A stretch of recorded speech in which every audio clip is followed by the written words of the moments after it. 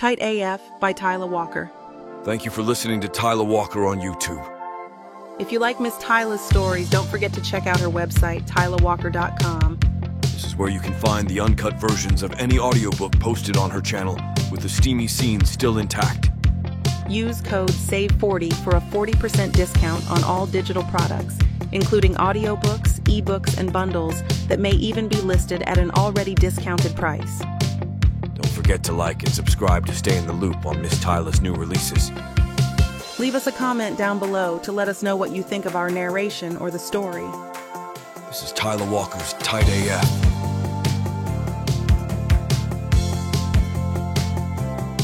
Chapter 1. Courtney.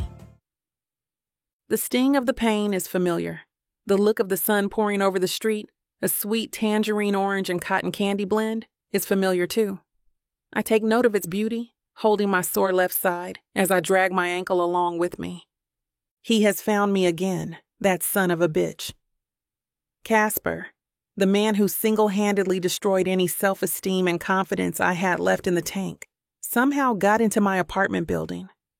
3 months ago, I found the courage to end it with him, to end the gaslighting, the powerful manipulation, the physical, verbal, and emotional abuse. "You will regret this," he sneered at the time. "I promise you." I knew he was right, even when I fled. That is what makes me hate him even more. He isn't just a plain, boring monster. He is a monster with influence, intelligence, and frightening perception. He is inescapable. I was coming out of the elevator when he saw me. I saw him, like a deer in headlights, my body moving into a state of shock upon realizing that what I was looking at was real. He screamed my name, and I tried to race back into the elevator. But he caught it before the doors shut, pinning me into a corner by the throat. He slammed my left side into the wall while squeezing the life out of me, a flash of white-hot pain overriding the ability to breathe for a moment. "Thought you could get away, didn't you?" he whispered. I struggled. I always do. It's like muscle memory. It isn't logical or practical or even useful. The man is tall and inconceivably strong, but I do it anyway. It's in a woman's DNA, isn't it? I ran my nails down his flesh trying to draw blood. Stomping my feet against his, I wrestled to get my legs in between.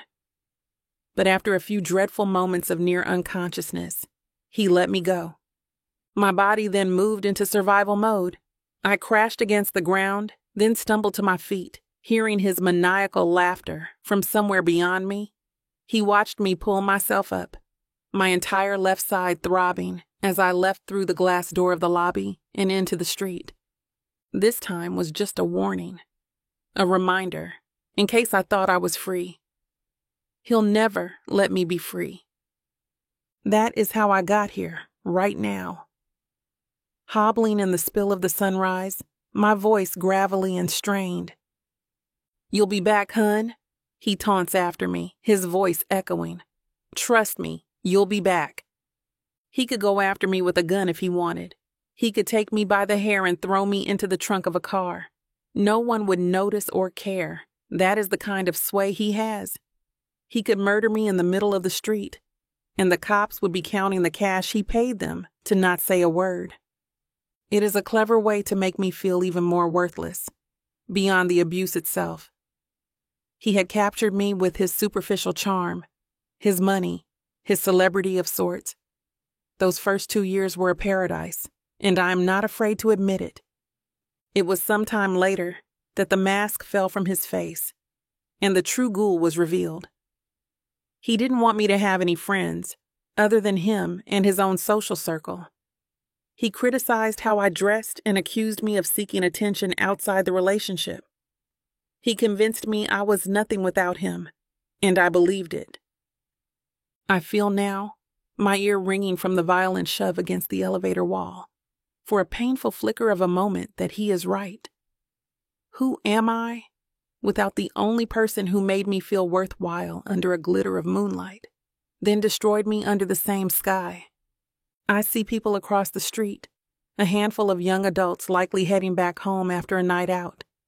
I hold my hand out to them in desperation, my voice straining like a hag from an old fairy tale. "Please," I call out.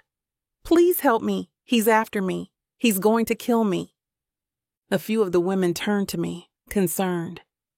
I see them elbow their friends to stop, to regard the sight before them. One of the young girls has dazzling red hair and striking green eyes.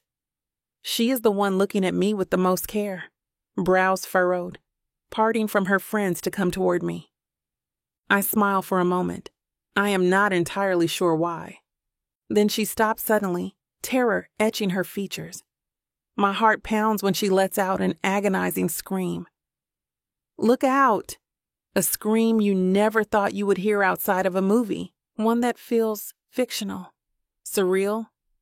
Everything moves like I'm underwater. I turn to see what she is warning me about. Immediately, I spot a hideous vomit green car speeding toward me, windshield winking in the light of dawn. It's in my eyes, a blinding white light. My left side is entirely numb. I have no idea which way to leap to avoid collision. Then my thoughts go quiet. I have the urge to spread my arms out, accept my fate. Give up. It all flickers across my mind a few seconds before the vehicle strikes me with the force of 1,000 angry waves. "Stop!" The screech of tires blends with the howl of the redhead, still trying to save me. I roll over the front of the car first, denting the hood, then smack directly into the windshield.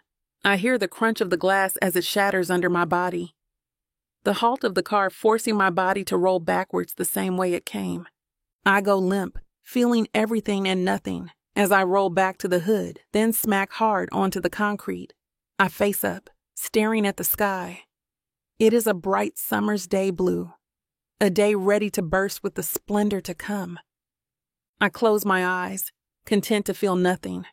A few voices stir around me. I ignore them. I sink into darkness, serene.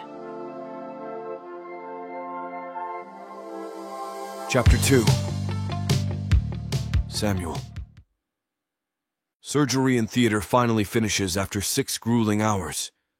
As far as everyone is concerned, it is deemed a success. The patient required the removal of a sizable tumor on the left side of his skull. I come out of the operating room exhausted, relieved, but also exhilarated. "Great job as usual, doctor," a nurse who aided in the operation says at the sync station. "You make it all look so smooth, so easy, like you're writing poetry or something." I snap off the latex gloves and drop them in the designated bin, scoffing before turning on the water with my elbows. "You think poetry is easy?" I say, smiling wide. "I would rather do 100 craniotomies before I even attempt a line of writing." She bursts out laughing, lathering the soap all the way up her forearms with me. "Touché, doctor." I've been working nearly non-stop for 3 days at the hospital and I'm likely going to be burned out soon.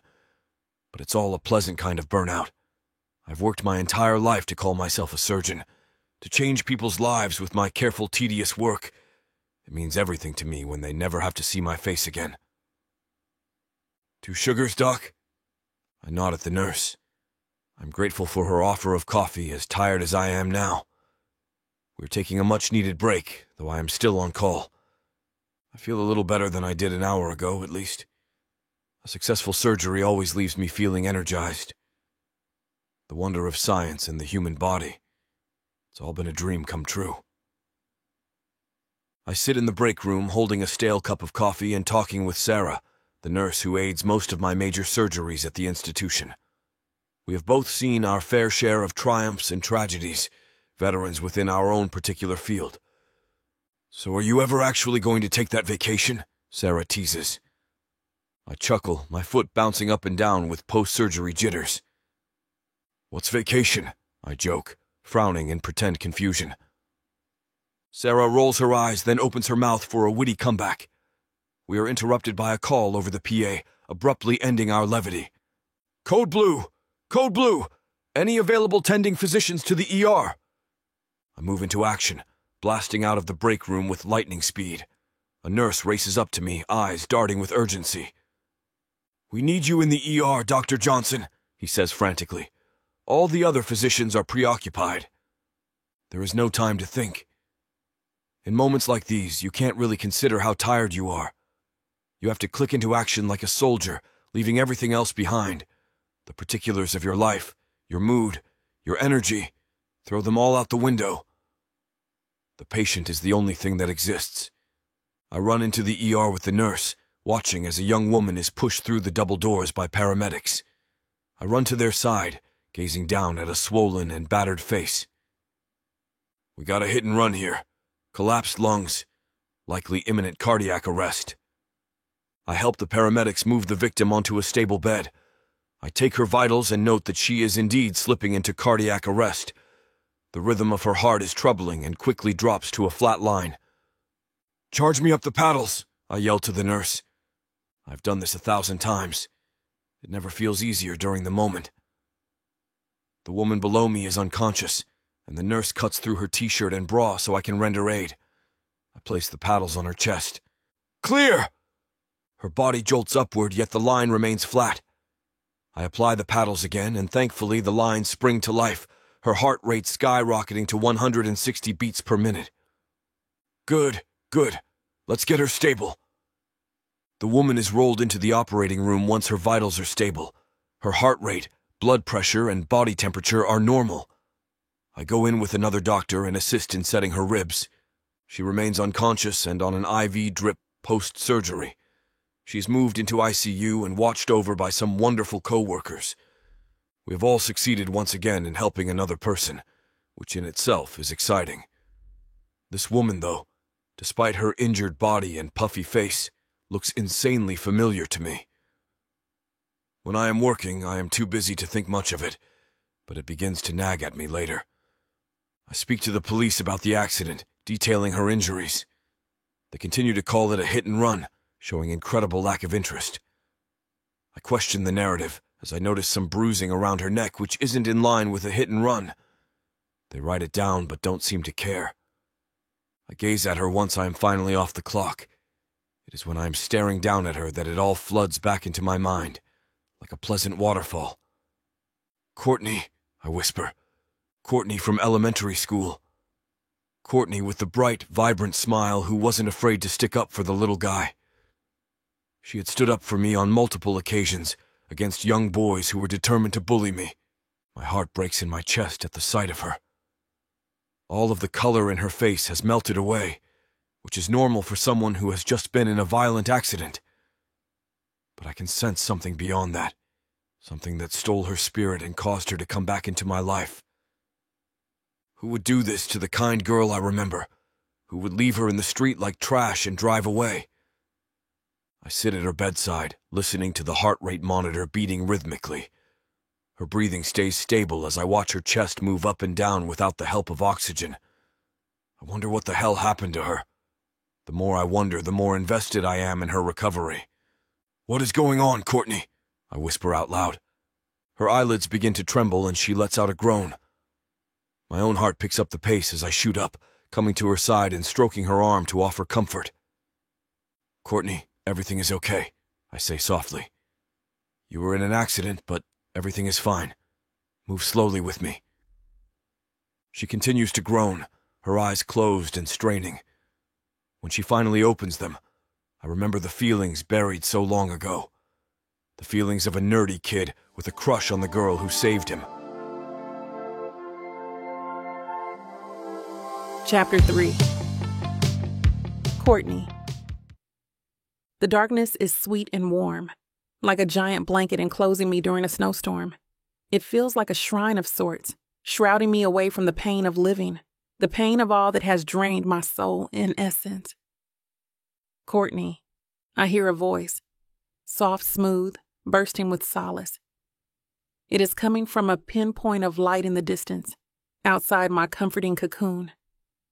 It is gentle, though, so I begin to move toward it. I find myself floating, easing away from the dark shroud, moving toward the voice. He continues to say my name, honeyed with comfort and calm. I use my hands in a swimmer's stroke to move faster toward the voice. It gets louder, not quite booming, but encompassing, while the light before me blooms wider. Suddenly, just as I am reaching out for the light, something grabs hold of my feet. I turn, and I see the ugly skull of my own personal demon.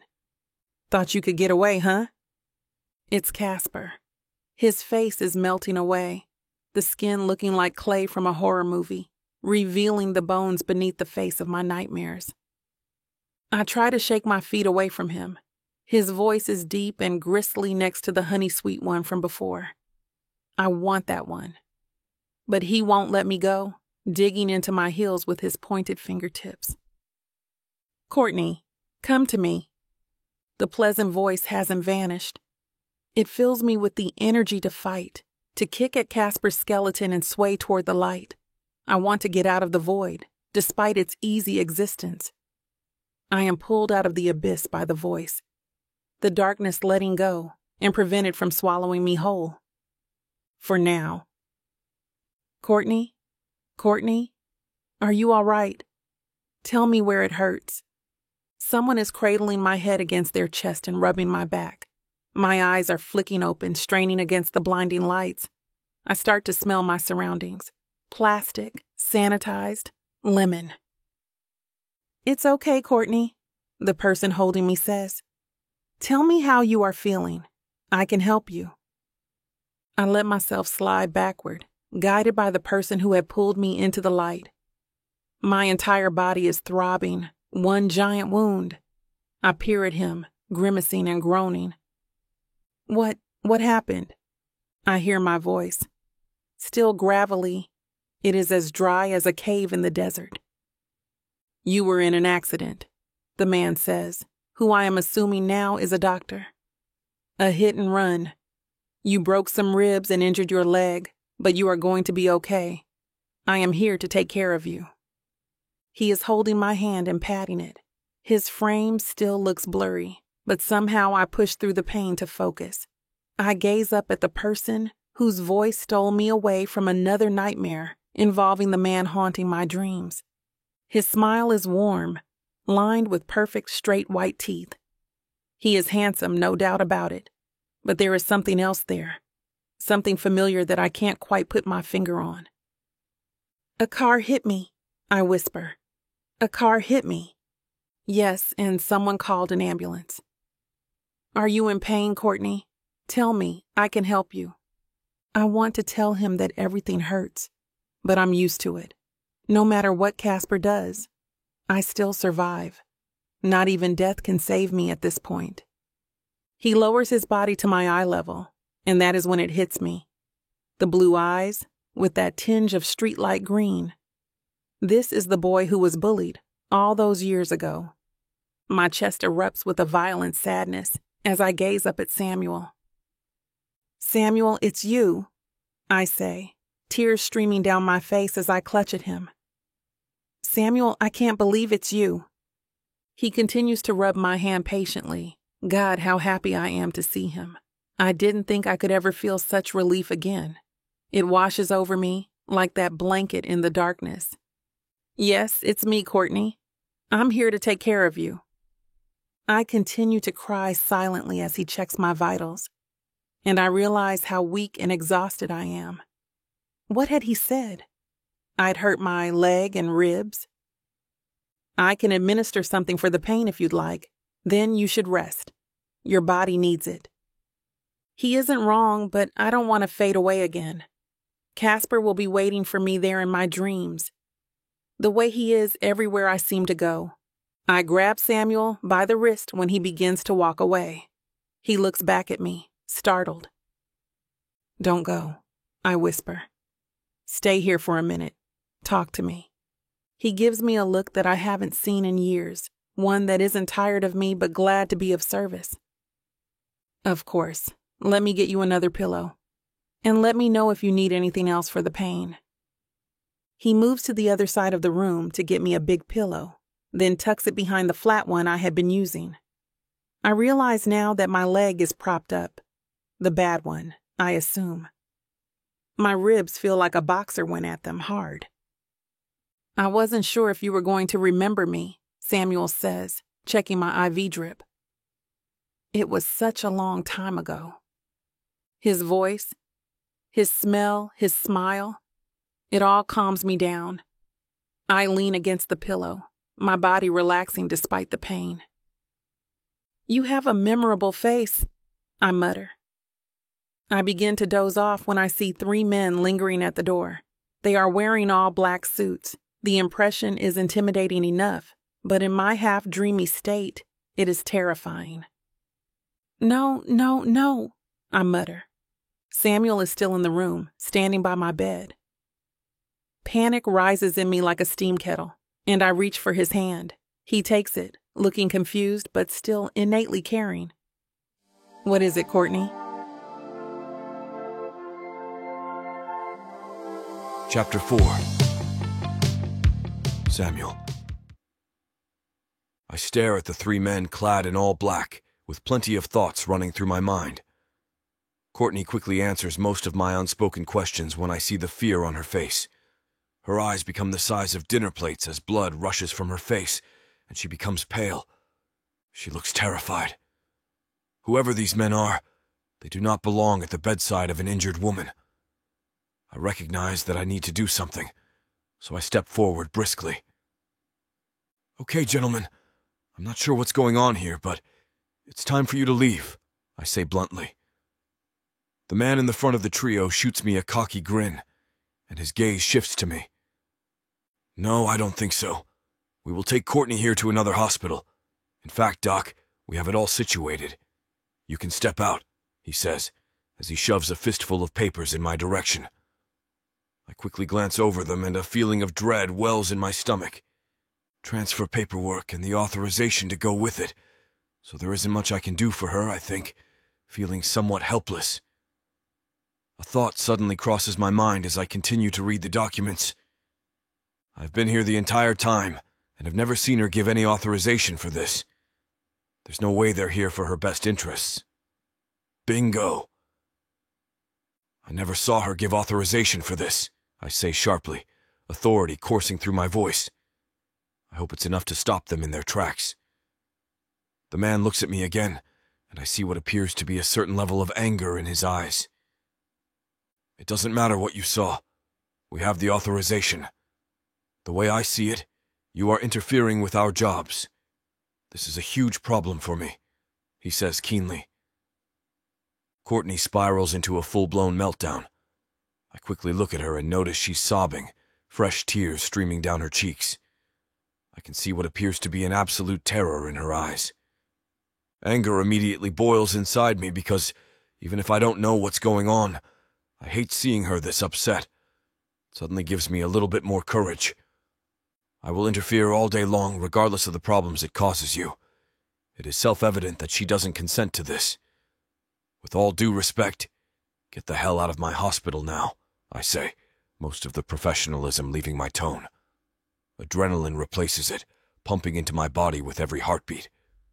The lead man looks into my eyes with a steely gaze, and I match it defiantly.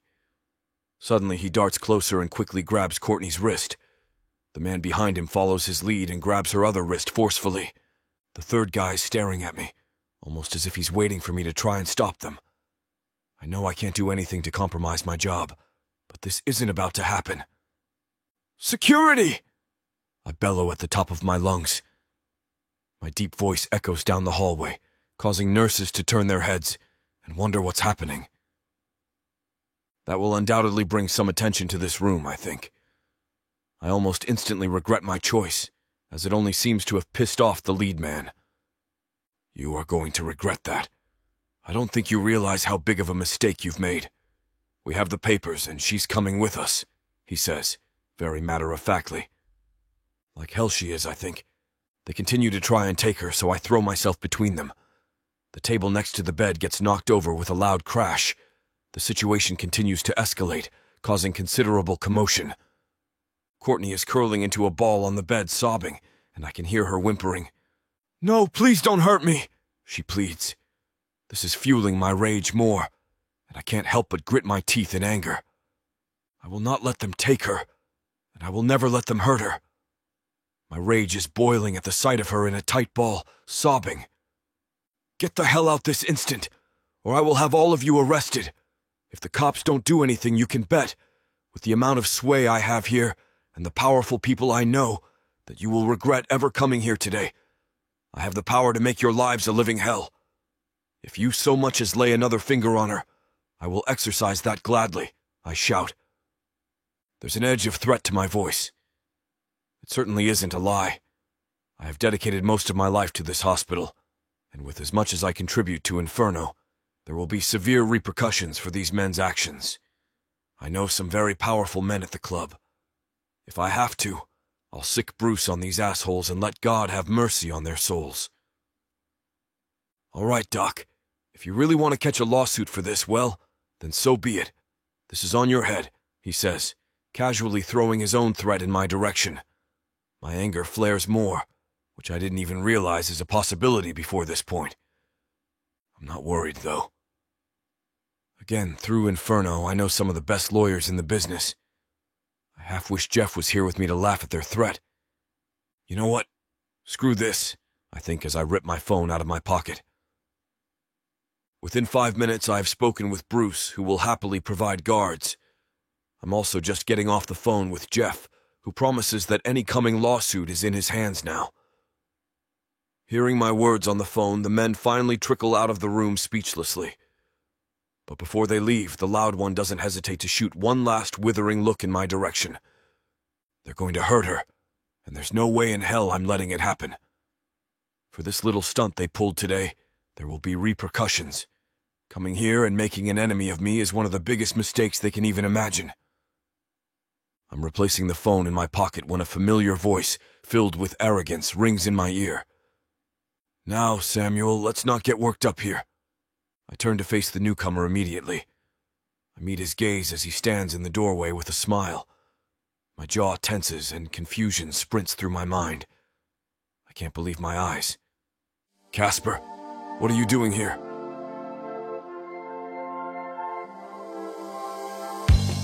Chapter 5.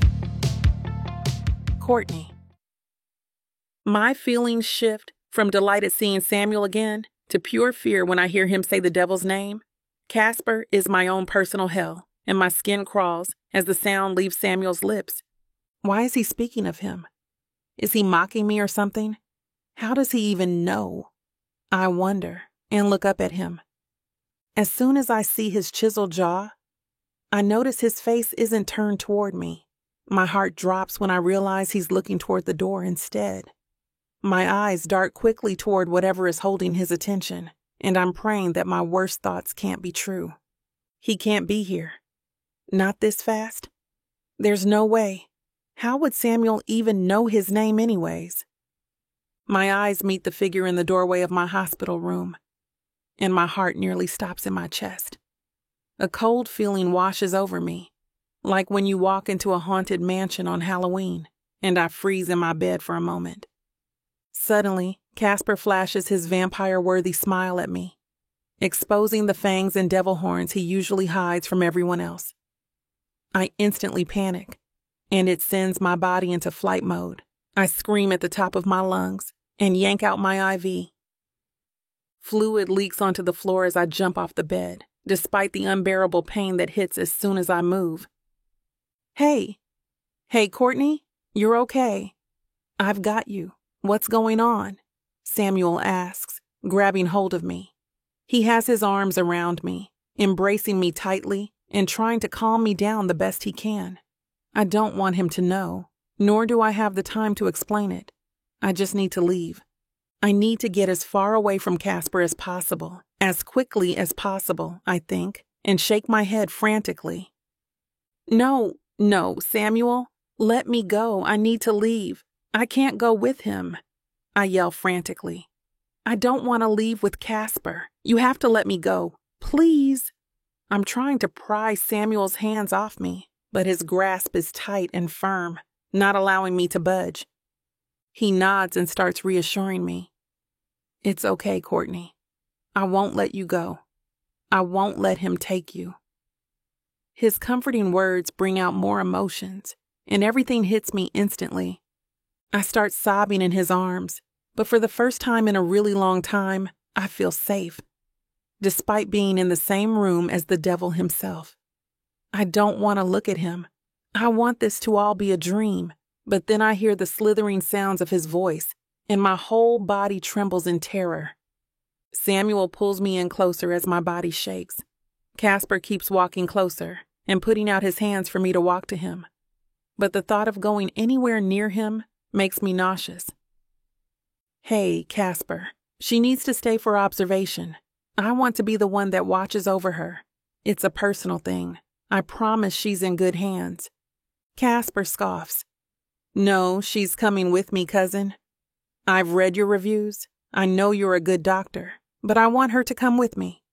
I have somewhere for her that I know will help us. He steps toward us again and I grip Samuel's skin. I think she'll benefit from not being moved right now. Her body has gone through a lot.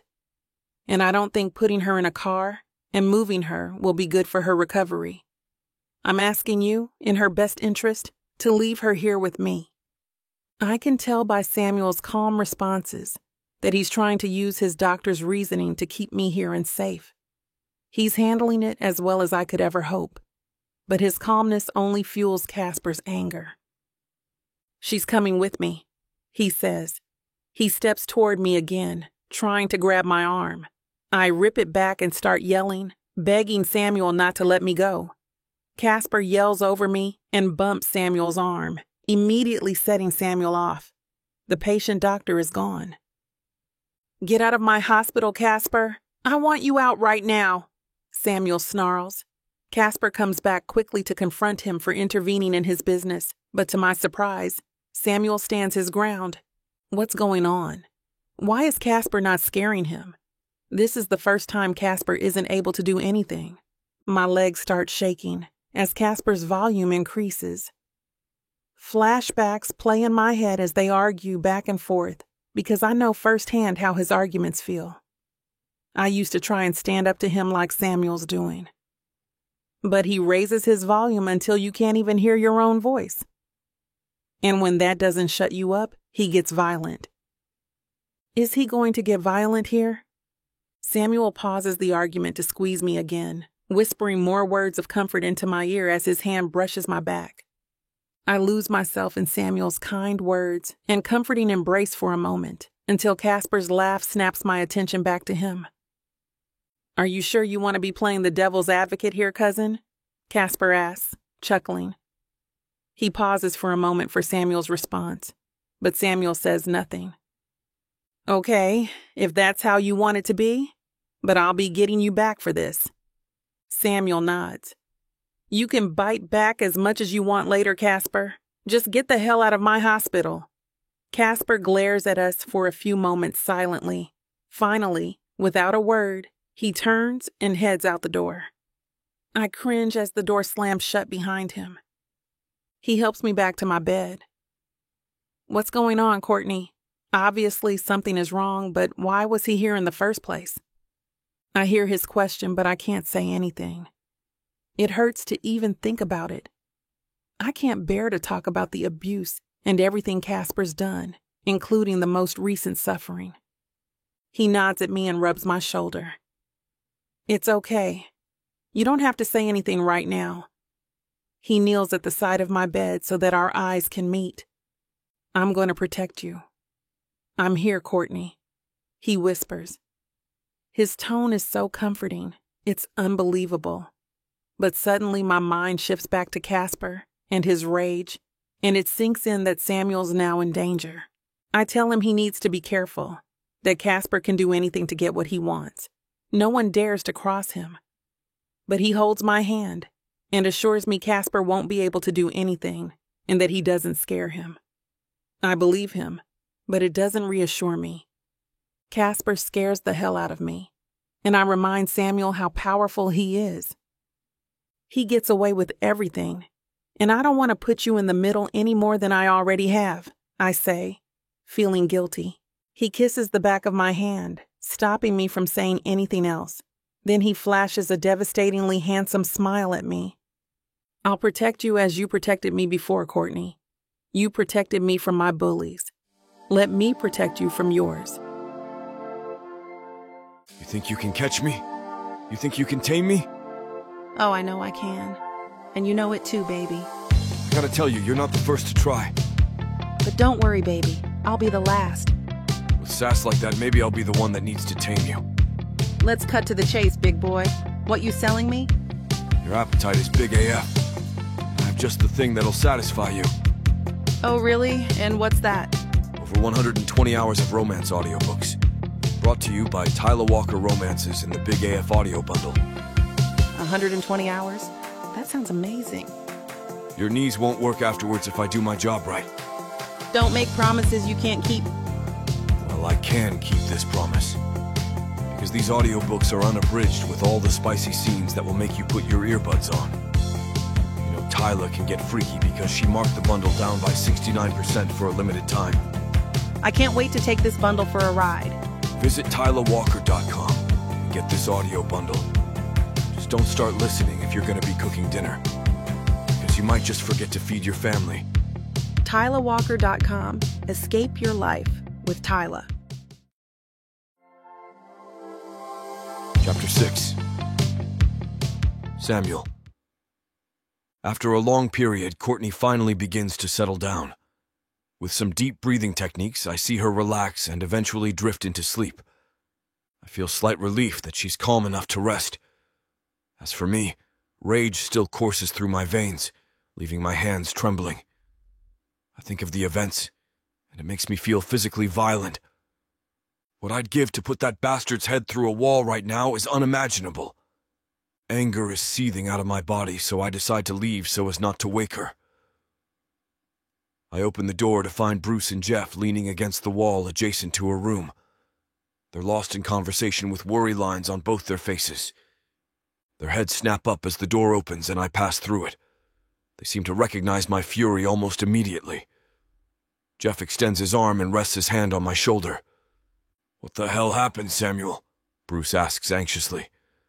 "She's an old friend, but I don't know exactly what's happening," I respond while moving back to the door. I peek my head in and see her sitting up again. Her eyes are wide, so I flash her a reassuring smile, wondering what woke her so soon. "Courtney, a couple of my friends are here. May I introduce them?" I say. I worry this might panic her again, but it surprises me when she agrees. I face Bruce and Jeff again and nod at them, letting them know they can enter. Let's keep conversation to a minimum if possible. I don't want her to get upset again, I whisper to them. Both men nod, signaling they understand what I'm saying, and join us in the room. There's a deafening silence as Jeff and Bruce look at Courtney with sympathy in their eyes. "Gentlemen, this is Courtney Ambers. Courtney, this is Bruce Fordington, and Jeff Barnes," I say, pointing at both men as I introduce them. "Bruce is the owner of one of the biggest security companies in the nation. His company holds contracts with so many celebrities it would make your head spin," I say, gesturing to Bruce again, who offers her a warm smile. "Jeff is a lawyer, one of the best there is," I say, pointing to Jeff. "I thought the suit might have given that away," he jokes with a smile, gesturing to the custom-fitted charcoal gray suit he's wearing. Courtney offers a warm smile to both of them. "Courtney, try and get some more rest since your nap wasn't near long enough, doctor's orders," I say, grinning at my own joke. "I'll be back. I have to talk business with these gentlemen for a moment." Her eyelids are already drooping as we exit. "Let's take this to my office," I say, leading them down the hallway to my large office. After they enter, I shut the door behind me and take a seat behind the large oak desk, butted up against 4 massive windows. Jeff and Bruce take the unoccupied seats across from me. "What do you need from us, Samuel?" Bruce asks as we settle into the chairs. I cross my hands on the wood top of the desk. "Well, for starters, Bruce, I need you to look into Casper Albright," I say. Both of their eyes grow and silence falls upon the room. "That hits a little close to home, doesn't it?" Jeff questions. "Indeed it does. As close as my cousin, as a matter of fact," I reply with considerable annoyance. But then I smirk suddenly. I didn't expect to encounter this surname ever again. After all, I left that family behind for a reason, I say with copious amounts of venom in my tone. I glance absent-mindedly at the name plaque on my desk. The surname Johnson beams back up at me. I remember how glad I felt to take my aunt's last name long ago. My time as an Albright feels like a distant memory now, at least until I came face to face with Casper. Understood. I will start digging as soon as I leave, Bruce says. That's step one, at least, I think to myself. I turn my focus to Jeff. I need you to take care of that damn lawsuit. Make it disappear, I say bluntly. As soon as that's done, file a case against Casper. He will burn for whatever he's done. Jeff stares at me for a moment, almost as if he's choosing his following words carefully. Are you sure about this, Samuel? Once it's filed, I can't make it go away, and we all know what the Albrights are capable of, he responds hesitantly. I'm sure. I know what they are capable of, but I'm not who I used to be. I refuse to cower away from facing my former family. Besides, I have you guys. Unless, of course, you guys don't have my back, I say jokingly. There's an edge of seriousness to the statement, though. My words are a joke, but underneath it all, I'm asking for proof of their loyalty.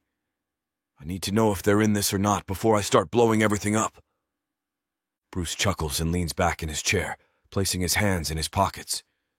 Of course I'm with you, Samuel. I enjoy giving assholes like Casper Albright a lesson they won't soon forget, he says, a smile still etched on his face. My gaze shifts again to Jeff, looking for his answer. I'm in. He's been getting on my nerves recently anyway. I've just been looking for an excuse to pick a fight, he says, sharing Bruce's grin. What about Courtney? Do you need me to look into her as well? Bruce asks. Silence is deafening as I shake my head. No, I'm waiting for her to tell me herself, I say as I stand out of my chair to pace. I'm not blind to the fact that how she was acting earlier is a sign of abuse, I say, immediately causing my anger to boil over again. It hits me, and I feel stupid for not putting it together before now. This explains the injuries before the accident. The marks on her neck I knew couldn't come from a hit and run. Damn! I yell angrily, upset I missed it. I turn and punch the wall out of frustration. Bruce and Jeff stand at my sudden outburst. Bruce reaches out and taps my shoulder. I'll do my best, Samuel. I'll get you what you need. For the time being, though, you need to relax a bit. I nod, and as they're exiting my office, Jeff pauses. If you need more help, call me. Leslie is an expert on this topic. Courtney might need to be around people who have been in this situation. She needs a support system. If you aren't willing to commit to being one, you must let her go develop her own. Are you serious about being there? He says. I will do anything to protect her, and I owe her that. Besides, she was secretly my first love. I throw in, sheepishly. Jeff smiles at me. It seems he now understands why I'm poking this bear. Ah, so there it is. I guess I don't have to question your dedication anymore, he remarks. The thought of it catches me off guard. I can't form a response to him because I'm suddenly in conflict. I don't know my feelings for her. Right now, I just want to protect her. Jeff seems to recognize the conflict in my eyes. Sort out your feelings, Samuel, he says as he walks out the door. Don't let her get attached when she's in a vulnerable state, unless you're willing to see it through. Once they're out of sight, I walk back to her room. Before I go in, I stand outside thinking about Jeff's question. Don't let him get into your head. It's way too early for that, so what's the rush? Chapter 7. Courtney. I wake up to my arm moving and feel someone's fingers. It startles me at first, until I open my eyes and see Samuel's handsome face. It warms my heart to see him again. I watch him switching bags on my IV drip. Good morning, Courtney. How'd you sleep? He asks. Good morning. I slept well, I reply with a smile. It takes me a beat to realize he's not wearing his lab coat. Instead, he has on slacks and a plain polo. Is it casual Friday or something? I ask. He chuckles. No, I'm actually on vacation. I'm not here working. I raise a brow as he puts the new bag on the hook and starts checking my vitals. Why's that? Well, I want to focus all my attention on your recovery. Plus, I haven't taken a vacation in years, so it's a two birds, one stone situation. Suddenly, I'm uncomfortable. No. Why would you take a vacation just for me? You shouldn't have done that. I didn't want you to do that. I never would have asked you to. He cuts me off. You didn't ask me to. I wanted to. Besides, it's giving me some time to slow down. Everyone says I'm a workaholic and I need to find a hobby or something. He winks at me and finishes writing down my readings in my chart. I scoff playfully. Oh, so I'm a hobby now, huh? Taking care of a desperate woman makes for a hobby these days? He nods and walks around to the other side of the bed. I mean, I qualify it as one. You're more fun than golfing. Is he being this sweet on purpose? Or am I just used to men treating me like garbage, so anything else seems weird to me, I wonder. But I try to allow myself to enjoy his kindness. Throughout the morning, he gets me breakfast and constantly refills my cup of ice chips.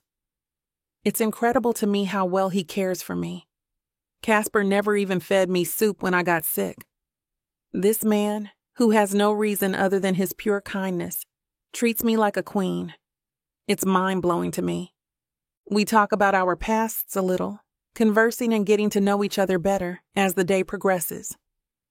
He's very gentle and attentive, ensuring I have everything I need.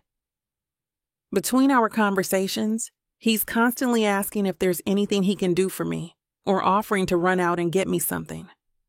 Although I appreciate his generosity and kindness, it makes me feel bad because it's been so long since someone has done it. I can't help but wonder if I even deserve his kindness and if there's a reason behind it. If he's thinking of returning the favor from high school, this is all way too much. Hey, Samuel, I ask when he comes back from the cafeteria with my lunch. Yeah, what's up? He says, setting it on my lap tray and helping me situate it properly. I sigh, feeling even more guilty. If this is about returning a favor or something, like if you feel like you owe me from what happened back in the day, please don't. I have never thought of it like that. You needed help, and that's what I gave you. Simple as that. No strings attached. I promise. I'm sorry if you felt like you owed me something from it. Courtney, you were really important to me back then. You don't even know it, but you changed my life. For that, I'll never be able to repay you. But that's not the only reason I'm here. I want to be here for you. If I didn't, I wouldn't be. I promise. He sits in the chair beside me. His words send me spiraling out of control in my head, and I can't think of a response as he sets his own meal on his lap and starts eating. What does he mean I was really important to him back then? I changed his life? What is he saying? My heart flutters at the idea of someone thinking of me as more than an object for their own gratification. We haven't seen each other in years, yet he cares enough to do this for me. Casper left me feeling so worthless, but Samuel inspires some of that forgotten confidence to come back from hiding. We talk and bicker back and forth playfully as we eat our lunches. His lunch choice for me is chicken strips and French fries, and he asks how it tastes. I giggle, trying to swallow before responding. Well, surprisingly, they might be the best ones I've ever had, and that's saying a lot for hospital food. He sets his burger down and wipes his face with a napkin. I told you that you'd love what I brought. I noticed every time I have a female patient, no matter how long her stay is, that's the first thing she orders. So one day, I tried them to see what the hype was about and was actually really surprised. I thought maybe it was just a comfort thing, something familiar that's not easy to mess up, so girls feel safe in picking it. I mean, I think that's accurate, but then they get it and realize how fantastic it is. I laugh, taking another bite. He throws his garbage in the trash and walks over to recheck my vitals. It's so adorable that even though he's on leave, he's still my doctor. After he writes down the readings, he sets the file back in its spot and looks at me. Well, since you're fed and your vitals look good, I think it's time you get some rest. The quickest way for you to heal is some good sleep. So I'll leave you to it and come check in a couple of hours. Thank you so much. I'm getting pretty tired, I say. He leaves the room, closing the door behind him. I drift off to sleep with a grin and feel warm inside. I don't remember ever feeling this relaxed around someone. I hope every day I have to be here is like this one. I'm not wrong to think this way, right? Chapter 8. Samuel. I leave Courtney's room, carefully shutting the door behind me to allow her to sleep. My eyelids can barely hold themselves up at this point, and I know I need to get a nap. I decide it sounds like a perfect plan and make my way to my office to lie on the plush sofa.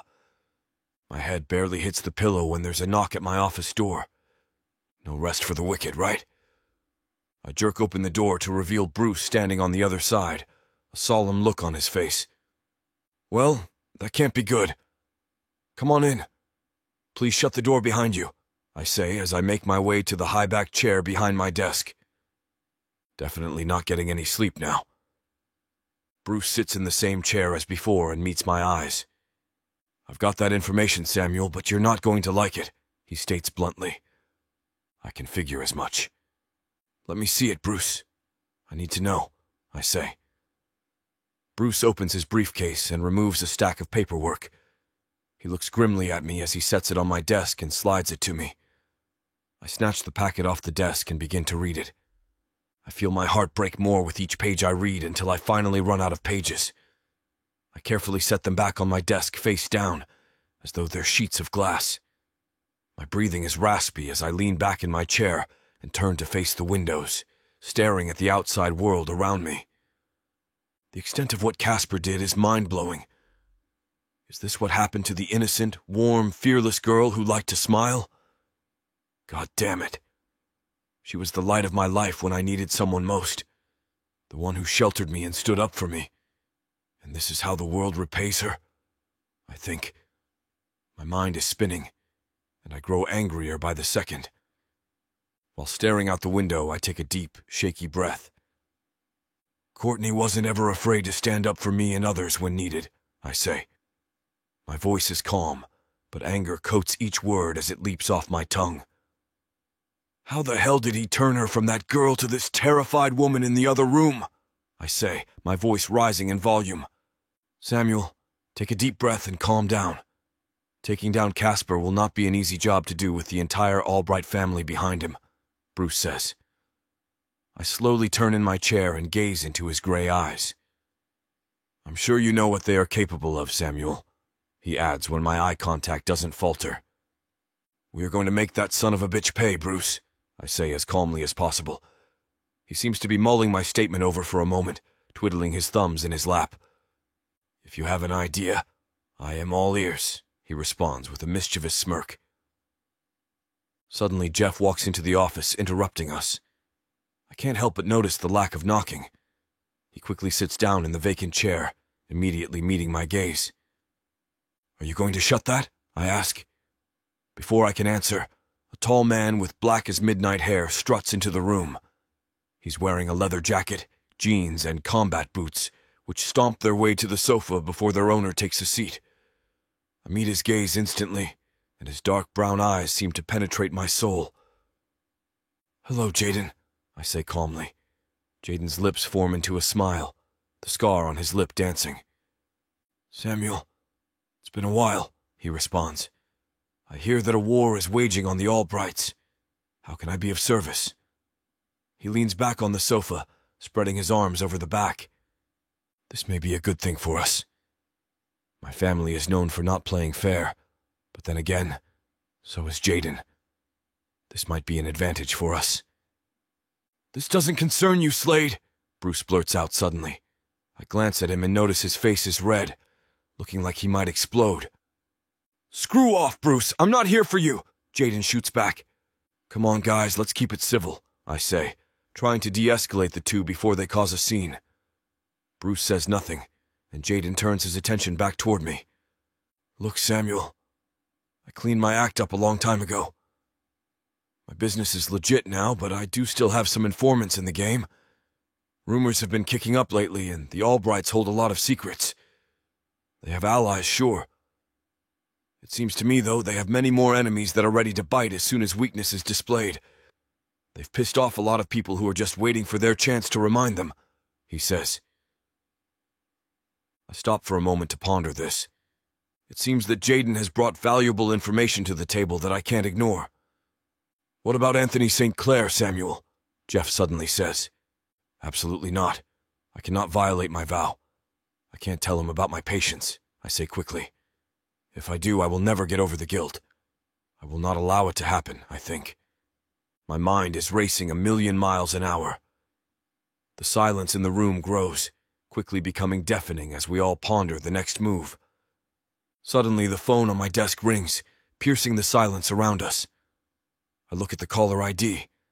It belongs to the nurse's station closest to Courtney's room. I scramble to pick the phone off the receiver, suddenly anxious. Dr. Johnson, I say as I answer the phone. I glance at the clock hanging on the wall behind Bruce. It's only been an hour since I left. What can happen in an hour without my presence? Dr. Johnson, I just went to check on the patient you have been with. It was time for her vitals to be checked, but when I entered the room, her IV had been pulled out, and her hospital gown was lying on the bed. She's gone. What the hell do you mean she's gone? I shout back into the mouthpiece. Before the nurse can even answer, I hang up and sprint out of my office. I make it to Courtney's room and find it exactly as the nurse described. An empty bed, an empty gown, and no Courtney. Where the hell is she? Chapter 9. Courtney. I fall into the darkness, a brief moment of rest and peace, but the peace is quickly corrupted with a terrible dream. The image of Samuel being slaughtered by the deranged Casper wakes me up abruptly from my slumber. I'm coated in sweat in the hospital bed, everything that has happened recently rising up into my mind. I feel like vomiting, so I whip myself up and clamber toward the bathroom. I heave a little, rolling the IV drip along with me. It proves to be a false alarm, but the dream does more damage than I could have imagined. Lingering over the toilet, I realize that Samuel is now in danger because he is fighting back against Casper and his wretched family. He did all that for me, the same way he is doing all of this labor at the hospital to heal my wounds. It doesn't feel fair to him. Casper is my devil to deal with, not his. The Albright family is powerful and violent in their retaliation. I know that firsthand. I stand up from the toilet, rolling the IV drip along with me. I had watched the nurse place it in my veins multiple times and more or less understand how it works now. I turn my wrist upward to face me, then finger the tube between the pads of my thumb and pointer. I yank it out easily, though a sharp spurt of blood hiccups out of the vein briefly. I find a cotton ball and place it over the pinpoint of incision, then move toward the hallway. It is right around shift change, so there aren't as many staff around. Some have already started leaving, others preparing to go, while their replacements will filter in over time. This would be the best time to try to get out of here, hide away, and heal without any harm coming to Samuel. So I make my leave, hobbling with half-healed bones down the hallway that seems to stretch into oblivion. The compression wrap on my ankle is heavy and awkward, preventing me from being quite as stealthy as I would like. "Are you all right, hun? Where are you headed?" A nurse looks me over and I feel my shoulders elevate in response. It is a trauma reaction, I know that. It makes me feel pitiful and small. I shake my head back and forth like a toddler. "I'm okay, just exercising a bit," I say, trying to force a smile. "Well, let me or anyone else know if you need something, okay? There's a call button right next to your bed." I nod and thank the nurse, ambling forward in an attempt to shield my injuries. The nurse assigned to me walks by, but is thankfully distracted by a chart in her hands. I turn my head away and make my body small so she doesn't notice. I have found my way to the elevator, feeling sweat pouring from under my armpits. I must look like a mess. But this is a hospital after all. Where else is it okay to look like the trashiest bag of trash anyone has ever seen? The elevator dings open, and a woman that looks around my mother's age smiles at me. I feel my body getting weaker as I stumble into the lift. My God, are you okay, honey? I grab her arm, holding tight to her firm bicep. She doesn't recoil from me. I need to go to the garden, but my aide isn't around. Can you help me find my way? The woman doesn't hesitate and gives me a comforting pat on the hand clinging to her. It is a brief moment of solace that I won't forget soon. The elevator doors part again, and she begins to lead me to the garden. But I know that the back of the hospital is the opposite way. Somewhere I would be more likely to find a successful escape. I think I see my aide over here, I say, taking my arm from the woman. Thank you so much for your help. The woman looks confused, and I don't blame her. She tries to help me again, and I wave her away. The last thing she says is to be careful. I try to hobble away, making my gait look as normal as possible. I find an area at the back of the hospital where dumpsters are lined up like soldiers. The fresh air is nice for a moment. Then I catch a whiff of rotting trash. My hand flies up to my nose to conceal the stench. Then I notice that trucks are here to load the dumpsters into the back. I have a terrible, embarrassing thought. Maybe I could climb into the back and no one would know where I had gone. I don't really have any other options. I don't have my wallet, phone, or any kind of ID. No car or other transportation. I suppose a garbage truck will have to do. I hobble over to the truck, checking to make sure nothing from the machine would come down and crush me. I also check for the drivers. They both seem to be on their phones, taking their sweet time to pull out of the hospital's backlot. So I do one of the most pathetic things I have done within my entire existence. I climb into the back of the garbage truck, resting my body against bags of lumpy trash, some wet, some reeking to the high heavens. I cover my mouth and nose with one hand while I hold on for dear life with the other. When the truck starts up, I feel a wash of relief.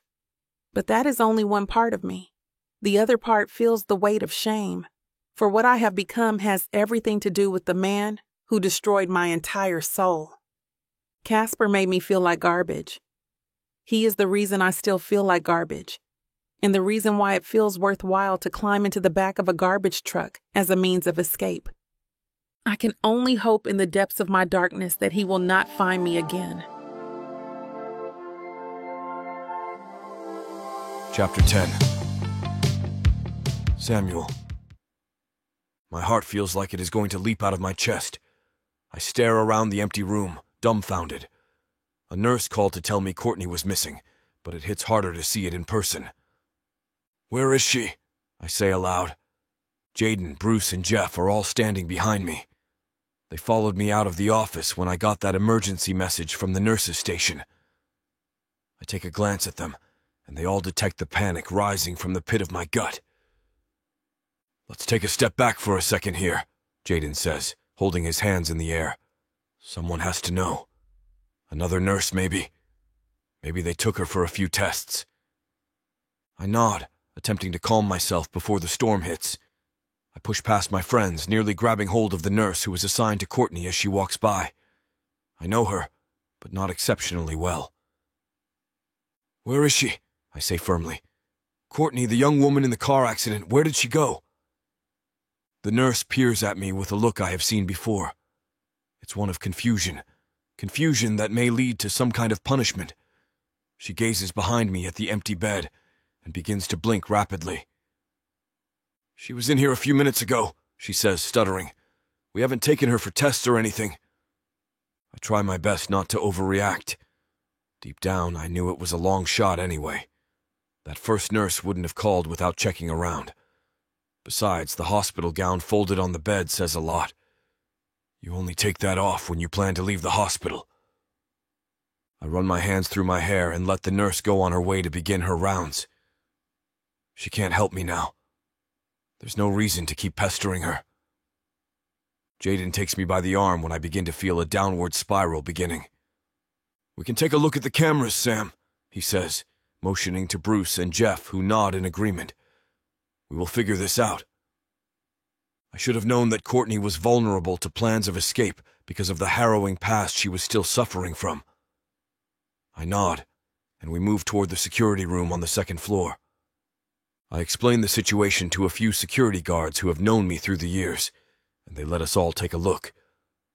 We use footage from the room Courtney was in, as well as the camera in the hallway. Bruce uses the controls and hits play on the moment Courtney seems to be writhing in her hospital bed. My heart clenches in my chest, seeing the agony she is going through. She jolts a few times before waking herself up, clearly having a nightmare. She breaks down in tears, her body convulsing from the trauma. "Christ," Jeff says. We all watch the screen as Courtney eventually hobbles out of bed, holding her stomach on the way to the bathroom. We hear a few dry heaves before a moment of silence, then watch as Courtney peeks her head out of the bathroom. I watch closely, my heart in tune with her movement, as she drags herself out of the shot, having removed her IV bag out of view of the camera. "Switch to the next one," I say. Bruce switches promptly to the camera from the hallway. We watch as she drags herself, hobbling still. She turns away to avoid the nurse's notice until she gets to the elevator. We cannot see what happens in the elevator, but somehow she gets down to the lobby. We see her clinging to a woman briefly through the next camera angle, pointing in the opposite direction than the woman is traveling. "Follow her." Bruce switches cameras again without a word. Courtney looks around toward the back end of the lobby, pushes through the double doors, and steps out into the gray light. Switch again, to the cameras out back by the dumpsters. She notices the garbage trucks, then hides behind a dumpster stealthily. My heart sinks when I watch her climb into the back of the truck and curl herself into the fetal position. I startle all of the men when I slam my fist down on the table. "No!" Bruce turns to me, taking me by the forearm. "We need you to be calm right now, man. There are many things we can do to solve this." I whip my arm away from him and push out of the room. The three of them follow me to the elevator when Jeff grabs me by the shoulders. "Listen," he says, teeth gritted. "There is some grade A illegal stuff that we can do to find this woman, but you need to have a clear head about it before we go forward, okay?" I breathe in deeply, trying to melt the fire blazing in my belly. I still feel terrible. I should have known that she was so scared, but now is not the time for self-pity. "I'm good," I reply, forcing my nerves to relax. Jeff is right. This is not a time for haste or panic. Good. Now Bruce has people who can hack into the cameras on the street who can look for the garbage truck. Jaden has people who know the routes. I'll try to get a license plate from the video to narrow things down. I nod, and all three of the men of whom I trust most give me a dumbfounded look. So? So? I echo. "What are you waiting for?" Jeff exclaims. "Go!" I take the stairs and bolt to the parking lot. I am driven by frustration with myself, as well as a desire to see things go well for the young woman who saved me. This cannot be her fate. It will not. Chapter 11. Courtney. The truck rolls to a stop after an unknown amount of time. It is still full, but seems to be parked for the day or night. I decide to roll out of the truck and onto the hard, cold pavement. "Ow," I mutter when I hit it. My stomach is clenching my insides already from hunger as I trot away and out of the sight from the drivers. I don't know where I am, but it appears to be some kind of compound where the trucks stop for a bit before moving on to their next route. A sign. I take in my surroundings. There has to be a sign somewhere nearby. The neighborhood I have found myself in is gray, nondescript, and unmarked. It doesn't matter much to me, though. The clothes I am wearing feel too thin for the weather, as the wind begins to penetrate my skin all the way to the depths of my bones. I shiver as I walk, finding the roadside and trying to get my bearings. There is a small row of houses on my right and what looks like a hotel or drugstore across the road. The neon lights glow in the bleak day. I begin to walk along the pavement, finding some grass to comfort the bottom of my aching, injured foot. I can barely feel the injuries from the accident, as the chill of the day has numbed the pain. I'm thankful for the damp grass, cushioning my walk, as I move laboriously slowly along the desolate roadway. My thoughts move as slow as molasses, but I don't mind as much. If I can't think, then that means I can't be afraid. It's a strange form of bliss that I want to wallow in, but I can't right now. I have to find a safe place, perhaps a kind stranger even, to call someone who will help me find my way along the right path again. I can't call my parents anymore. Casper expertly alienated me from them, gaslighting them successfully by painting me in the image of a hysterical woman. If I called them now, they would think I was exaggerating. Even as I shiver along this strange road, they would hang up on me, leaving their daughter to die alone. That is the talent of the narcissistic abuser. He takes you away from the other people in your life who once loved you, who you trusted deeply, and steals them away. I have lost many friends to my relationship with Casper. Some of them he had convinced he could do no wrong. Others refused to understand, preferring to blame me for going back. I can't blame them, really. I did keep going back, sometimes sincerely believing that he would change, and sometimes out of fear. It was something they couldn't understand, nor could their seemingly loving partners. Partners who wouldn't dare raise their voice or hand to them. I was a pathetic roach to them. And that is what I am now, walking along the roadway, trying to think of a single person who could rescue me from this hell. I think of Samuel, but then begin to chuckle aloud. Am I really thinking another man could help me? He doesn't deserve this wreck of a human that I am. I left to save him from Casper. I can't crawl back already. I feel my throat getting gritty as tears start to slide down my face. I don't crumble, though. There is no time or energy for that. Instead, I keep walking, the light from the motel across the road slowly getting bigger as I get closer. I feel something wet slap the exposed skin of my shoulder, and then it starts to rain heavily. From a drab gray sky comes a spatter of rain, falling sideways as the wind gusts it into my face. You have got to be kidding me, I snarl at the sky. Perfect. Like I needed to get wet on top of this frigid temperature. I narrow my vision, focusing solely on the motel lights blinking ahead. I do it out of exhaustion, desperation, and sheer survival instinct. That is what the human body does, though, doesn't it? I have trickles of thoughts about this as I find myself on the sidewalk directly across from the motel. The rain is hitting me harder, my undergarments beginning to show through my wet clothes. I can barely feel my foot, but I'm grateful the pain meds from the hospital are still working. It's going to be hell when they quit. I can think of a few friends I can call, and it is likely, looking like I do, that someone will let me use their phone. I am a lost woman after all. It's the sole benefit of our gender, being more likely to receive help. So I begin to step into the road, trying to drum up a little more strength.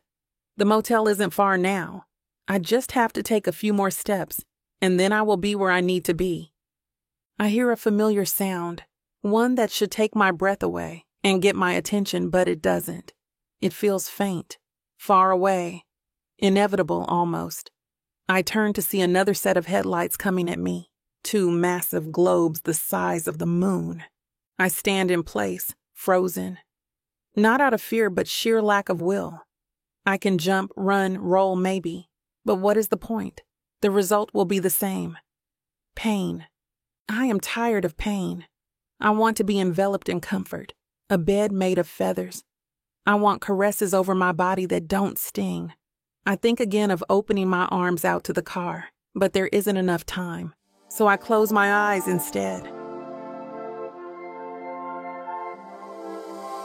Chapter 12. Samuel. I move in the direction that the truck was heading, waiting for the call from the guys to tell me where to head next. I get a quick text from Bruce and glance over it. The truck has stopped in Summerlin, about a 20-minute drive from the hospital. I put the name of the neighborhood in the GPS. Then I gun the car, doing a slightly illegal turn to the right. I can feel my knuckles getting white as I grip the steering wheel, blasting as fast as I can without getting pulled over. As I drive, large trucks dart by. I take a quick glance, just in case Bruce and the guys were wrong. It isn't likely, though. They have some incredible connections. They were able to get the information about the truck in about 5 minutes, so it's likely the source can be trusted. I keep going now, about 10 minutes in. I can't stop thinking about Courtney and the look on her face when she climbed out of that hospital bed. She was terrified and desperate. Whatever form of hell she had been going through before being hit by that car was enough for her to jump into the back of a garbage truck. The Courtney that I had known would think that was absurd. Most people would, but they didn't see that expression on her face when she dragged herself to the bathroom. It was sheer agony and a sense of worthlessness. Remembering it as I drive forward makes my bones ache and my heart swell with anger. As I keep going, nearly within the boundaries of Summerlin, it starts to rain. Great. It starts light, but quickly evolves into thick belts blasting sideways. I take note of it, slowing down my speed to pay attention to other drivers. A few minutes after it begins to rain, I'm in Summerlin. I drive even slower past the area where the garbage truck stopped, making a short stop to glance inside. No Courtney. I climb back into the car and start searching down the roadway. She couldn't have gotten too far. I had left just a few minutes after she got out of the hospital. My heart rattles in my chest like a bird trying to escape. I keep having terrible images of her having fallen into a ditch. Or hell, having been hit by another car. Lying along the road, unable to move. Calling out to a savior that never comes. The thought makes me exceedingly angry. Get a grip, Sam, I say to myself. As I drive for a few more minutes, I finally notice someone moving along the roadside. I yank the car to the opposing side where I finally see Courtney, hobbling along, soaking wet from the rain. I park the car as swiftly as I can, my heart crawling up into my throat. She's on the other side of the road, likely looking to cross over to where there is a motel, the canary yellow lights neon buzzing beyond me. I emerge into the heavy rain and cup my hands together to call her name. Courtney! She doesn't see me or hear me. Nor does she look both ways before she comes from the grass and steps into the road. Courtney, no! It's no use. She is walking incredibly slow, like a zombie in a horror film. So slow that a large semi-truck barely sees her between the streams of rainwater. She's going to be plowed into if she doesn't move faster. My body moves into survival mode, running across the barren street despite everything in my mind telling me it is too late. I run, but everything is moving slowly. My legs feel like noodles moving across the concrete, the rain creating long streams of white light like prison bars over my vision. I push through them, hearing the screech of the truck as the driver finally notices someone standing in the road. There is no time for it to stop. The driver has slammed on the brakes, but it's no use. Plus, Courtney has gone still, unmoving despite the danger coming. I do the only thing my body can at this very moment. I get to her as the truck comes a mere few inches from colliding into us both. Then I leap as hard as I can into her torso. Muscle memory from my days of watching other kids play football kicks in. I was never a football star myself, but I had always tried, even doing runs in the yard myself and slamming into full leaf bags when no one was around. I shoulder slam into her, having the strange thought that she is much thinner than a full leaf bag in autumn. Her body thuds into mine, and she folds like a deck of cards. Thankfully, we are not too far from the side of the road where grass cushions our fall. Nevertheless, we still smack into it, my tall body nearly knocking the wind out of her. I scramble to my knees, my hands running all over her body to check for wounds in the pouring rain. "Courtney, are you all right? Jesus Christ!" She lays on the ground, gazing up at me. Her face is mournful, but still so beautiful. "Samuel," she says in a hoarse voice, "why are you here?" I begin to chuckle, feeling the rain soak both of our bodies relentlessly. I lift her under the neck, removing my jacket to wrap her in, then cradle her like a calf caught in a storm. "I am so sorry that I'm late, Courtney. You're okay. Everything is going to be okay." There is a quiver of a smile on her face, and it makes me sore. I will do anything to see that smile again. Chapter 13. Courtney.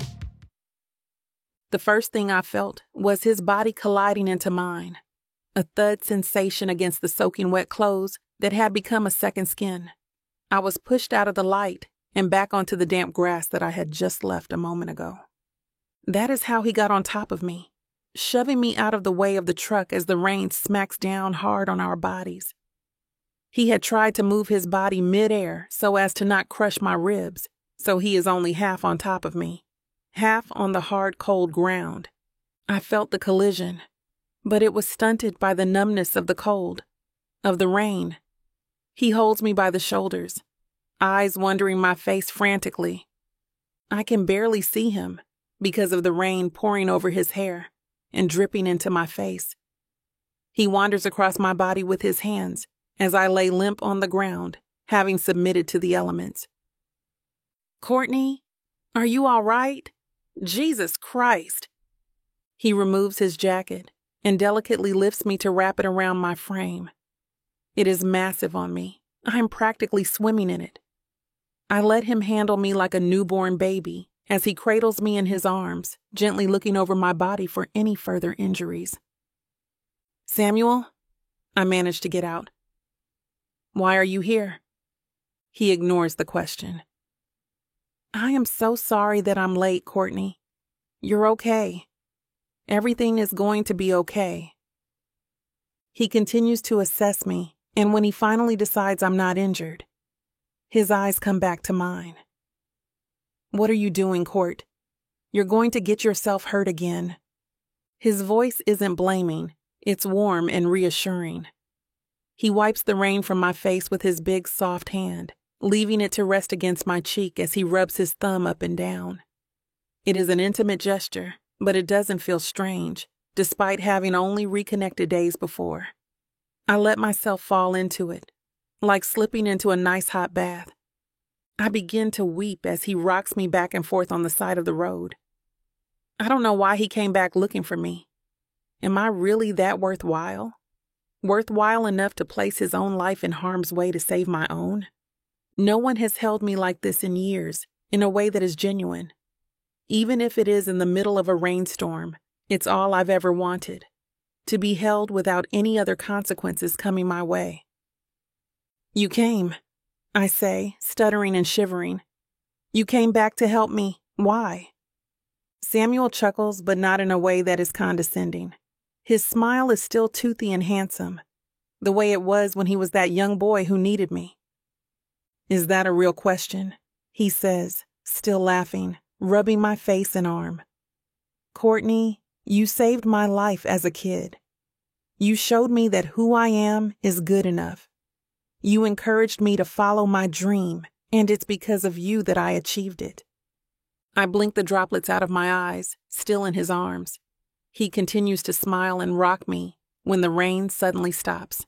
When it does, Samuel turns his head to the sky, smiling as the gray parts to let in some glistening sun. "See?" he says, laughing some more.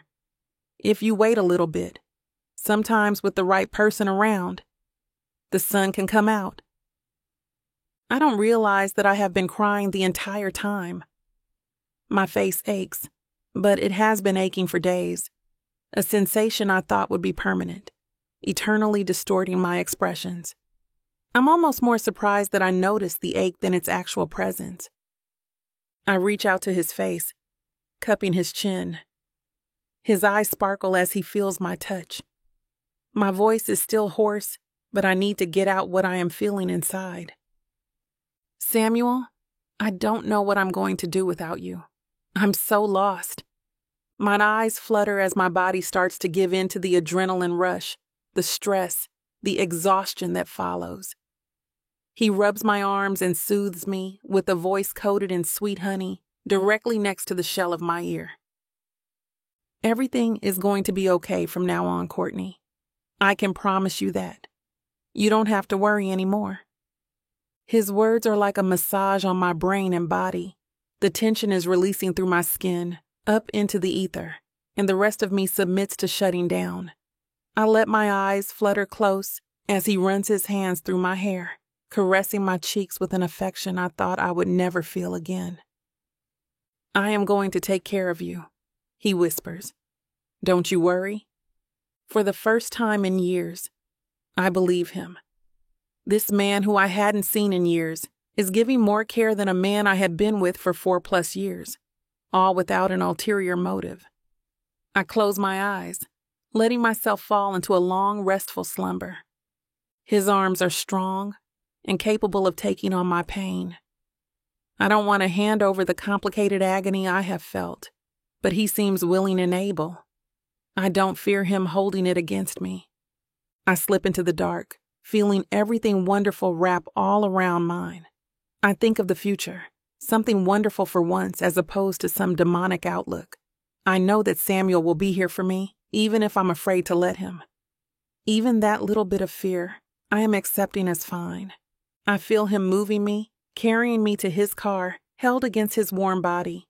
He treats me so well, like a little baby lamb.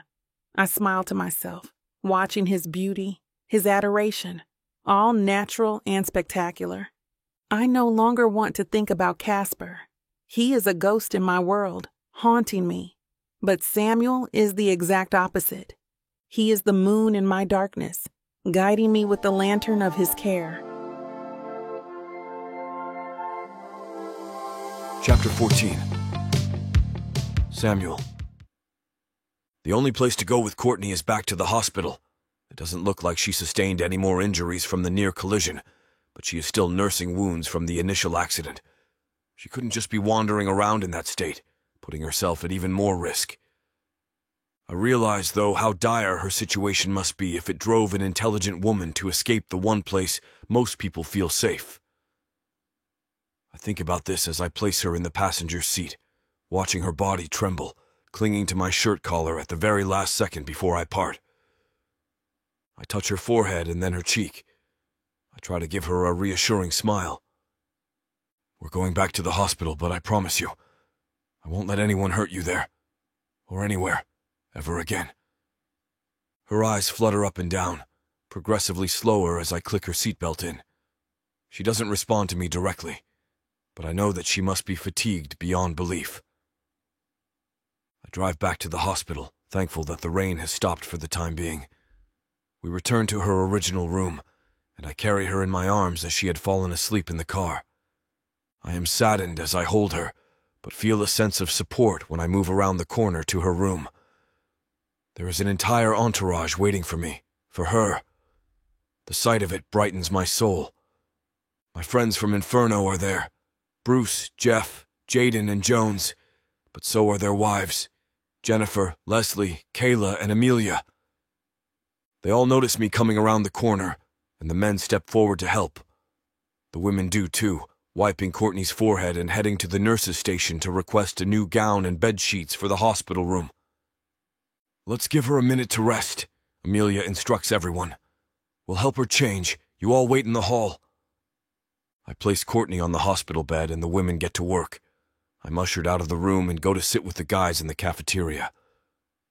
But it is difficult to leave her there, even though I know she is in good hands. I feel a string attached to her, getting longer as I move away from where her heart beats. Bruce encourages me to get a coffee and sit with them. I do, not realizing how tired my legs are until I rest them. We talk about other, lighter subjects for a few minutes, before I feel a hand on my shoulder. I turn to see Leslie standing there with worried, wide eyes. Can I talk to you for a second? I nod and rise from the table. We get our own table across the room, and we sit together as Leslie rubs my arm gently. "First of all, are you okay?" she asks. I shrug. It's really not about me right now. I want Courtney to get all of the help she can get. "With you as her doctor," Leslie says, smiling and cocking an eyebrow. I'm sure that she certainly will. The coffee in front of me is stale, but I'm used to it. I take a sip, noticing that Leslie's wide-eyed look has yet to disembark. "What's wrong?" She sighs, then purses her lips as she gazes around the cafeteria. "I've seen some women in some terrible states after escaping their abusers, ghosts of their former selves, but Courtney is one of the worst cases I have ever encountered." I feel anger seep into my bones, but I try to focus, gathering up as much information as I can. "So you looked into her files?" Leslie shook her head. "She doesn't really have any. I had to dig pretty deep, which means that whoever this Casper guy is, he has pull. Pull with any cop she could report to, any lawyer, anyone who could do anything about the mess he's putting her through." I run 2 hands over my face, my poisonous rage growing more powerful by the second towards this piece of garbage, Casper. "What about her family?" Leslie leans forward on the table and her face goes soft. My heart drops at the mere sight. "Samuel, they died in a car crash 2 years ago, but Courtney has no idea. He blocked all contact between them. It's classic abuser behavior. Likely isolated her into thinking they were looking for a handout. Damn." I try to keep my head straight, focused on being practical and rational to help Courtney out, rather than make her situation worse. I've never been a man who is dragged around the nose by his anger. It all seems very prehistoric to me. But this is a fury I've never experienced before. For the first time, I understand what fuels other men to act that way, to want to pound their fists into someone else just for the joy of it. Men like him make it feel satisfying. "She probably thinks he's after her," Leslie continues, "which wouldn't be an incorrect assumption.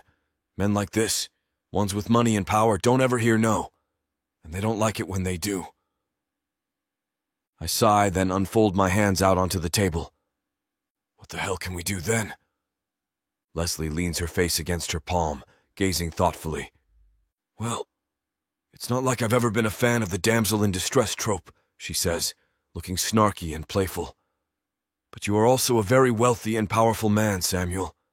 You could take care of her for now, while we all try to figure out this terrible situation she's in." The thought of having Courtney around thrills me. The woman is responsible for me successfully pursuing my dream, so I will do anything to remedy this hellhole she has found herself in. "I like that idea," I reply, gazing around with another thought in mind. "I have another idea. It sounds kind of nuts, but it might work." Leslie leans forward, curious and caring as always. "What if Courtney agreed to be my fake fiancé? Maybe that is a way we can finally get Casper off her back." Chapter 15. Courtney. I remember Samuel putting me in a car, then slipping completely away again. The next thing I know, I wake up startled in the same hospital bed I had awoken in a few days before. Except this time, there is a woman sitting in front of me. She is dressed like a social worker, with dress pants and a blazer that makes her look interesting as well as professional. Despite the smile on her face and the way she leans forward to greet me, I start to panic. It runs through me like a river, and I stumble for the IV tube again. Courtney, it's okay," she says softly. "My name is Leslie. I am a friend of Samuel's." As soon as I hear Samuel's name, my blood pressure drops. My hands go limp and I fall back against the bed frame. His has the opposite effect of Casper's name. It brings comfort and peace. Leslie smiles at me, reaching her hand up to my forehead to brush my hair out of my eyes. "I know you have been through a lot. I work with people who have had your experiences, so I know how hard it must have been for you. But I want you to know that you have a lot of people around you who care about you." A lot of people? I flick my eye at the doorway, an action of muscle memory from my time with Casper. Whether or not he was in the room, I had to constantly know where the exit was, just in case. Even though this Leslie woman seems genuine and is supposedly a friend of Samuel's, I have the knowledge of the distance of the door in my back pocket. It comforts me to recognize my path out should I need it. Leslie stands up, leaning over me. Her hand goes to mine, squeezing it hard like a mother would to their frightened child. I am going to be a friend helping you along the way, Courtney. I promise you. This is the third, fourth, maybe fifth time someone has promised to be here for me within the past few days.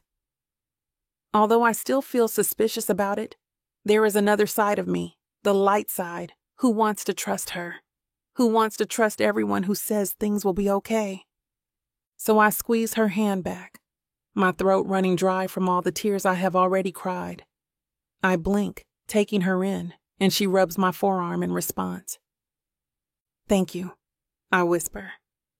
Her eyes begin to glass over when the door opens abruptly, causing me to shake a little. Leslie stands up and greets Samuel, still holding on to my hand. Speak of the devil, she quips. Samuel comes in, flashing his adorable toothy smile at me. It makes my fragile heart pick up the pace.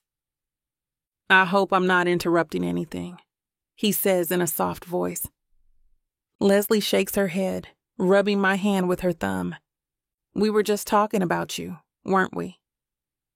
Yes, I reply, watching him hover over me like an angel without wings. I'm glad. So glad you're here. He comes to the side of the bed and Leslie lets my hand go. She scoots out the way while Samuel touches my arm, the same caring caress coming through his body to reach me. I'm glad to be here, Courtney. Samuel beams. I wanted to come to tell you that the hospital told me you can be released soon. Possibly tomorrow, if that suits you. He pauses, looks around and bites his lip, like a little boy getting anxious. I wanted to see what you thought about me taking care of you, as well as something else. He trails off a bit, looking away from me still. I squeeze his hand in encouragement. He seems surprised, just as surprised as I am by what I just did. Tell me, I whisper, still feeling hoarse. It sounds strange, but I want you to be my fake fiancé. I stare at him, feeling a torrent of different emotions. I don't know if I want another man thinking he can run my life, yet there is an inclination in me to trust that there doesn't exist a single unkind bone in his body. Even if I do trust him, I'm not sure I understand. Why would he want that? What good could that do? I can't help but wonder if the pain medication the hospital has me on is clouding my thoughts, or if this is really as strange as it sounds. I shift in the bed, feeling uncomfortable for a moment. He takes his hand away, leaving it to rest on the side of the bed. I know it's weird, he reiterates, but I think it will help with your problem with Casper. The police seem to be covering for him now, but there's a difference between beating your own girlfriend and stalking another man's wife.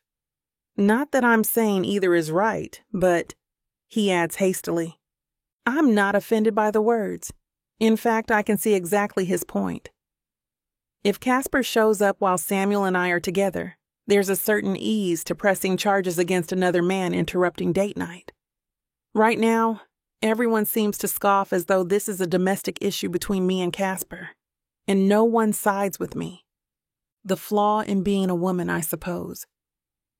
Plus, we can go on a vacation together pretty soon, and that will help you to recover and relax, he offers.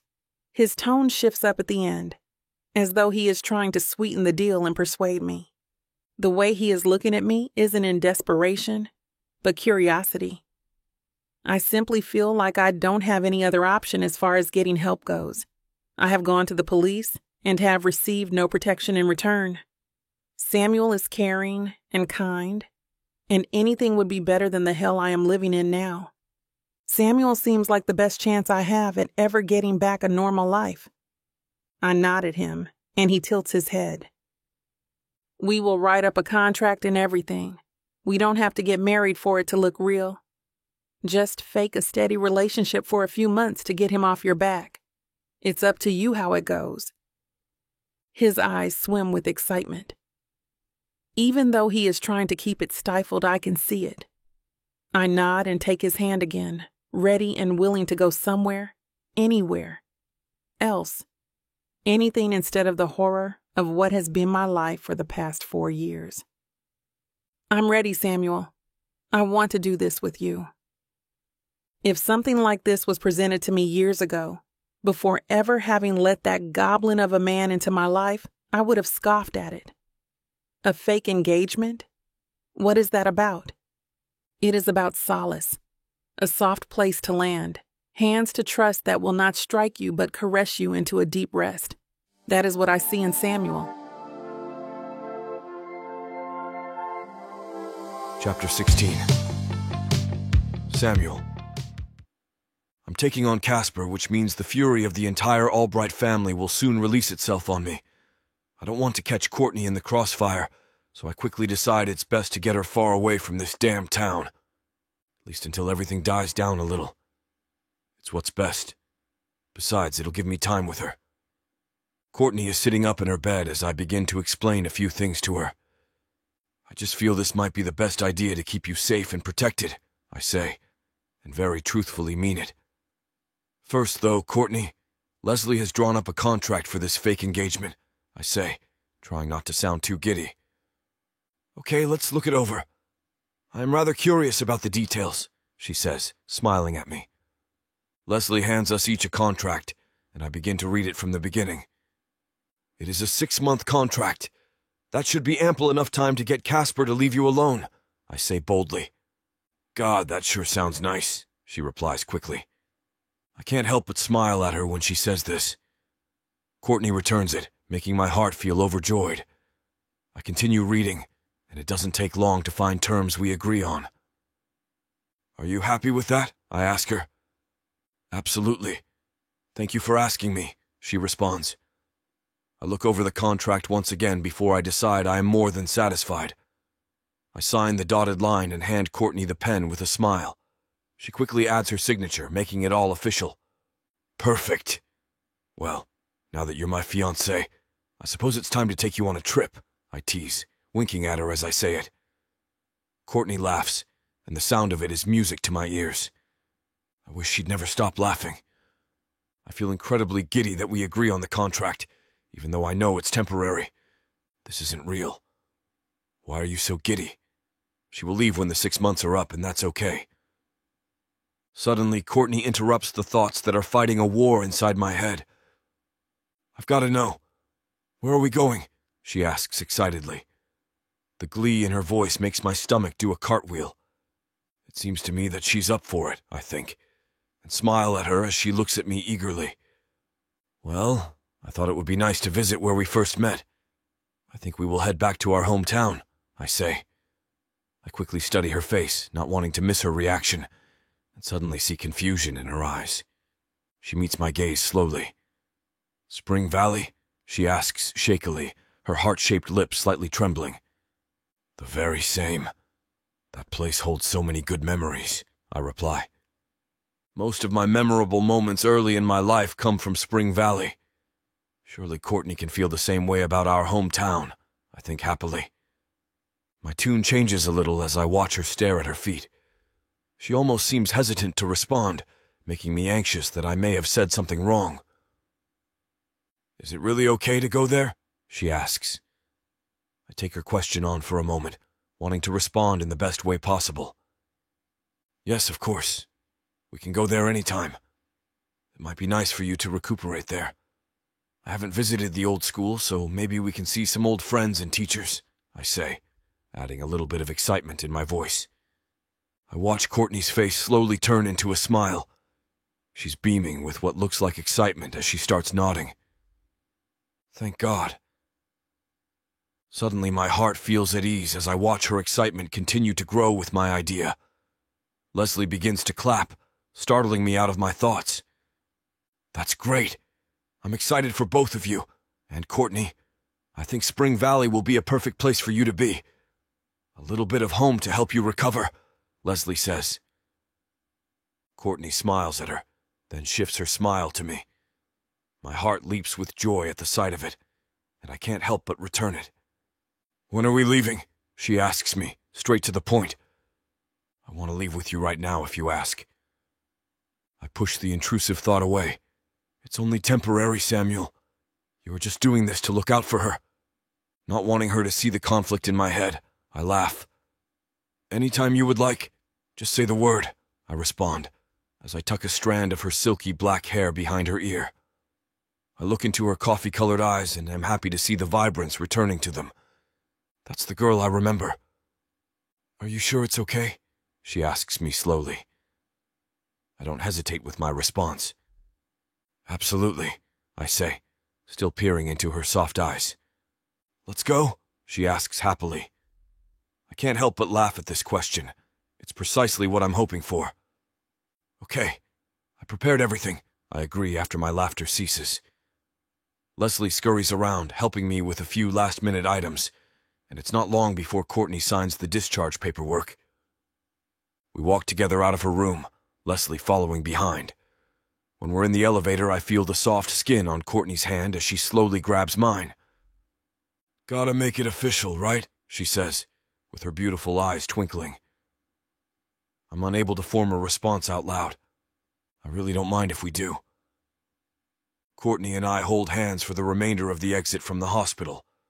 When we reach my car, I open the door for her gracefully. Ready? I ask her while holding the door. Yes! She all but shouts, happiness coating her voice. Before she gets in the car, she hugs Leslie and thanks her. After she clambers in, I look at Leslie. Thank you so much for everything you've done, I say. Leslie smiles at me warmly. Absolutely. I hope you have a safe trip and let Jeff know if you need anything. We're always happy to help, she says. We exchange goodbyes and Leslie leaves. I hope that Spring Valley will do some good for Courtney. She needs it, I think, as I walk to the driver's side and climb in, ready to embark on our adventure together. Chapter 17. Courtney. After our long trip, we finally make it to our destination of Spring Valley. It's so peaceful to be back here. We're going to Samuel's private property, and it feels like such a relief as we pull into the driveway. The sun is fading, but even in the dim light, I can tell it's a beautiful place. For some reason, it feels familiar. I'm unsure why, but I want to compliment him on it anyways. Oh, Samuel, this place is gorgeous, I say as the motion light kicks on, causing the house to glow and look even more familiar.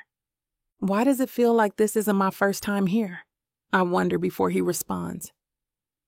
It really is. It's my aunt's old place. I haven't come back here since I left, he says, breathing heavily. I can't tell if his breathing is heavy from lifting bags or trying to hide emotions brought back by seeing the house. That's why it feels familiar. I sigh and place a hand on his shoulder, attempting to comfort him. I know his reasoning for leaving when his aunt died. I can't imagine how hard it is for him, and I instantly feel bad for him bringing me here. I'm the entire reason he's back and is suffering right now. I'll be okay. It's been so long. Time really does heal all wounds. He unlocks the door and we step inside. I can't help but notice how clean it is and know someone must maintain the place for him, but I don't ask. He leads me to the guest bedroom, down a long hallway, covered in pine logs, and helps me set my bags on the bed. Before you unpack, would you like a tour of the place? He asks. I nod. I'd love one. He walks me around, showing me every inch of the house. Every detail only gets prettier than the last, and I can't help but compliment his aunt's style. As we continue with the tour, he slips in how he pays someone to maintain the house so that it doesn't go to waste, answering my earlier unspoken question. I remember visiting this place once, back when his aunt got sick. At that time, I didn't get a tour of the inside. I can't, for the life of me, remember why. He continues through the house until we reach the sliding glass doors that lead out to the back deck. It surprises me that the old gazebo still stands in the backyard. "Oh, wow," I gasp and slide the door open. Before continuing, I step out onto the pine decking and take a deep breath. "That thing was so old before when I was here. How is it still standing?" I ask, pointing at it. "I had it repaired a few years back. I wanted to keep it because it was a fond memory." "Hey, do you remember when you came over and had to stay in the gazebo because you were scared of my aunt's cat?" He laughs hysterically. I scoff as the memory resurfaces. Oh my God, I completely forgot about that. I was walking around the house trying to remember why I never saw the inside the last time I was here. But that's it. The cat and I didn't get along and caused a riot every time I tried to enter the house. I remember that now. How could I forget such a traumatic event? I laugh louder than he does. I can't stop giggling as I remember our old funny memories. I'm so glad to be here, with him bringing my memories back to me after all these years. I think it's not necessarily that you forgot it. I think that her chasing you around the living room was so traumatic that your mind blocked it out on purpose. He teasingly pushes my shoulder, and his hand on my skin makes my cheeks heat. That's true. You're probably right. I giggle. It's crazy to think of our wonderful memories, even if we don't have many of them.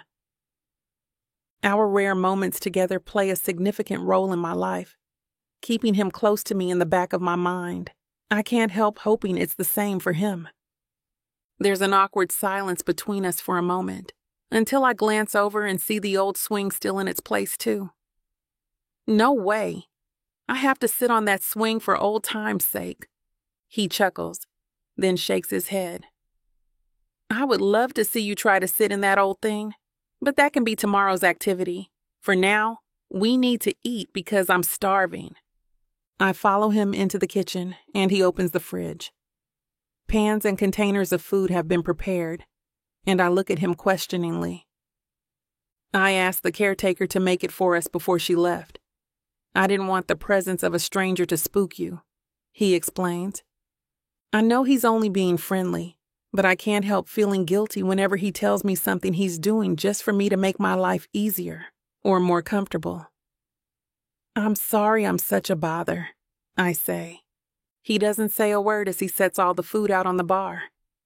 Getting plates and silverware, he looks at me with a grin I don't recognize. Will you let me serve you, my lady? He asks, and I roll my eyes playfully. His teasing suddenly takes the awkwardness away, and I start feeling better about being here with him. It makes me feel less like a bother, and more like he wants to be here, enjoying this time with me. Well, of course you can. Isn't that your job now?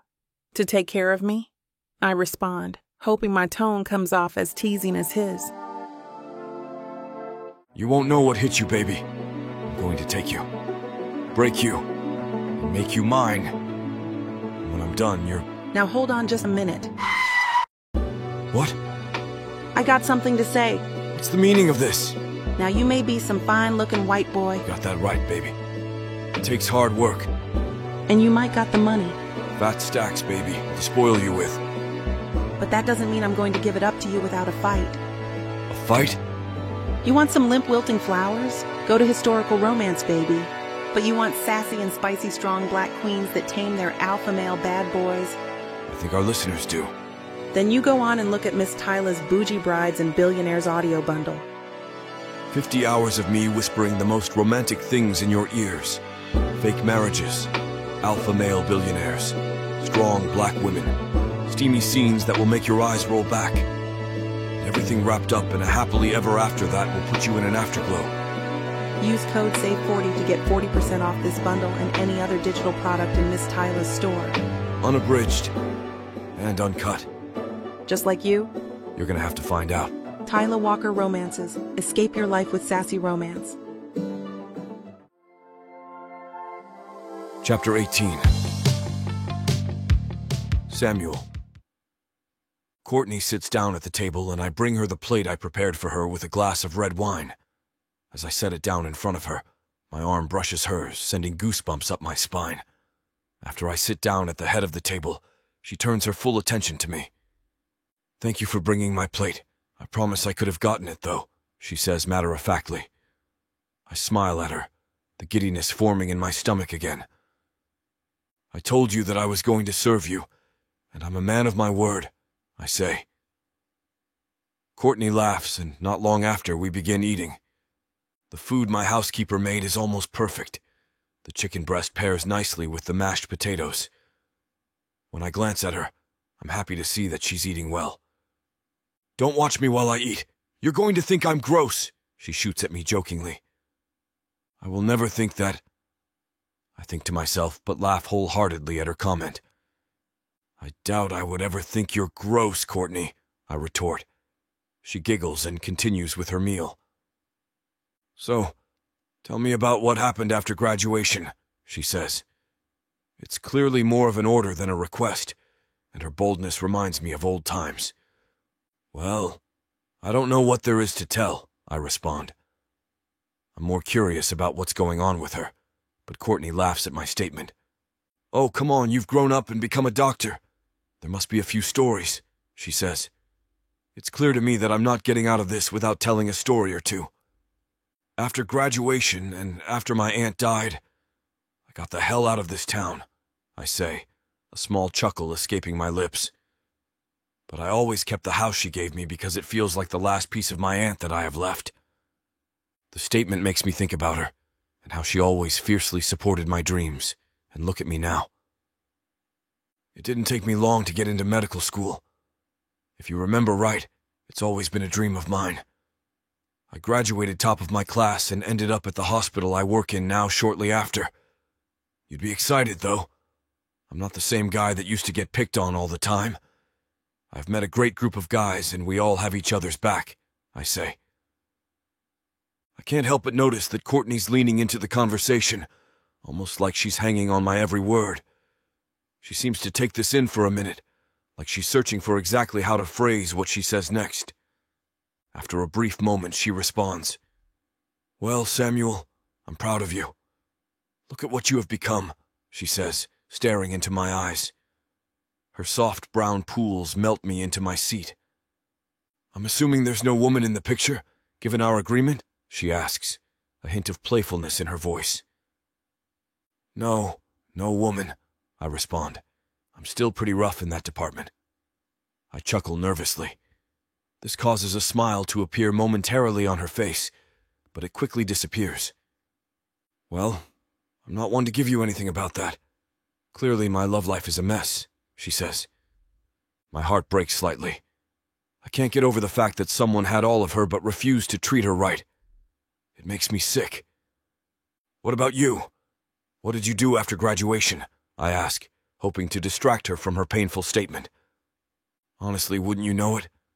My whole life is a mess," she says. I stare at her, and now it's my turn to hang on to her every word. "I started working in an art gallery in downtown Vegas, and I struggled to make ends meet most of the time. Then I met Casper. He seemed great at first, but..."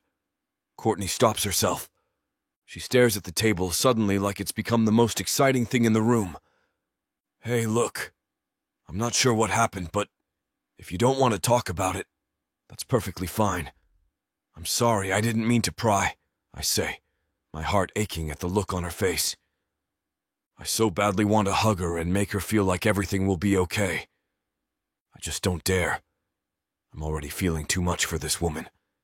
That isn't what she needs me for now, and I'm afraid to start the slide down that slippery slope. Courtney's lips twitch, threatening a small smile. "Thank you. I'm sorry, I'm just not sure I'm ready to talk about it," she says. "We're having such a fun evening. I fear ruining it by pursuing her statement, so I decide just to drop it. Hopefully one day she will feel safe enough to tell me. Until then, I will support her in any way I can." After eating, I clear the table and take the dirty dishes to the kitchen. Courtney playfully argues with me about who is going to wash them. It's finally agreed upon that I will wash them, and she will dry them. We laugh as I repeatedly splash her with the warm, soapy water. If only she knew how many of these splashes were intentional, I think to myself, the thought causing a smile to grow. It doesn't take long to clean up from dinner. Afterward, we head into the living room. Courtney sits on the couch while I start a fire in the fireplace, instantly flooding me with memories. After roaring flames engulf the fireplace, I sit in the recliner across from her and quickly remember why it's my favorite piece of furniture in the house. Courtney smiles at me, reminding me why she's my absolute favorite person from those days. As the hours tick by, we continue to exchange stories of our pasts, and I eat them up. I love getting to know her better. It almost feels like how we were back then. Chapter 19. Courtney. I can't help yawning in the middle of my and Samuel's 2-hour-long conversation, and I realize how much the long drive is taking a toll on me. "You look exhausted," Samuel says. "Let's get you to bed. We can continue this tomorrow." I'm sorry to be the buzzkill for the evening. I think the road trip just really wore me out, I say, awkwardly scratching my arm and feeling guilty for ruining our evening. He laughs. "Don't be sorry. It's been a long few days for you too. Come on and I'll help you to bed." He reaches for my hand and helps me off the couch, leading me down the hallway to the bedroom. He lets go of my hand and gestures to the bed. "Well, I hope it's comfortable enough for you." "Good night," he says and heads down the hall. "Good night," I call, watching as he nears the end of the hall, close to his room. He stops, turning around suddenly. "Oh, Courtney?" I pop my head up to meet his eyes. "Yes?" "If you need anything, just shout for me, okay? No matter what it is or what time it is. I'm just right down here, and I'd be happy to do whatever you need. Understand?" "Yes, I understand. Thank you," I say. I finally cross the doorway into the room. I close the door behind me and stare at the decorations. Everything makes me think of his fantastic aunt. I remember what she loved about this house. She always said it would be Samuel's one day. I throw myself onto the bed, unsure of what to do next.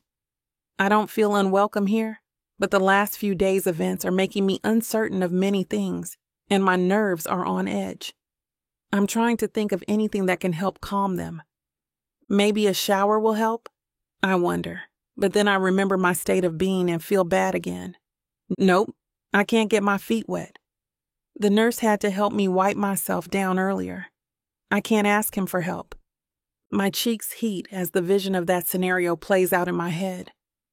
I even think about his response, but I know he's willing to do anything to help me, so I don't think he'd object. I shake my head, throwing myself out of the scenario. "No!" I tell myself.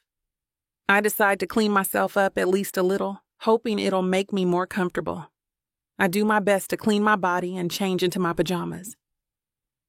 Lying back on the soft bed and cuddling into the blanket, I stare at the ceiling, unable to sleep. I can feel the tiredness taking me over, and my nerves hurt from pure exhaustion.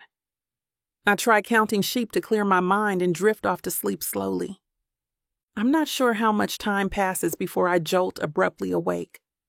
I'm cold, sweating and panting because Casper, yet again, made his appearance in one of my dreams. It takes me back to a memory of one of the last nights we were together, and I can't handle it. In my mind's eye, he's so close to me. The feeling of his hands on my skin lingers, almost as if it's happening at this very moment. The sensation makes my skin crawl, and a wave of panic washes over me when I start worrying he can find me here. The longer I think about his touch, the more it messes with me. I think about him under the bed, waiting for me to close my eyes again so he can pounce. Or him hiding in the closet until I'm fast asleep and he can crawl in bed beside me. Suddenly, my memories draw up the scent of his cologne, which sets my panic into overdrive. It feels like the room is getting smaller and the walls are closing in on me. I'm squirming, trying to escape the feeling, when I knock myself out of bed to land on the hard floor below. Hitting the floor instantly sends a shockwave of pain through my entire body, and I moan loudly. I realize I can't pick myself back up and start trying to crawl desperately toward the door. I'm crying and calling out for Samuel. I'm hoping he'll hear me, but I'm also hoping I can live with the embarrassment this will bring if he walks in on me like this. I'm sobbing into my hands on the rug in the middle of the floor when the door flies open. "Oh my God, Courtney, what happened?" Samuel asks and immediately rushes toward me. He grabs my hand and helps me to my feet carefully. I cling to him instantly and wrap my arms around him, burying myself into his chest while sobbing uncontrollably. "Courtney, did something happen? What's going on?" I hear him ask again. I'm trying to calm my cries enough to speak while also working out what to say. I hate that he's here with me, seeing me like this. I hate that I'm such a mess I have to drag him into my mess and ask for help.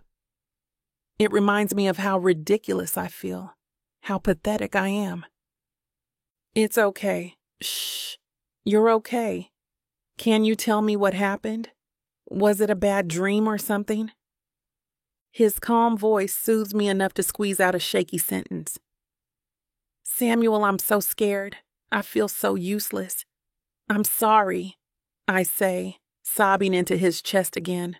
I don't know why I'm finding comfort in his warmth when no other man has been able to make me feel safe, but I like it. He rubs my back gently, soothing my sobs.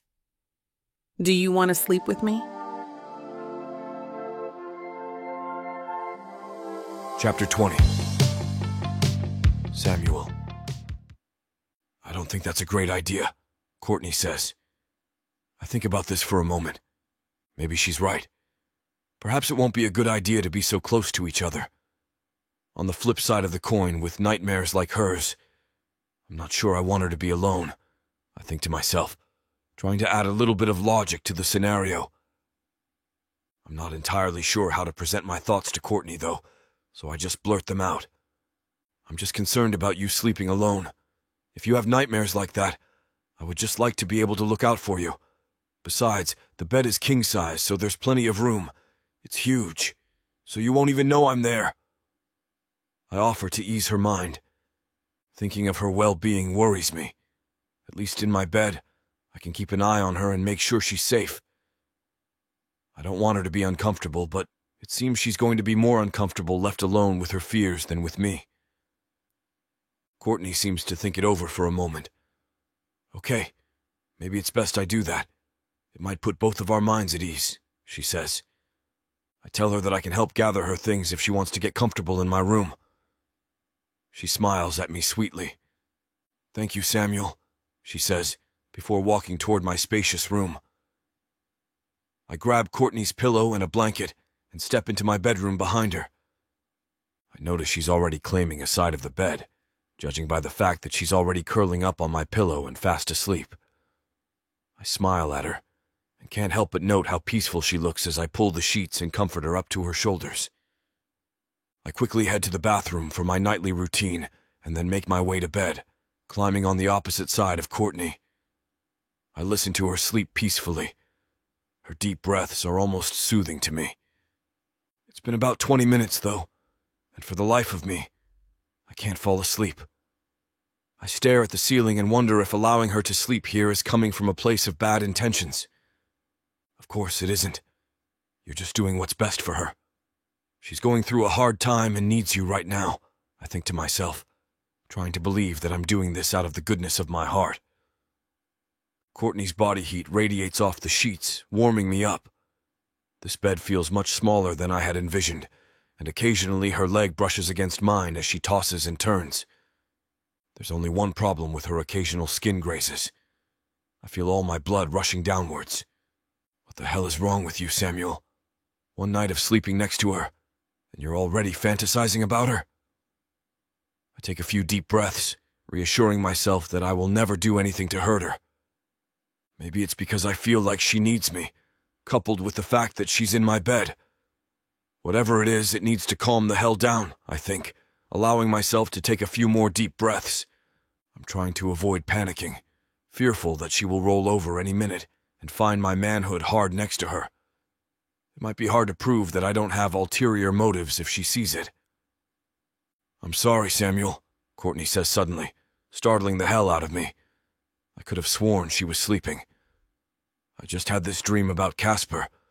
I have them a lot, honestly. I remember this one year at Thanksgiving, and I burnt the turkey when we were hosting his family. He took me into the other room, screamed in my face, and told me I was a failure.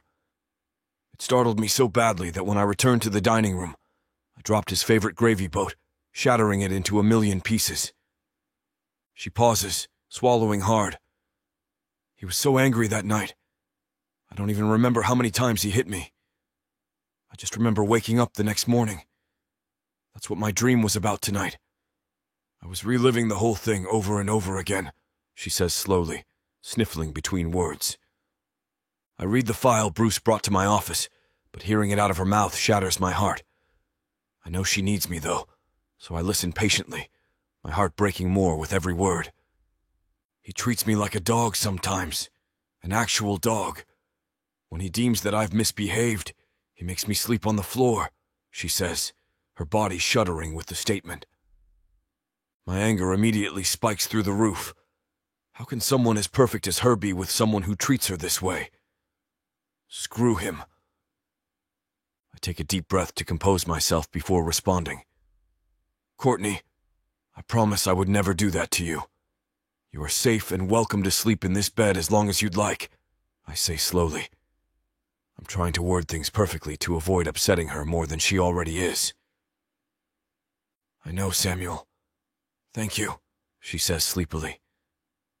It's not too long before she drifts off to sleep. I'm happy to know she feels safe enough to sleep with me.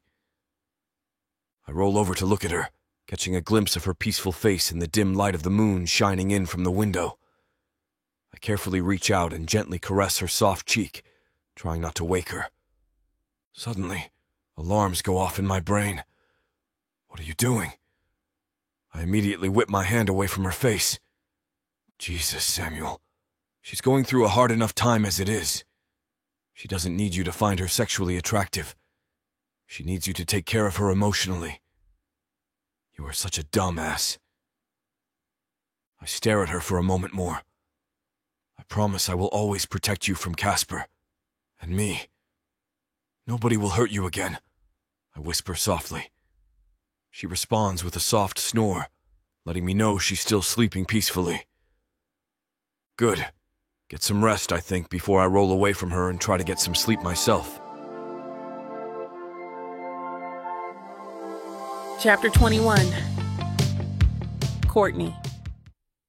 My eyes slowly blink open as the aroma of bacon fills the air around me. I sit up as Samuel slides a tray over my lap, holding a plate and a glass of orange juice. He smiles his handsome smile at me, which sends a tingling to my toes, and I reciprocate it. I can't believe this. This is my first time having breakfast in bed, and I can't believe it's coming from him. No one has ever cared for me as much as he is, and it's shocking. My heart races as he climbs back in bed beside me. But I keep telling myself this isn't a romantic gesture. He's helping me and returning a favor, that's all. Please don't ruin this by thinking it means more than it does, or that there's some double meaning behind it. Thank you so much. This is amazing. I definitely wasn't expecting it at all, I say, setting my plate up to eat. Did you hire the worker to whip this up quickly before I woke up? I tease. He laughs. I should have. It would have been much easier for me. But actually, I love to cook. Really? I had no idea. I can't help feeling an overwhelming urge to hug him. His kind and caring heart touches me and I feel comfortable with him. We're silent while we eat, and I start thinking about my morning appearance. Insecurities instantly wash over me when I remember I can't shower, and I haven't even glanced at a mirror yet this morning. I feel his eyes on me as I try to awkwardly comb through the sides of my hair with my fingers. A female nurse is coming by today to help bathe you, and then she'll help with your physical therapy, he says, as if he can read my mind, I heave a sigh of relief. Oh, that's great. I was starting to wonder if I was going to start smelling or if I would have to ask you to help me. I laugh and take another bite. I take a sip of my orange juice, and he chuckles for a moment before changing the subject. What do you want to do today? He asks. I sigh again, thankful he's choosing to change the subject. I would like a better tour if that's possible. Maybe on the outside of the house? He nods, and we continue eating. He grabs my plate when we finish and takes it into the kitchen. I follow him, and we're making casual conversation until there's a knock at the door. He walks to open it, and a nurse steps in. Hi, I'm Abigail. I'll be the nurse helping you today, she says, setting her things down on the floor beside me. Yay, I can't wait, I respond, clapping with excitement. We walk to the bathroom attached to my bedroom, and she closes the door behind us. You're allowed to take a bath now, if you'd like to do that. You just have to keep this foot out of the water as much as possible. But you're welcome to try if you'd like. I'll wait in the room for you to finish. You can call me and I'll come to help you out so you don't fall, okay? She says. That sounds perfect. Thank you. She helps me undress and sets the water to the perfect, near-boiling temperature I love. Then she grabs my arm and helps me climb in and get seated. I tell her I'm all set, and she steps out, letting me bathe in peace. It feels so good to be in a bathtub, soaking and relaxing. After this week, it's the perfect therapy. I wash my hair carefully and use the cloth she set aside to wash up. I sit in the tub longer than I usually would, but it feels so good. My mind wanders in every direction, making me lose track of time. Suddenly, there's a knock on the door. Courtney? Abigail calls out. Yes, I say back. No rush. I was checking to make sure you were all right. I look at my hands, starting to prune, and notice the water is nearly cold. I'm doing great, but I think I'm ready to get out now if you don't mind. She comes in and helps me get dressed in a new outfit. We walk back to the living room to start therapy, where Samuel sits on the couch. I stand in the middle of the room as Abigail explains the exercises and stretches she wants me to do. She's assisting me while Samuel supervises and motivates me as we go. It's apparent that my leg is doing better, and it feels so good to have him encouraging and supporting me along the way. Abigail leaves me to do the last couple of stretches while she grabs my medicine. Everything's going smoothly until I almost fall, and Samuel swoops in to catch me. Our gaze locks for a few moments. I start losing myself in his blue eyes, but suddenly remember I can't assume things between us and make myself look away. Abigail interrupts the moment shortly after and then tells me we're done for the day, leaving Samuel and me alone. He makes us sandwiches for lunch, and we sit in the gazebo reading books long into the afternoon. I'm thinking how relaxing it is to sit with him, peacefully reading in the cool breeze. Suddenly, a voice interrupts us from behind, startling me. Chapter 22. Samuel. That voice sounds oddly familiar, I think to myself as my head snaps up. Ah, that's why. It's the nosy neighbor. She's aged about as well as moldy bread. Courtney jumps at the intrusion. Out of instinct, I grab her hand to comfort her. It's okay, Courtney. You're safe, I promise, I say hurriedly, trying to assure her that I won't let anything happen to her. Hello, Barbara. What do you want? I ask, allowing annoyance to seep into my voice. I remember her because she always talks to me about the latest gossip in the town like I give a damn. She's also good at coming onto the property unannounced and without permission, adding to my frustration. It's nice to see some things never change in a small town. Samuel, I'm so pleased to see you. My, you have grown up. I force a smile in her direction. I knew you would be back, and finally, here you are. You look very well and healthy. Did you achieve the dream you always sought? This time, the smile I offer her is genuine. I did, thank you. I'm a neurosurgeon in Las Vegas. Although I can't believe you remember that, I say. Barbara giggles with glee. She truthfully is a lovely woman. Her only problem is she can't keep a secret even if her life depends on it. Her heart is always in the right place, though. Barbara shifts her attention to Courtney, whose hand is still locked tightly in mine. I wonder if she realizes it. She could have let go 2 minutes ago, yet here we are, I think to myself. Well, who is this beautiful young woman? She asks curiously. I glance over at Courtney, who's wearing a nervous smile. She is undoubtedly jumpy after her nightmares, and then Barbara startling her. Damn, I should have warned her about Barbara. I owe her about 1,000 apologies later. Barbara, this is Courtney, my fiancée. We needed a change of pace to allow her to heal after a horrible car accident. We ended up here because what better place to recover, I say. I notice Courtney's perfect heart-shaped lips twitch upwards in a smile as I say the word fiancé, making me smile broadly. Barbara gasps and places her hand over her mouth. Good gracious, dear. I'm so sorry that happened to you, but I'm so grateful you're okay. It must have been terrifying, she says rather loudly again. Courtney smiles kindly.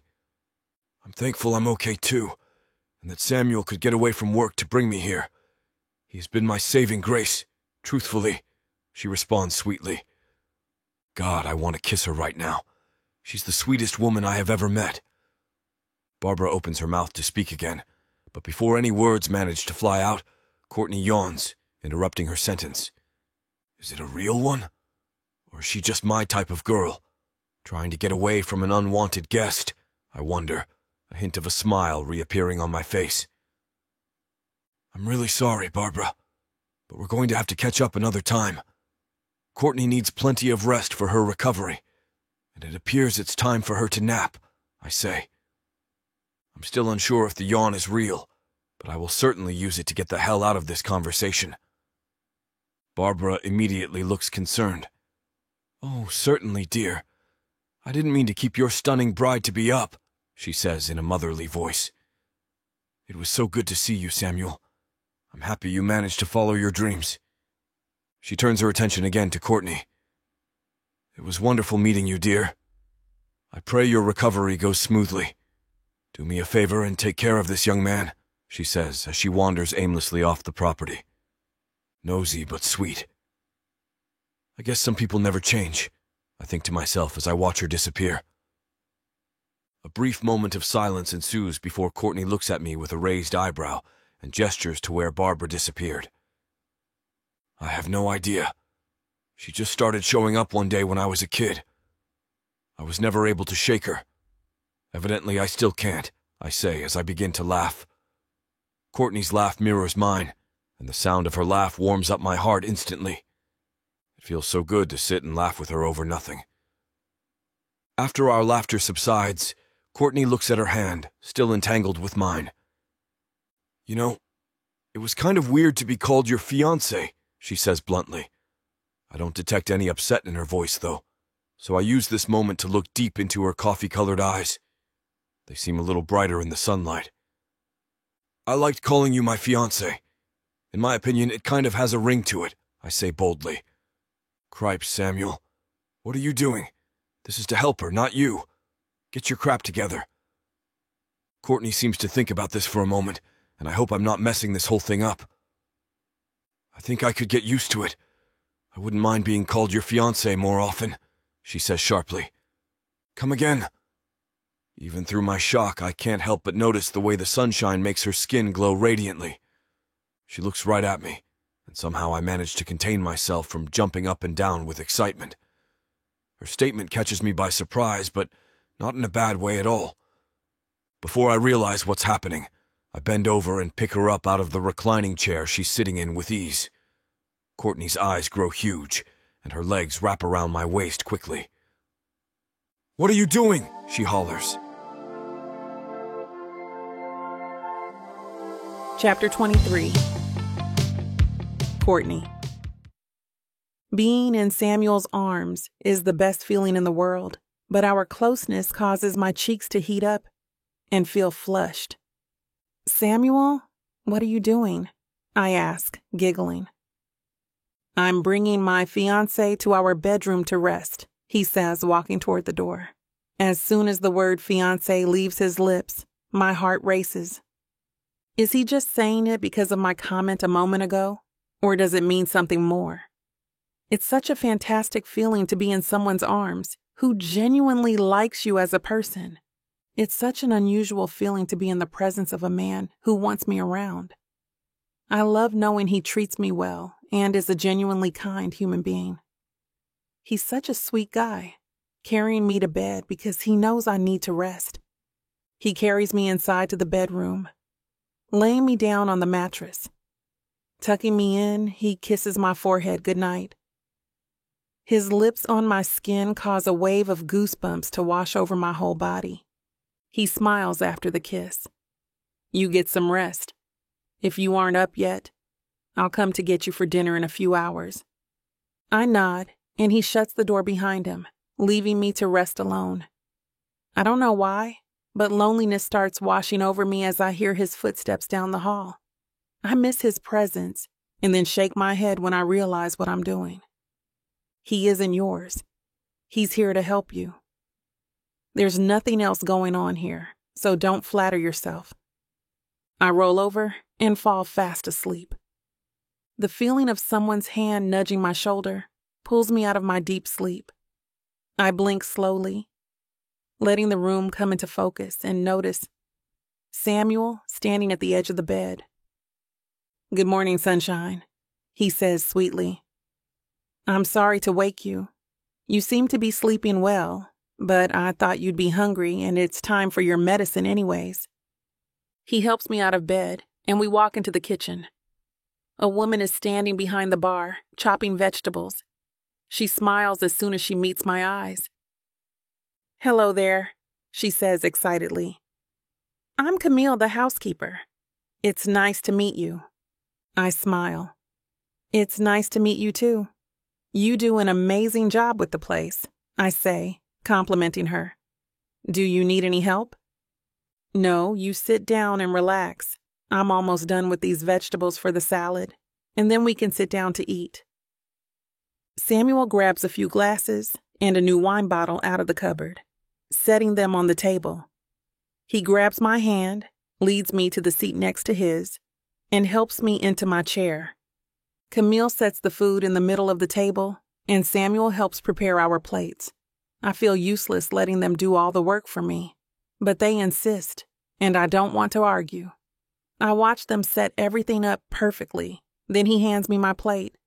They take their seats, and we dive into the delicious roast and potatoes.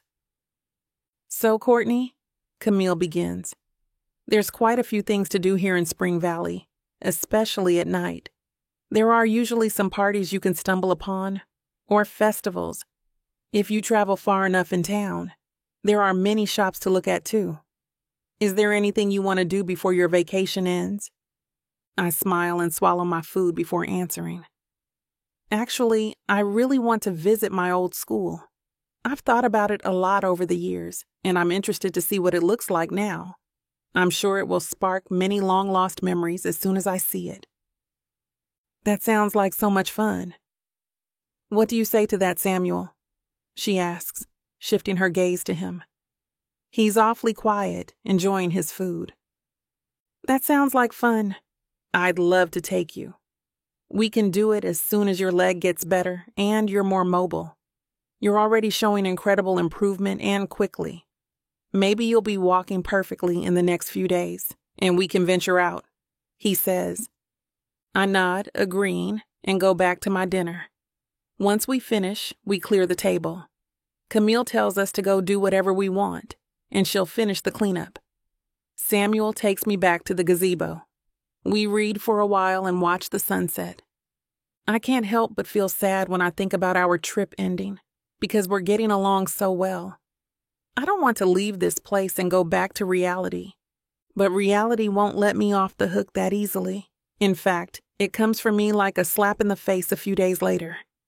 We've spent a few days together now in something close to bliss, and it feels like heaven. Samuel and I finish our dinner with Camille. As she's cleaning up, We start goofing around in the living room. We're laughing and joking while guessing what the other will say next, and it's never not surprising. Suddenly, out of nowhere, Camille appears in the doorway.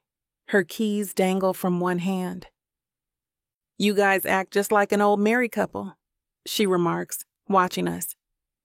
"You laugh and joke around with each other, and you can anticipate each other's needs before the other has to say anything. It's such a neat thing to watch, and even before marriage." She says it casually, not understanding the significance. To her, we are a couple engaged to be married. She's complimenting us as a good pair, but it shouldn't seem so earth-shaking. Of course, I know we're not a real couple, and the comment makes my cheeks heat up. I ignore it as we tell her goodnight, but as soon as she leaves, I keep stewing over her words. It's hard not to feel attached to such a perfect man, and he only seems to get more perfect every day. Why is he being so nice to me? Is this still part of returning my kindness and following the contract, or is it starting to blossom into something more? I want to ask him, but I don't dare voice it and have to wait for his answer. I don't think I can take it, even if I can't explain to myself why it matters to me anyway. It's just a fake marriage. Why does it matter if Camille says we are perfect together? He's dancing to music all by himself, and it suddenly hits me. I realize I'm falling for him. What am I going to do? Chapter 24.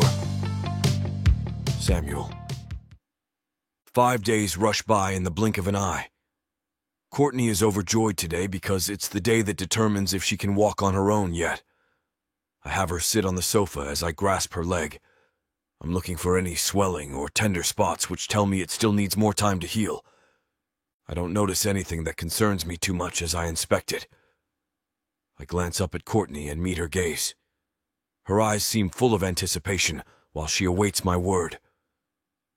"Good news, I think you're good to go. Still take it easy, though. No long distances for now, no jumping, no lifting heavy things," I say. My news causes her to squeal excitedly. Her reaction makes me happy, and I'm beyond glad to see her smiling. "We can finally go to our old high school," Courtney says. "Well, what are we waiting for?" I ask, returning her enthusiasm. Courtney finishes getting ready while I go out and start the car. We are on the road within 15 minutes, and the route is still familiar to me after all this time. I notice Courtney squirm a little, and I can only assume it's from excitement as we pull into the parking lot. After parking, I hurry out of my door and run around to help her out. Hand in hand, we walk into the building where we, once upon a time, spent 8 hours a day together. A familiar teacher greets us at the door. "Holy cow, Mr. Davis, is that you?" I ask, shock in my voice. He looks at both of us with a puzzled look. "Yes, it's me. Who might you be?" he asks quizzically. "I don't know if you remember me, but I'm Samuel Johnson, and this is Courtney Ambers," I say. It looks like a light bulb switches on inside his eyes. "Oh, man. Of course I remember you two," he says. "You two were inseparable. Samuel, you were one of the most brilliant students I've ever taught. Courtney, of course, you had a knack for drawing and the biggest heart. Everyone wanted to be your friend, if I recall correctly. I believe I was teaching English back then," he adds. I glance at Courtney, whose face lights up with a smile. "What are you teaching now, Mr. Davis?" she asks. "Actually, I am the principal now," he remarks, pride in his voice. We talk with him a little longer, and I enjoy watching Courtney converse with him. Mr. Davis permits us to wander around the school to find old memories. As we walk through the cramped hallways, I can't help but notice there are still quite a few familiar names teaching here. Others must have moved on, I think to myself. We pop into the rooms of familiar names and converse with the teachers present. It's refreshing to take a trip down memory lane. Courtney's dragging me around the entire school by my hand, but I certainly don't mind it. She has hardly let go of it since we got here. We find ourselves at the end of the South Hall after a while of aimless wandering, laughing about particular places in the school that hold memories for us. The South Hall is covered in mementos from previous graduating classes, and we quickly find our year. We begin staring at all the old photos, taking turns pointing each other out in the images we find. It leads us to reminisce about the past and how much we enjoyed each other's company. Not all of the memories here were great, but she damn sure made the bad disappear, I think to myself, smiling at the thought. I stare at Courtney, who is too lost in the wall to notice. I drink in her beautiful brown eyes, perfect mouth, and kind personality. Suddenly, I realize that she isn't all that different than she was in high school. She still has the same loving personality and somehow makes my bad days disappear. Why is this conclusion just now coming to me? I wander aimlessly until suddenly the answer hits me like a train. Oh my God, I'm still in love with her. I feel my eyes widen as I stare at her, breathing in her haunting perfume. It all makes perfect sense now. The reason I took to her so quickly at the hospital, almost refusing to leave her side. The reason I agreed to this in the first place. I mean, sure, of course, I want to keep her safe, but that's not the entirety of it. Courtney seems to notice that my mind has gone off the rails. She grabs my hand carefully, interlacing her fingers in mine, and looks into my eyes. I meet her gaze, still struggling to realize that my feelings have never changed. They're buried so the rest of the world, including me, can't see them.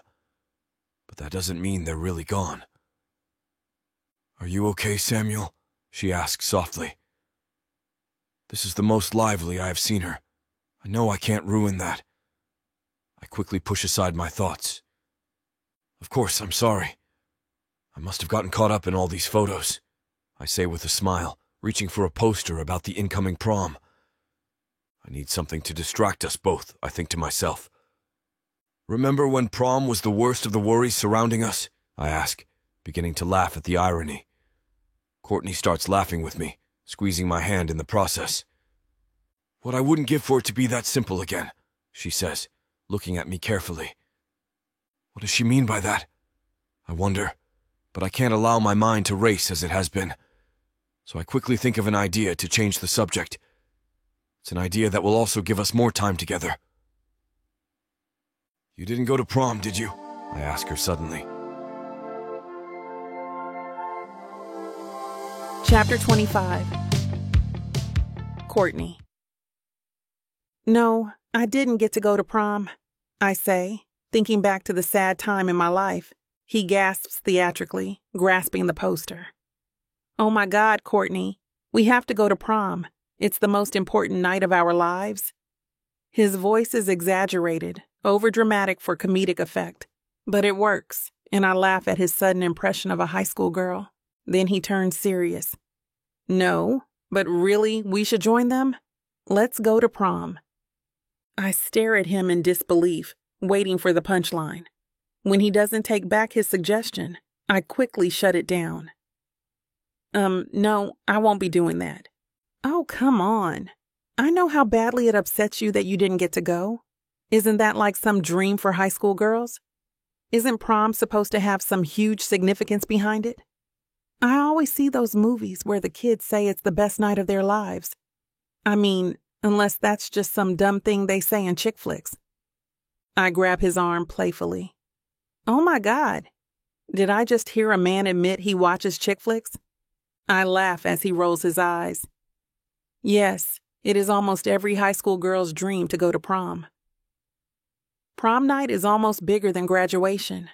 It's the night everyone breaks free and does many things they're not supposed to do. It's almost like a coming-of-age party. He nods. Okay, so? No, thank you for offering to go with me, but no way. Oh, I get it. You don't want to go with me. Got it. I nudge his shoulder. That's not what I meant. And you know it, I reassure him. I just don't want to attend a prom with young students. That would be so weird. Plus, chaperoning isn't the same as actually getting to go. You didn't go either. Why are you giving me so much crap about it? He looks at his feet as we walk down the hall. No, I didn't. You don't want to go with me.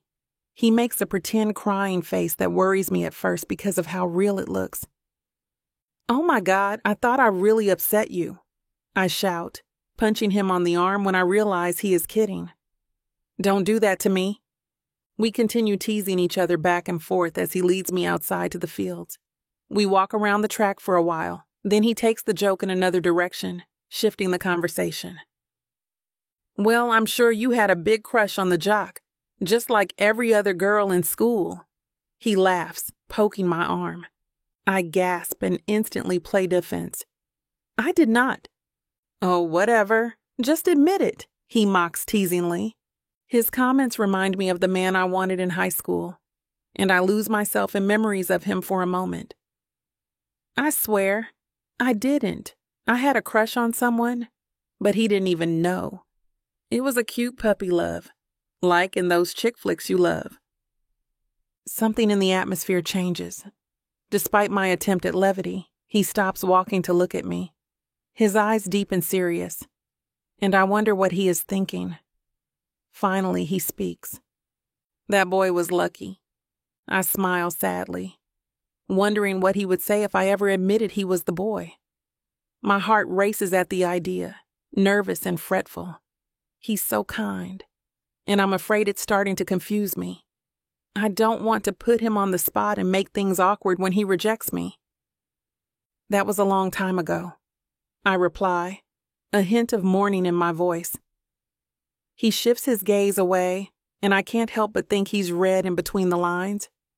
He knows now it was him, and he's so embarrassed at the idea, he needs a moment to process it. The discomfort fades after a few minutes as we both move past it. We continue walking along the soccer field, watching the sunset. The clear sky makes the red and yellow dance across it perfectly. We finally get beside the bleachers, and I notice how tired I am from all the walking. I sit on the bench, looking at the field before me and feeling nostalgic. God, it's crazy to think about how different things were when we were here last, I say, breaking the quiet between us. Samuel nods, taking a seat beside me. Yeah, I had a family back then, he says in a sarcastic tone. I can't tell if he's using dark humor to deal with the trauma or because he wants to lighten the mood. I look at him with a serious expression. I always felt so bad for you. You wanted nothing more than to make them proud of you, but it never seemed to be enough. I always wondered what it would take to make them happy, I muse, almost to myself. And then you left. God, I was so upset with you for leaving me here alone. My parents moved me from place to place, so I never had good friends. I made casual friends, but it wasn't the same. You were the first person in my life who really knew me, you know? And then you left too. His eyes turned sad. I'm sorry, Courtney. I never looked at it like that. I know. It's okay. I left too. I mean, I didn't have a choice in high school because my dad moved for work again. But when I met Casper, I left everyone, even my parents, and I had a choice then. But he brainwashed me into thinking they were selfish. My eyes stare into his pools of blue, and my emotions start rising until I can't hold back my next thought. Do you think I'm a bad daughter? I ask suddenly. He doesn't say a word. There's a strange, uncomfortable look on his face, like he doesn't know what to say. I guess I can understand that. Deep down, I think I'm a bad daughter too. But that doesn't mean it's easy for him to tell me so to my face. I should never have believed him. Suddenly, to my surprise, he embraces me tightly. I reciprocate his hug for a moment until he doesn't let me go, and I wonder what's going on. I tap lightly on his back and ask what's wrong. I'm fine, Samuel. I'm not even crying, I say, feeling weird over his sudden pity. He moves his lips to my ear. No matter what happens, I will be here for you. I will never leave you again, he whispers. His words melt my heart and make me fall deeper for him. He squeezes me for a moment before letting go, and we separate. Our faces remain near, and our gaze locks.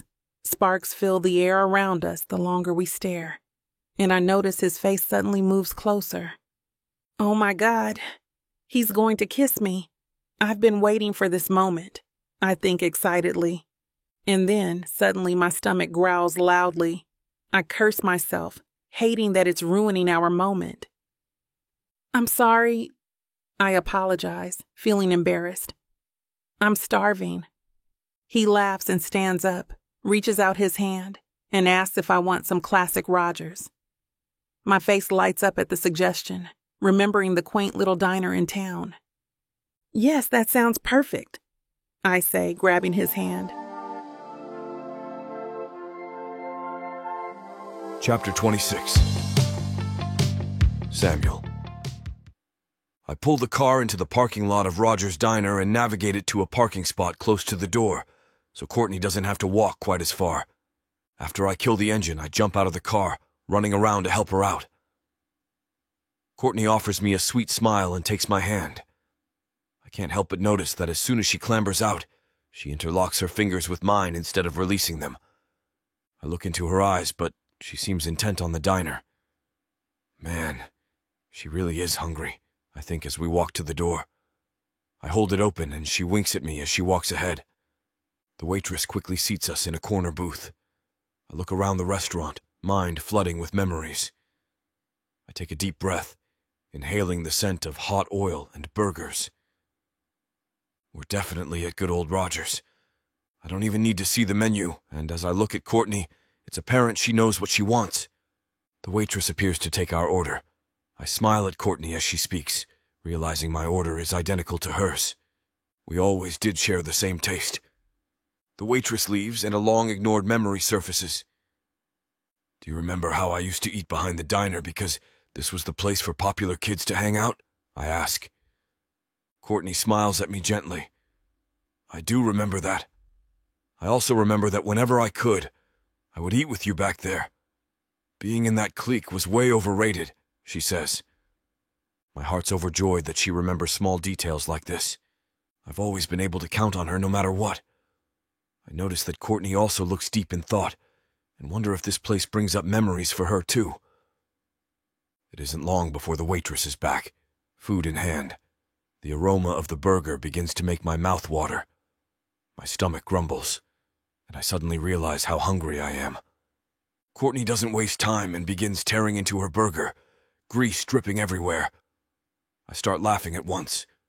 Good Lord, you were hungry, I tease her. I am. Now hush before I make you eat out back, she warns playfully. I laugh and notice a bit of ketchup on the corner of her mouth. Without thinking, I reach across the table and use my thumb to wipe it off. As soon as my skin touches hers, goosebumps shoot up my arm. We both pause, and I stare into her warm eyes. I can't help but notice how smooth her warm skin is, and I find myself staring at her perfect, heart-shaped lips. Immediately, I feel my manhood start to grow in my pants. Jesus, here. Seriously?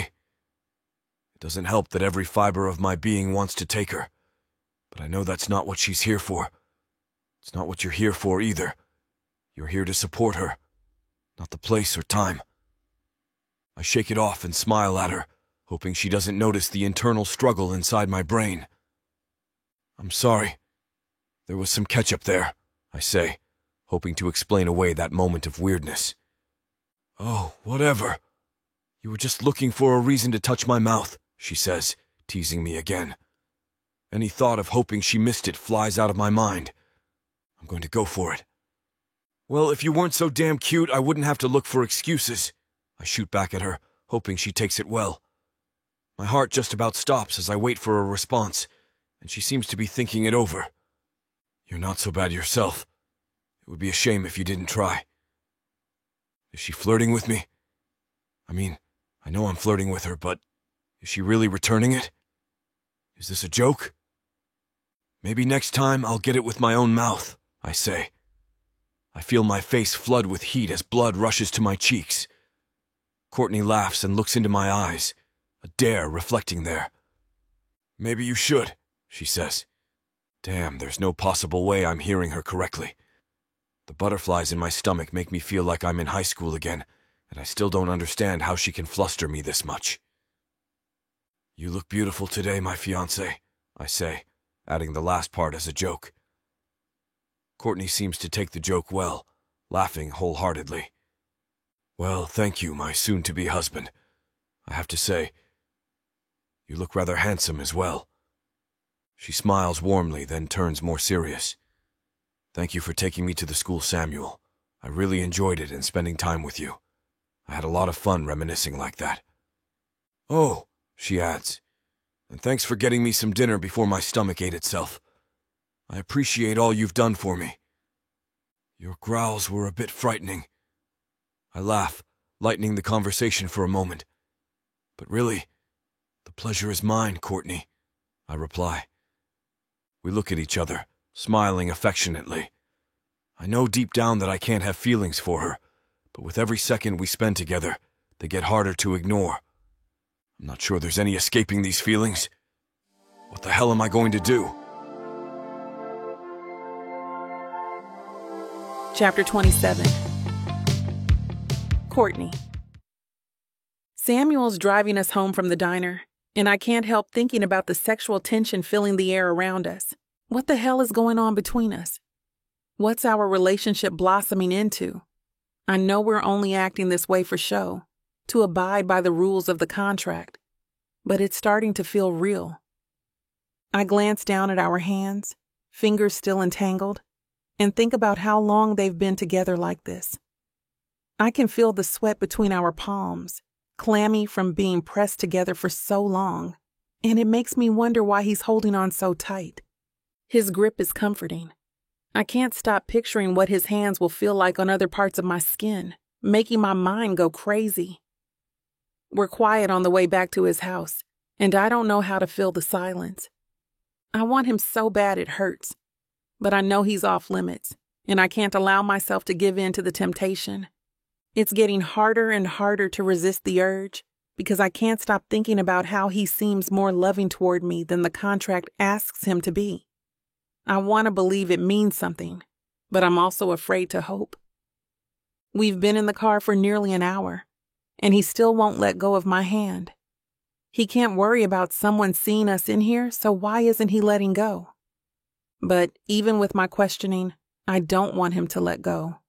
Our hands fit together perfectly like they're made for one another. My smile keeps growing the closer we get to the house. I'm not sure what will happen or what I want to happen, but I know sparks are filling this car, and I want to see what they mean. We pull into the driveway and park. He walks around to help me out, and we head inside. The house is quiet, and Camille isn't here tonight, so we're alone. I sit on the couch watching Samuel awkwardly pace beside the fireplace, and I think about where I want this night to go. He isn't saying a word, and it feels like there's a gigantic elephant in the room neither of us will address. I meet his eyes and smile at him as seductively as I can muster. He quickly looks away, missing my hint by a mile. Okay, fine. If I want something, I will have to do it myself, but first, I need some liquid courage. Can I open a bottle of wine? I ask, breaking the silence. I don't think that's a good idea, he says. I get up and walk into the kitchen, shaking my head. Oh, come on, I'm fine. I'm not drinking with my medication if that's what you're worried about. I open the wine glass cabinet and grab two, setting them on the bar. He raises a brow at me, looking confused. I'm no longer on medication besides a pain reliever if needed, and I haven't taken one today. We're safe. I can drink. Come here and have a glass with me. He hesitates for a moment before smiling and walking toward me. He grabs a bottle from the cupboard and sets it beside the glasses, looking for the corkscrew. I open the drawer where Camille always puts it and grab it, handing it to him. Thank you, he says, popping the top and pouring our glasses. He grabs them both and carries them back into the living room. He sits on the cushion beside me, hands me a glass, and stares into the fireplace's flames again. I follow his gaze to the flame and wonder what he's thinking about as we watch it dance around. The electric fire glowing red makes the perfect romantic setting. I keep thinking about his lips and how kissable they look on the edge of his glass.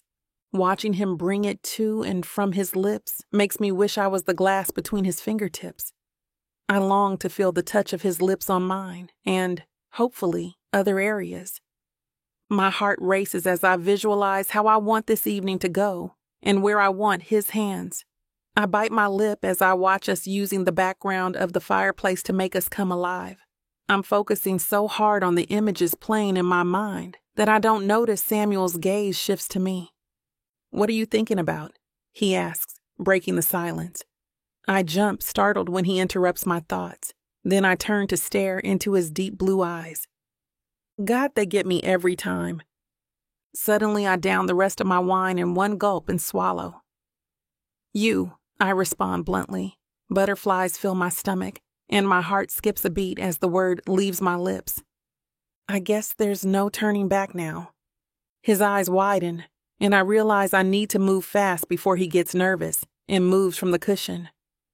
I can't deny my feelings for him anymore, and I can't contain my urge to feel his lips on mine. If I want this to happen, I must do something right now. I move closer to him, leaning toward his face and quickly kiss him. As soon as our lips touch, a spark of electricity jolts me back. I start to sit away from him again, but he quickly grabs my chin, pulls my back into him, and drags my lips seductively across his. He softly bites my bottom lip as he drags it upward, sending shocks of pleasure down my spine. His lips are so magical they're almost magnetic. It's like I can't let go, even if I wanted to. The passion in our kiss can only mean one thing. The hunger between us is reaching extreme levels. I want to savor every second he's on my lips, a feeling I won't soon forget. Chapter 28. Samuel. Her lips on mine feel like straight ecstasy. They're like my own personal drug, and my addiction won't let me quit without taking every last hit. She keeps giggling as my kisses move from her lips down to her chin and trace the side of her neck until they reach her collarbone. I feel her soft breath on my face as her breathing gets heavier with every inch I gain on her skin. Everything feels so good, and her skin is so smooth. My mind screams to stop as I grab the bottom of her shirt, lifting it enough to slide my hand underneath and up to her breast. I know I need to stop, but I can't. I'm too far gone, and I've been holding myself back for longer than I can remember. She's here now, kissing me with a passion I can only dream of, and I want all of her. Nothing in my body can stop every cell from tingling for her. The need to feel her warmth continues growing the longer her lips are on mine. Our kisses get more prolonged and more profound, feeling her tongue against mine. Suddenly, an overwhelming surge emerges, and I grab her shirt, lift it off her head, and throw it on the floor. She's wearing a red lace bra that buckles in the front. Perfect. Easy access for this position. I grab the clasp, ready to undo it and expose the beautiful breasts I'm picturing underneath. I feel her shift under me with excitement, making me go faster. Still kissing her passionately, she arches her back to get more of my lips. I'm ready to undress her and make her mine. Ready to give in to the temptation and my desire for her, kept alive over years of wanting. I can't believe she's finally here with me, in an intimate moment like this. I smile deviously and unclasp her bra. It flings open and exposes her perky round breasts, sparking a pulsating effect in my pants. Suddenly she winces in pain, groaning softly. Her hand comes up to her side, and it doesn't take me long to realize the bra must have moved against one of her sore ribs. Her pain-filled moan wakes the single rational part of my brain. Samuel, what are you doing? She's still healing, and you're trying to fool around? There isn't a single angle that will be comfortable for her, and you can't risk her hurting her all over again. Don't be stupid. There will be another opportunity. Please don't ruin it now. I breathe deeply, knowing what I need to do. What I need and want are two different things, and I balk for a minute at my own maturity. But my mind knows the right thing to do, and I care about her enough to stop my manly urges for her safety. I give her a quick peck and sit up. No, Samuel. What are you doing? Don't stop. Please. I want this. I want you, she says, practically begging. She locks her arms behind my back, not letting me go. My eyes lock into hers, but I can't speak. There isn't a part of my body that wants to stop. Hearing her ask me not to makes it nearly impossible. It's just my stupid, smart brain that knows better, and I'm fighting myself to listen to it. Do you not want me? She asks quietly. Her question nearly shatters my heart into a million pieces. I can't believe someone like her is so insecure, and it enrages me to think of the man who makes her this unsure of herself. God, if only she knew how much I fantasize about her, how it's taking everything inside of me not to look past her sore ribs and go all the way with her, right here on this couch. Her hands slide down my sides and I climb off her, sitting back on the cushion beside her as she reclasps her bra. Once her breasts are put away and she has her shirt back on, I finally trust myself enough to look at her and answer. I place her face in my hands and get close to her, gazing into her beautiful coffee-colored eyes. Courtney, I want nothing more than to get where that was going. Believe me, every cell in my body wants to do that with you. You're absolutely beautiful, and I really like you. Her eyes light up, and the corners of her mouth shift upward. But I don't want to hurt you. You just recovered, and everything is still sore. I don't want to cause a setback. She nods and looks at the floor. Okay, I understand. I laugh. Believe me, as soon as you're 100%, that bra isn't going to be the only thing I'm throwing on the floor. She giggles and looks back up at me. Her lips are still swollen from our kisses, and I quickly realize I need to get myself out of this scenario, or I will forget my rational thinking. How about I carry you to bed, and we cuddle until we fall asleep? I ask. She nods happily. I smile, stand up, and lift her into my arms. I carry her like a baby down the hallway and into my bedroom. I lay her as close to the middle of the bed as I can. She climbs under the covers as I climb in beside her.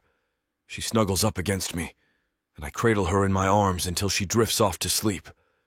As soon as her breathing slows and I know she's really asleep, I put my lips to her ear, whispering, "I love you, Courtney." The sentence warms my heart, and I fall asleep peacefully beside her with a smile. Chapter 29. Courtney. I wake up to the feeling of soft fingers on my forehead, brushing the hair off my face. My eyes blink open slowly. Samuel greets me with a gigantic, loving smile, and I cannot help but reciprocate it. "Good morning, beautiful," he says, tickling my face. "Good morning." I snuggle closer to him. His toned arms feel so good, wrapped around me, and it really looks as if they're in the same position as when I fell asleep. I can't believe how alert and awake I feel. The trick must be to fall asleep in his arms, because I don't remember the last time I slept so damn well. He makes me feel safe, and it fills my heart with hope. Will he be my saving grace? Can he take the thousands of shattered pieces of me, put them together and make me whole again? Does he want to? "Is there anything specific you would like to do today?" he asks sweetly, a smile dancing on his lips. I ponder the question for a moment. "Well, for starters, I would like to continue with the cuddling for a bit. Then whatever you'd like to do," I suggest lightheartedly, nestling back into his arms. "That I can do, sweetheart," he says and chuckles. A few hours later, I'm in the car's passenger seat, singing to whatever comes on the radio. I keep sneaking glances at Samuel. Every time I do, he's smiling ear to ear. I reach over the center console and place my hand in his, lacing my fingers with his. How can I fall for him so quickly? I wonder to myself as we continue the drive. A short time later, Samuel parks the car close to the town center. I look around at all the buildings as he opens my door and grabs my hand to help me out. I don't necessarily need the help, and I think he knows. Still, I get butterflies every time he grabs my hand.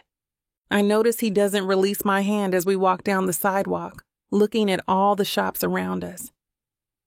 Okay, the question of the day. Lunch or a little bit of shopping first? He asks me. I think about this for a moment and finally reply.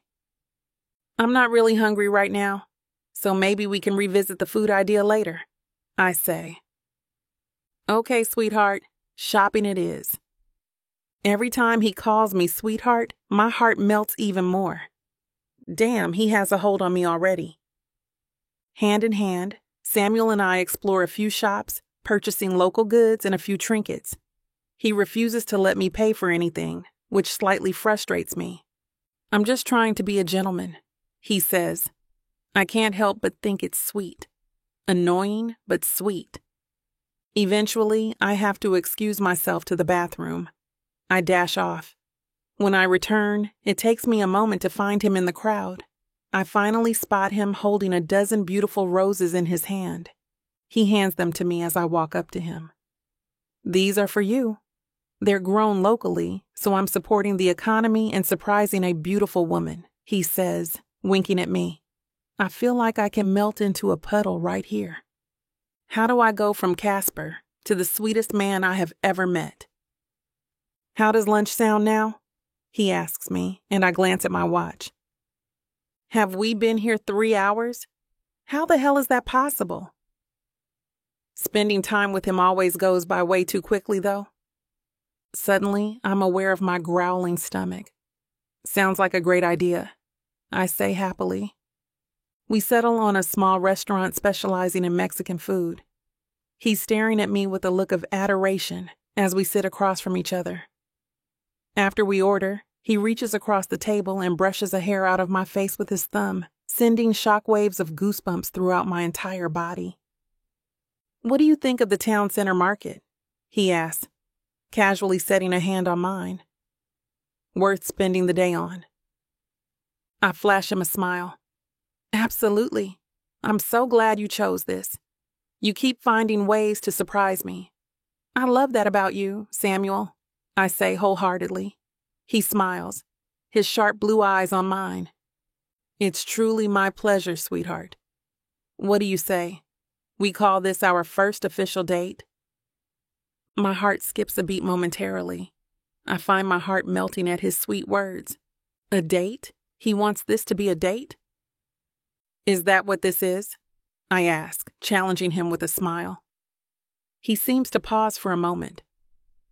Well, I was kind of hoping so, if that's all right with you. His voice is small, almost bashful, and he looks afraid of my answer. I would love nothing more, Samuel. A look of happiness spreads across his face. The waiter brings our food at this moment, and we lose ourselves in conversation as we eat. The drive home brings more singing and hand-holding. For a moment, I'm distracted by thoughts of us. Samuel makes me feel something I haven't in quite a while. I feel happy and safe. Did my feelings ever go away? Or did I just suppress them to be with a man who treated me like trash? Whichever it is, I'm not sure any of that matters now. What matters is I'm completely and totally happy with Samuel. I squeeze his hand, and when he smiles at me, I genuinely return it. Chapter 30. Samuel. I wake early before Courtney and quietly move to the kitchen. I start packing contents for lunch, knowing as soon as she wakes, we won't be home the rest of the day. I finish packing the cooler when her face peeks into the kitchen and she smiles at me. Good morning, honey. Take some time to get ready and pack a swimsuit, I say, winking at her. Courtney's grin gets more prominent. Where are we going? She asks, smile never faltering. Don't worry about that. It's a surprise, I respond. We are at Eagle Valley Reservoir an hour later, soaking in the sunshine and enjoying the picnic I planned. Courtney's endless smile tells me she's having a ton of fun, and I'm achieving my main goal of replacing her bad memories with good ones. Leaving Las Vegas is probably the best thing we could have ever done, I think to myself. I haven't seen her so happy and relaxed since high school, and I also note that her nightmares no longer seem to be an issue. After our picnic, I take Courtney to a private dock. We hop on a dark red boat, quickly firing it up. "Whose boat is this?" Courtney asks, almost yelling over the purr of the motor. I shoot her a quick mischievous smile as I guide the boat away from the dock into the open water. "This is mine, dear." "What, did you think I just ran around hijacking boats?" I joke. Courtney quickly strips out of her shorts and tank top, revealing a bikini coincidentally the same color as the boat. I continue guiding the boat farther into the reservoir as she walks up and stands next to me, placing her hand on my back. When we finally reach my intended spot, I drop the anchor and smile at her, clambering to the back of the boat. Courtney shoots me a quizzical look, but before she can say anything, I jump into the cool, refreshing water. When I finally resurface, I hear her laughter echoing in the warm air. "Are you going to come and swim with me or what?" I say, trying to antagonize her into jumping in. It turns out to be less effort than I expected, as that's all it takes for her to jump off the back of the boat, landing next to me. I laugh out of pure happiness. As soon as she resurfaces, she swims to me and wraps her arms around my neck. Without hesitation, I land a kiss on her soft lips. When I pull away, I notice Courtney smiling. "What was that for?" she asks. "Oh, nothing. I'm just happy to see you enjoying yourself." After swimming for a bit longer, the water chills us to the bone, and we settle for just riding around in the boat. Courtney is draped on the back bench seat, smiling as we cruise around the reservoir. I'm in total bliss, enjoying the beauty of the landscape and the woman with me. As we head back to the dock, Courtney makes her way up to me and sits in my lap, kissing me on the cheek as she does. My heart could honestly explode with joy. As I pilot the boat to the dock, I wrap my arm around her waist. I still have a few more cards up my sleeve today because I'm trying to make this the best date she's ever had. I can't help but feel like I might be succeeding. The sun's beginning to set when I get my boat tied back to the dock. We hold hands as we walk back to the car, talking with each other about nothing in particular. When we reach the car, I open the door for her, allowing her to sink into the seat before walking around to the driver's side. After I get in and start the engine, Courtney places her hand on mine on the center console. "Where are we headed now?" she asks curiously. I glance at her and wink. "Well, that would just ruin the surprise now, wouldn't it? I have one more thing planned," I say. Courtney quickly starts acting as the DJ, and I can't help but notice that most of the songs she's playing are love songs. The thought of her being happy with me fills my heart with everything I could have ever asked for. A short time later, we arrive at the park, the sun fully set now. Courtney looks puzzled, so I finally decide to give in and tell her what we're doing here. "Have you ever been stargazing?" I ask her. "Not in forever. Is that what we're doing?" Her eyes light up at the idea. It truly is the little things in life that make me so happy with her. We find a nice level spot to spread the blanket and sit closely next to each other. She moves close to me, once again reaching for my hand. "What do you know about constellations?" I ask her. Not much," she admits. I begin to teach her about several constellations, and she looks interested in what I say. In fact, she's almost hanging on my every word. I don't get too far in before we both spot a shooting star at the same time. Courtney gasps, pointing at it. "Make a wish, Samuel," she says excitedly. I close my eyes and decide to wish for the thing I want most. I wish this will never end between Courtney and me. I open my eyes and catch her smiling at me. "What?" I ask her, confused. "I think I know what you wished for," she says, her eyes piercing mine as she drifts closer. "I hope you're thinking the same thing I am," I think, as her soft lips finally connect with mine, sealing the perfect day with a kiss. Chapter 31. Courtney. Sorry for the interruption. Things are getting a little too heated for YouTube. You can access the full, unabridged version of this audiobook on TylaWalker.com with the discount code SAVE40 for 40% off all digital products. Thanks for reading Tight AF. This is it, baby. This is what you can get me that'll make me happy. You know I'll get you whatever you want. All you need to do is ask me and I'll give it to you. This ain't just it. This is everything I could ever want. Now I'm curious. What does a strong, sassy woman like yourself want so badly? Baby, you know what I want? Can't wait to hear. The Big Baddie Bundle from Tyler Walker. It has everything I need. 20 ebooks with over 1 million words of sassy romance and spice that'll keep you on your toes. 10 audiobooks containing over 60 hours of that seductive voice telling me naughty things all night long. You don't need an audiobook for that, baby. Right here. You may be fine and all, but no one tells it like the way Miss Tyler does. And I need her in my life. The Big Baddie Bundle is everything you need.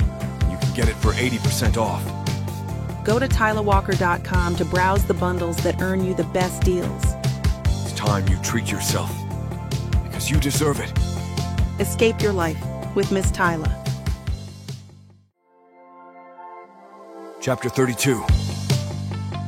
Samuel. Courtney and I are back at the house, and everything seems to be going perfectly. We're living in absolute harmony like we have done this our entire lives. I can't ask for much more, and I'm beyond happy with where we are. We cook breakfast together, making a little bit of a mess in the kitchen with pancake batter strewn everywhere.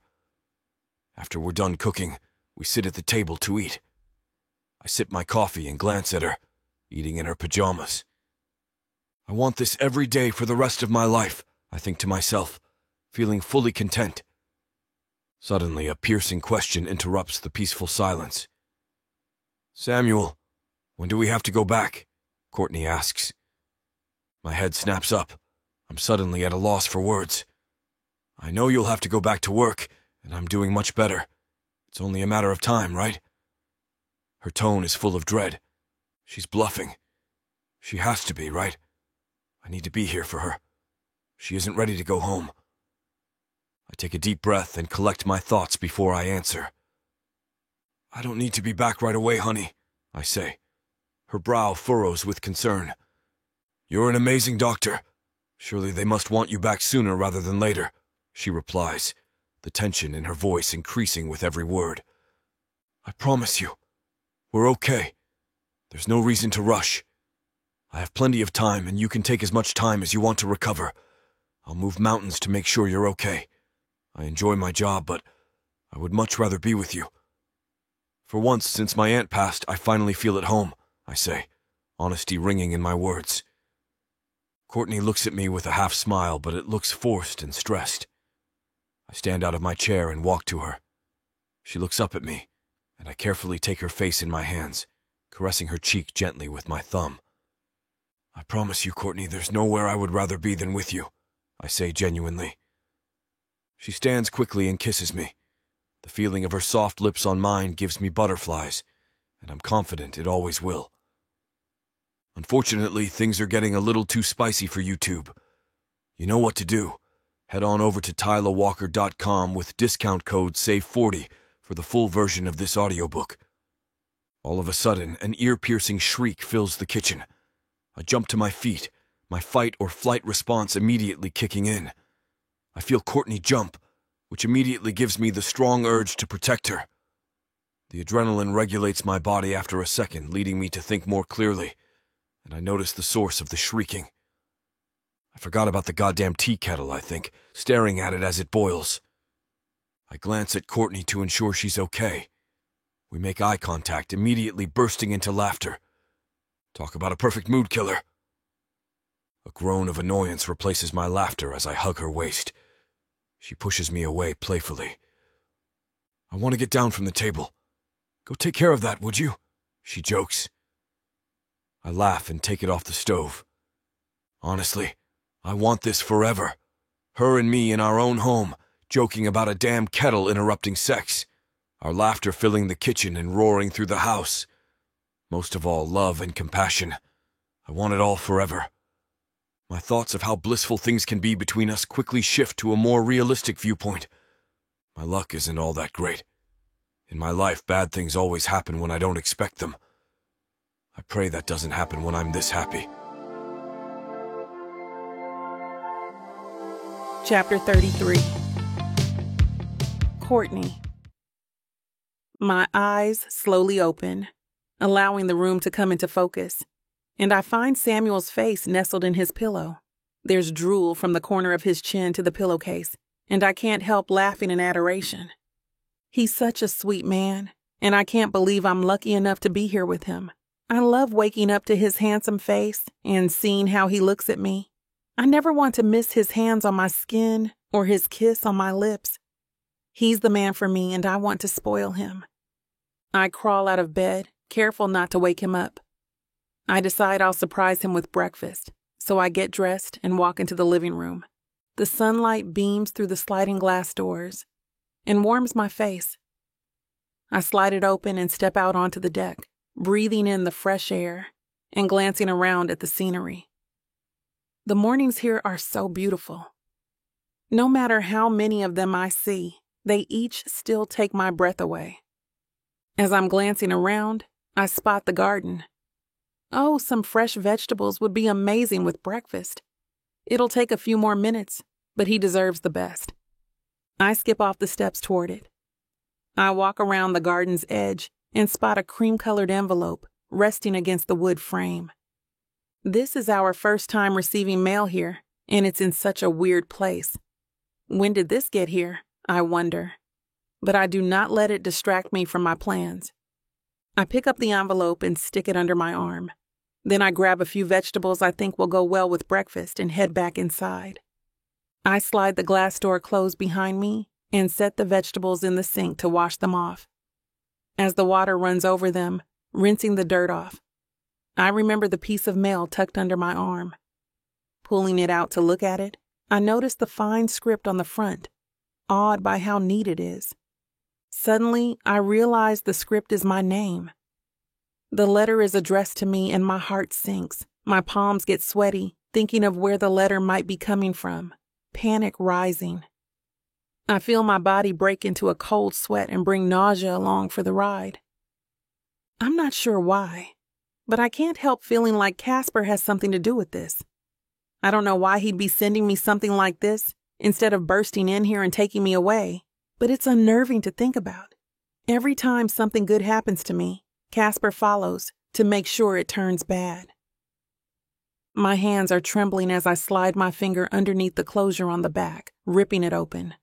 I have a bad feeling about the contents of this envelope, but I know I can't just ignore it. I peek inside and notice a perfectly folded piece of paper. I take a deep breath and then slide it out carefully. I'm treating it like a bomb, bracing myself for the impact. I unfold the paper, and my eyes dart back and forth across the page, reading its contents. I'm nearly halfway through it before realizing what it is. I scream, throwing my hands over my mouth and crumpling into a ball on the floor. It feels like a bullet explodes through my chest, and I can't breathe. My cries are muffled by the lack of oxygen in my lungs as I'm gasping for air.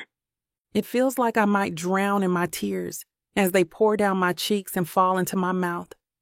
Everything hurts, and it feels like the world is crashing down around me. I feel like a crushed pile of crumbs on the floor, waiting to be swept away and forgotten. Suddenly, warm hands wrap around me, and I feel Samuel at my side. "Courtney, what's going on?" I hear him ask, but the answer is stuck in my throat. I'm silent, still trying to breathe, when he looks over and sees the open letter on the floor beside us. "No!" he yells, cursing at the sight of my parents' death certificate. I let out my loud cries, feeling comfort in his embrace. My sobs are painful, but there's nothing I can do to stop it. I'm the worst daughter ever. How could I let this happen without making things right? I scream, tears streaming down my cheeks. Samuel lays down beside me on the floor, trying his best to wipe away the tears. "Don't think that. You weren't at all. They loved you and wanted the best for you. They wanted you to be happy, no matter what." "I don't deserve to be happy," I wail, almost choking on the truth of it. "That's not true. You deserve the best. It isn't your fault, Courtney. It was an accident." I sob a moment longer before the words trigger something in the back of my head. I push his hands off me, sliding across the floor away from him. What did you say? It was an accident. How did you know? I ask angrily. Samuel doesn't say a word. I watch his mouth opening and closing, looking like he's trying to speak, but can't find the right words. I give him a few moments to come up with something, wondering how the hell he'd know when he hasn't read the letter. His face goes pale, caught by surprise. My stomach knots as it sinks in.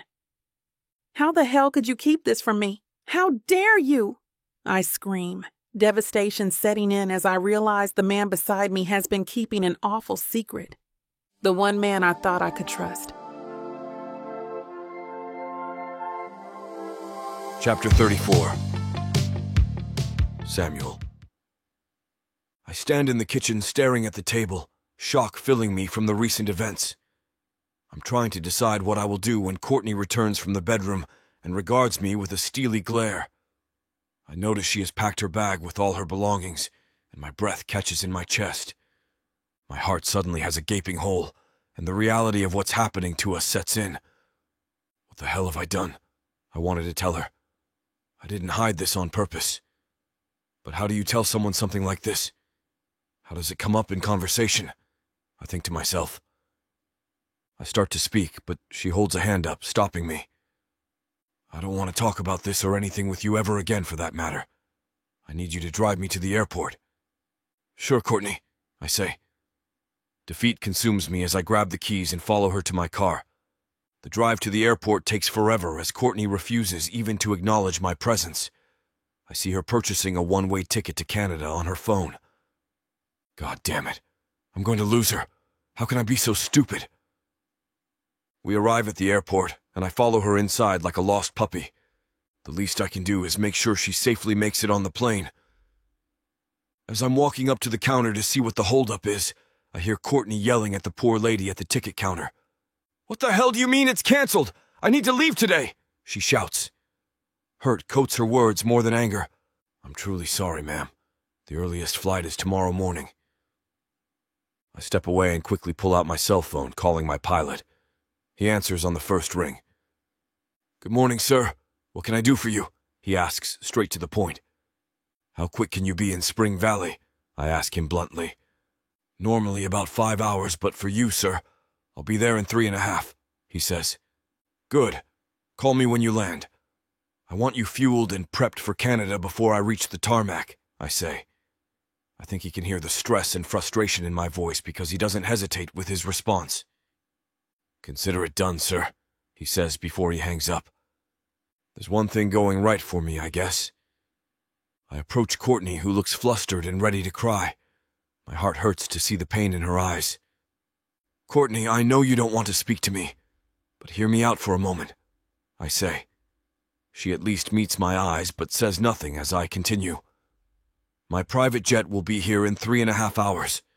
I will take you to Canada to be with your family, and if you still want nothing to do with me afterward, I understand."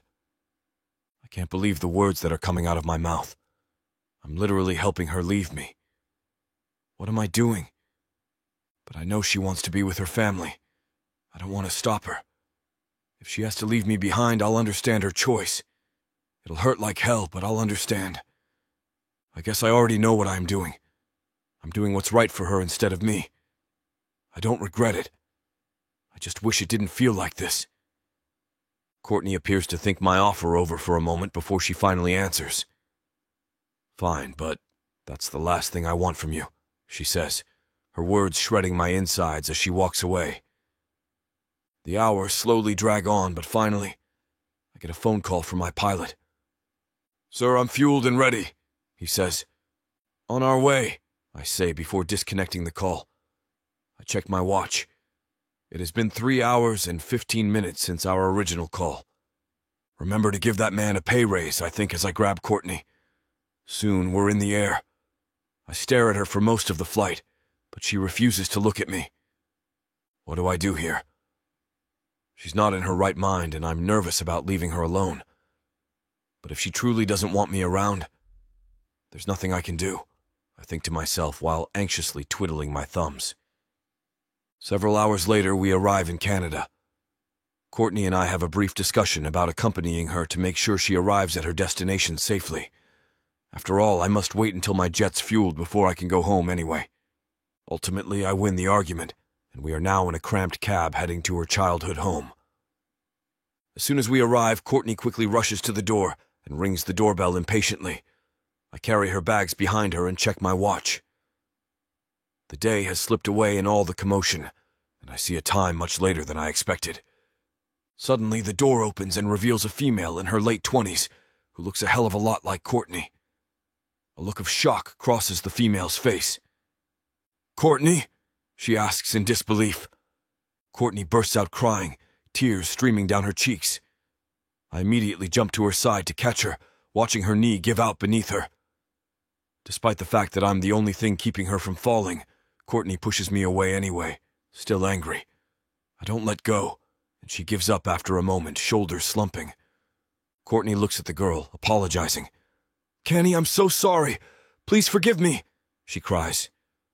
The shock on Canny's face finally seems to subside, and before long she is crying equally as hard.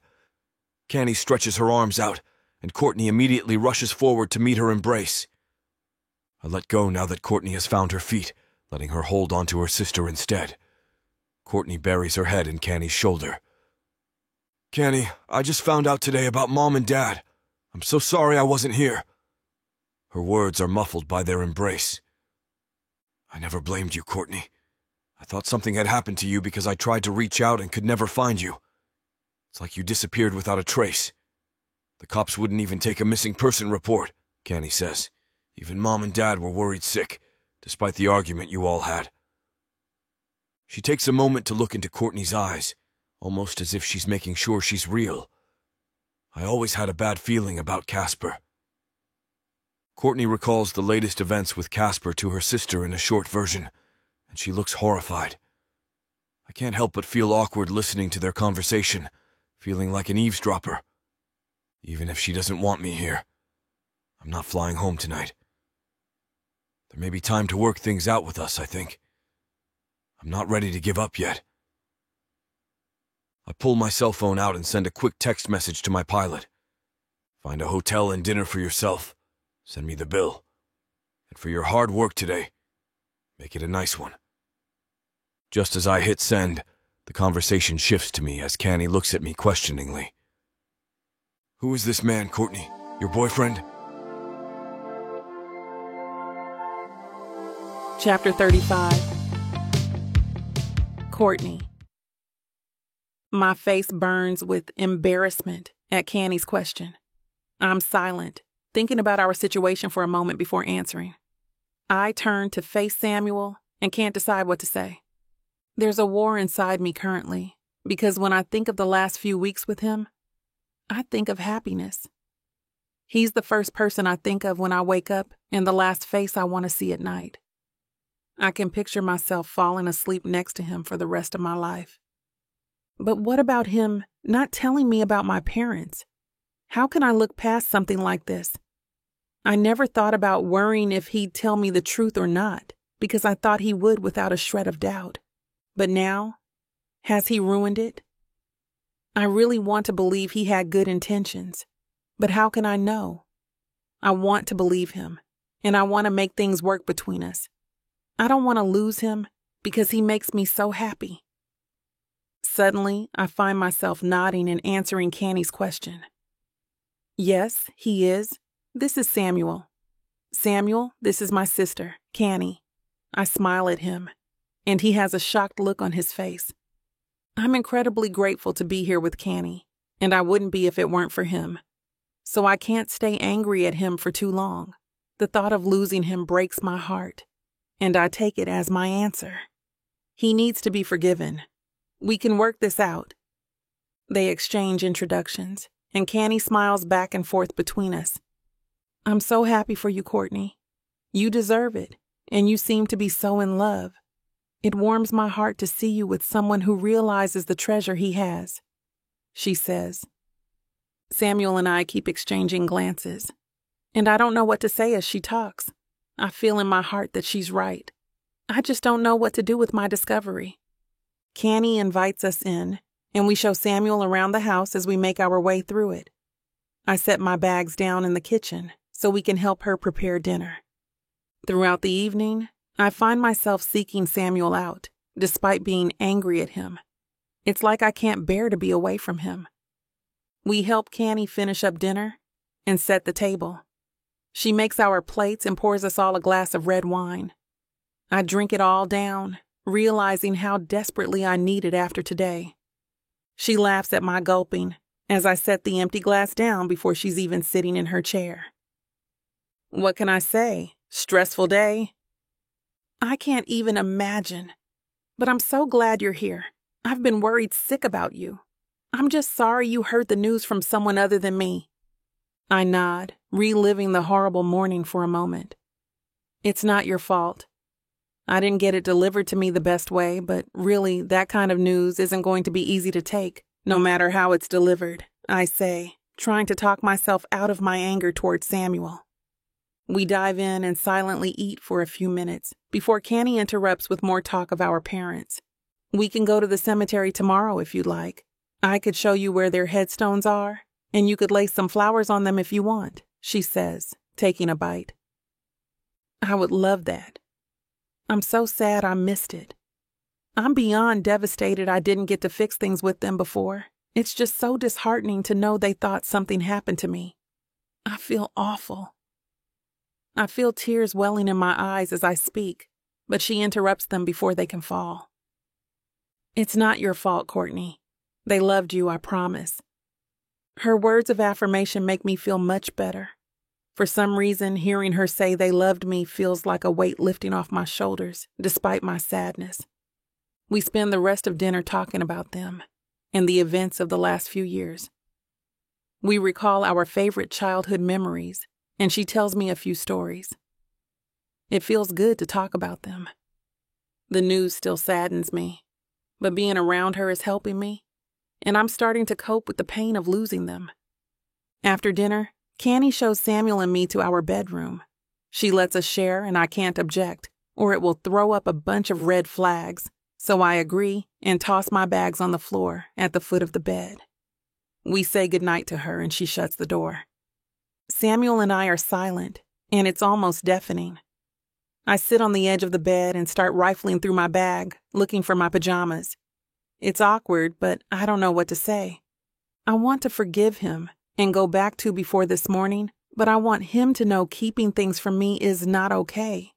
I'm torn between wanting him and setting boundaries for myself on what to tolerate. Suddenly, Samuel sits beside me, staring at the floor, and reaches for my hand. I let him take it, but my nerves are all over the place, waiting to see his next move.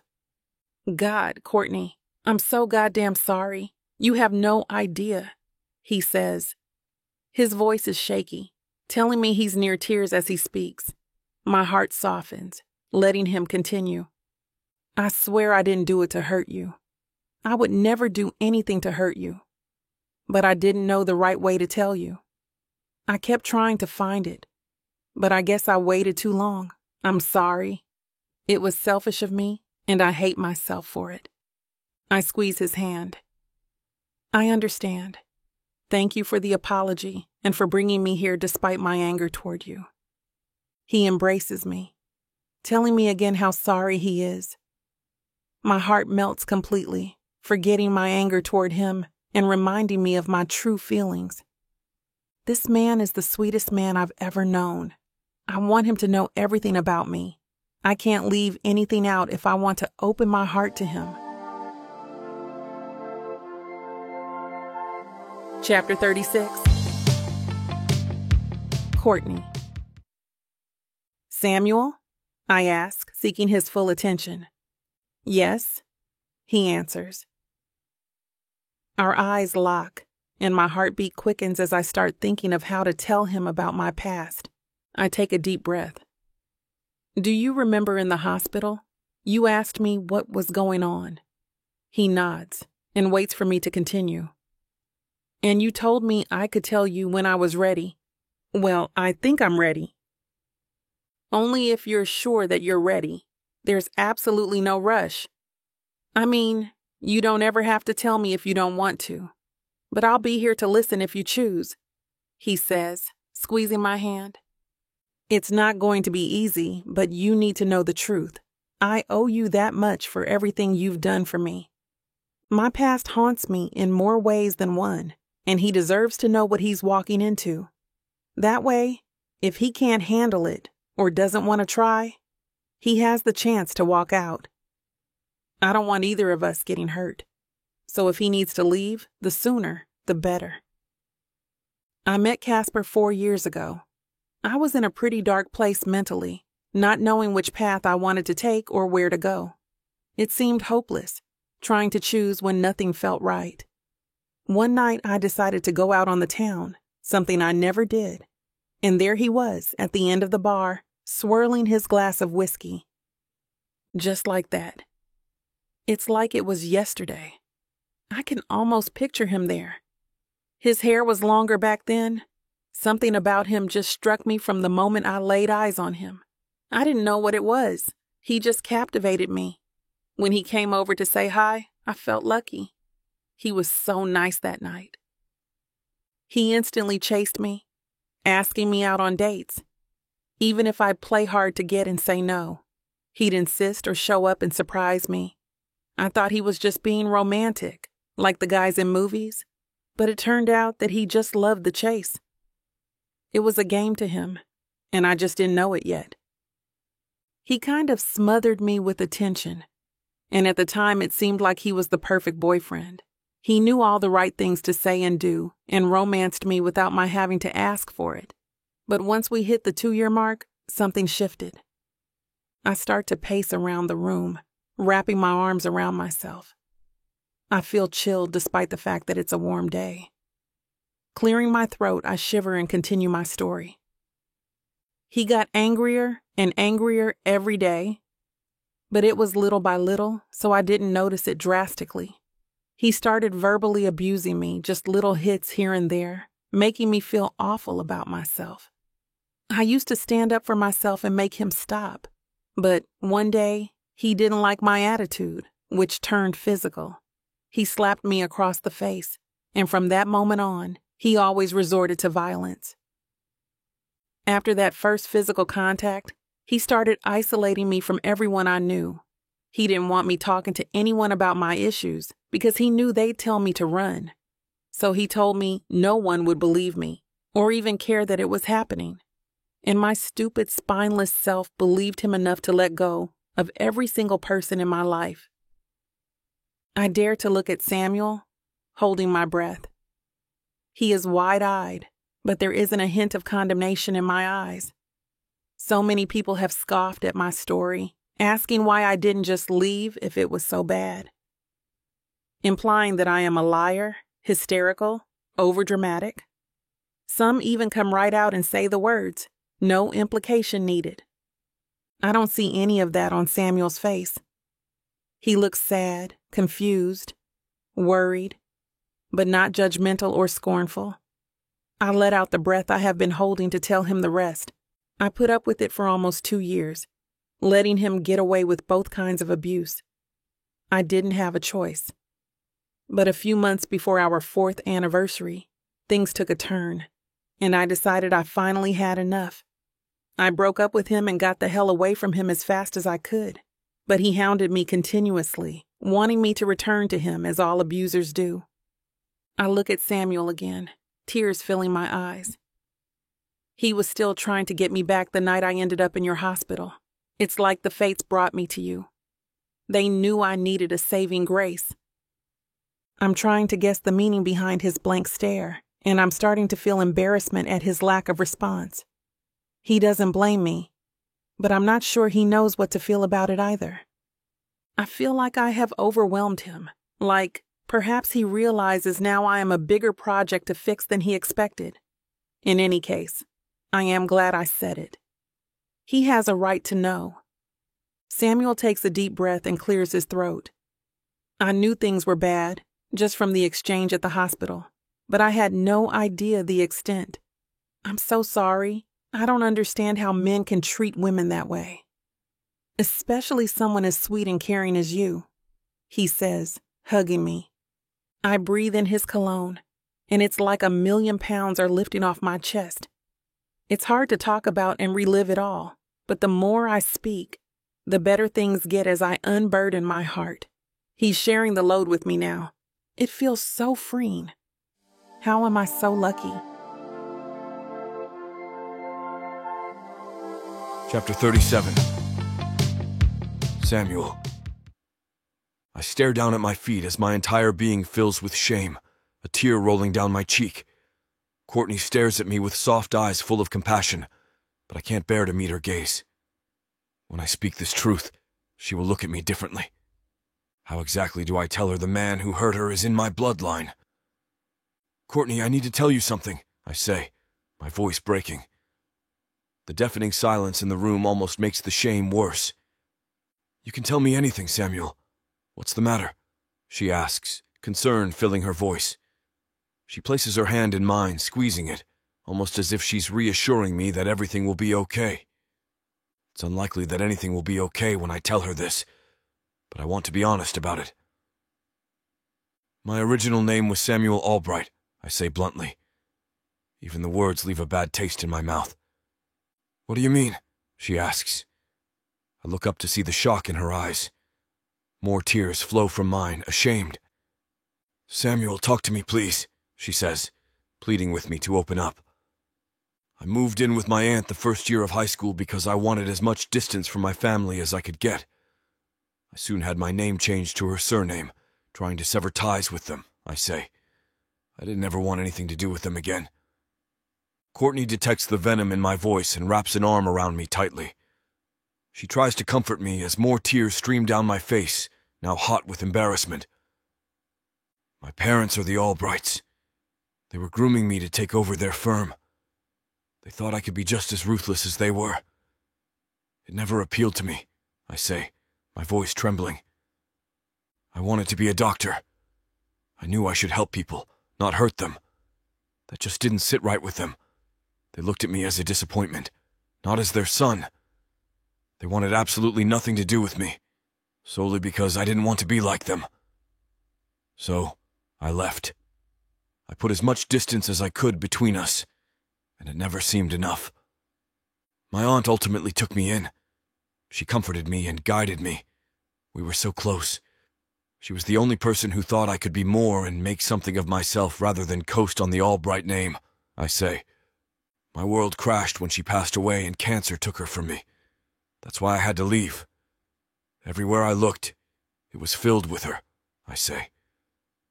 I owe my success to her. She left me everything. She ensured I could follow my dream and help people, even though she was gone. Tears are now free-flowing, soaking my pants as I sob uncontrollably. My body shakes, causing the entire bed to tremble as my body is racked with waves of tears. I've spent my entire life being ashamed of the name I originally held. They are horrible people, and I'm ashamed to be tied to them, I choke out. A tear falls on Courtney's face as she listens to me. She looks deeply into my face and seems to read the hurt written all over it. She rubs my back, allowing me to cry, and offering me words of comfort and support. Her heart seems to break with mine the more I cry. Come to think of it, she has never seen me cry. Hey baby, it's okay.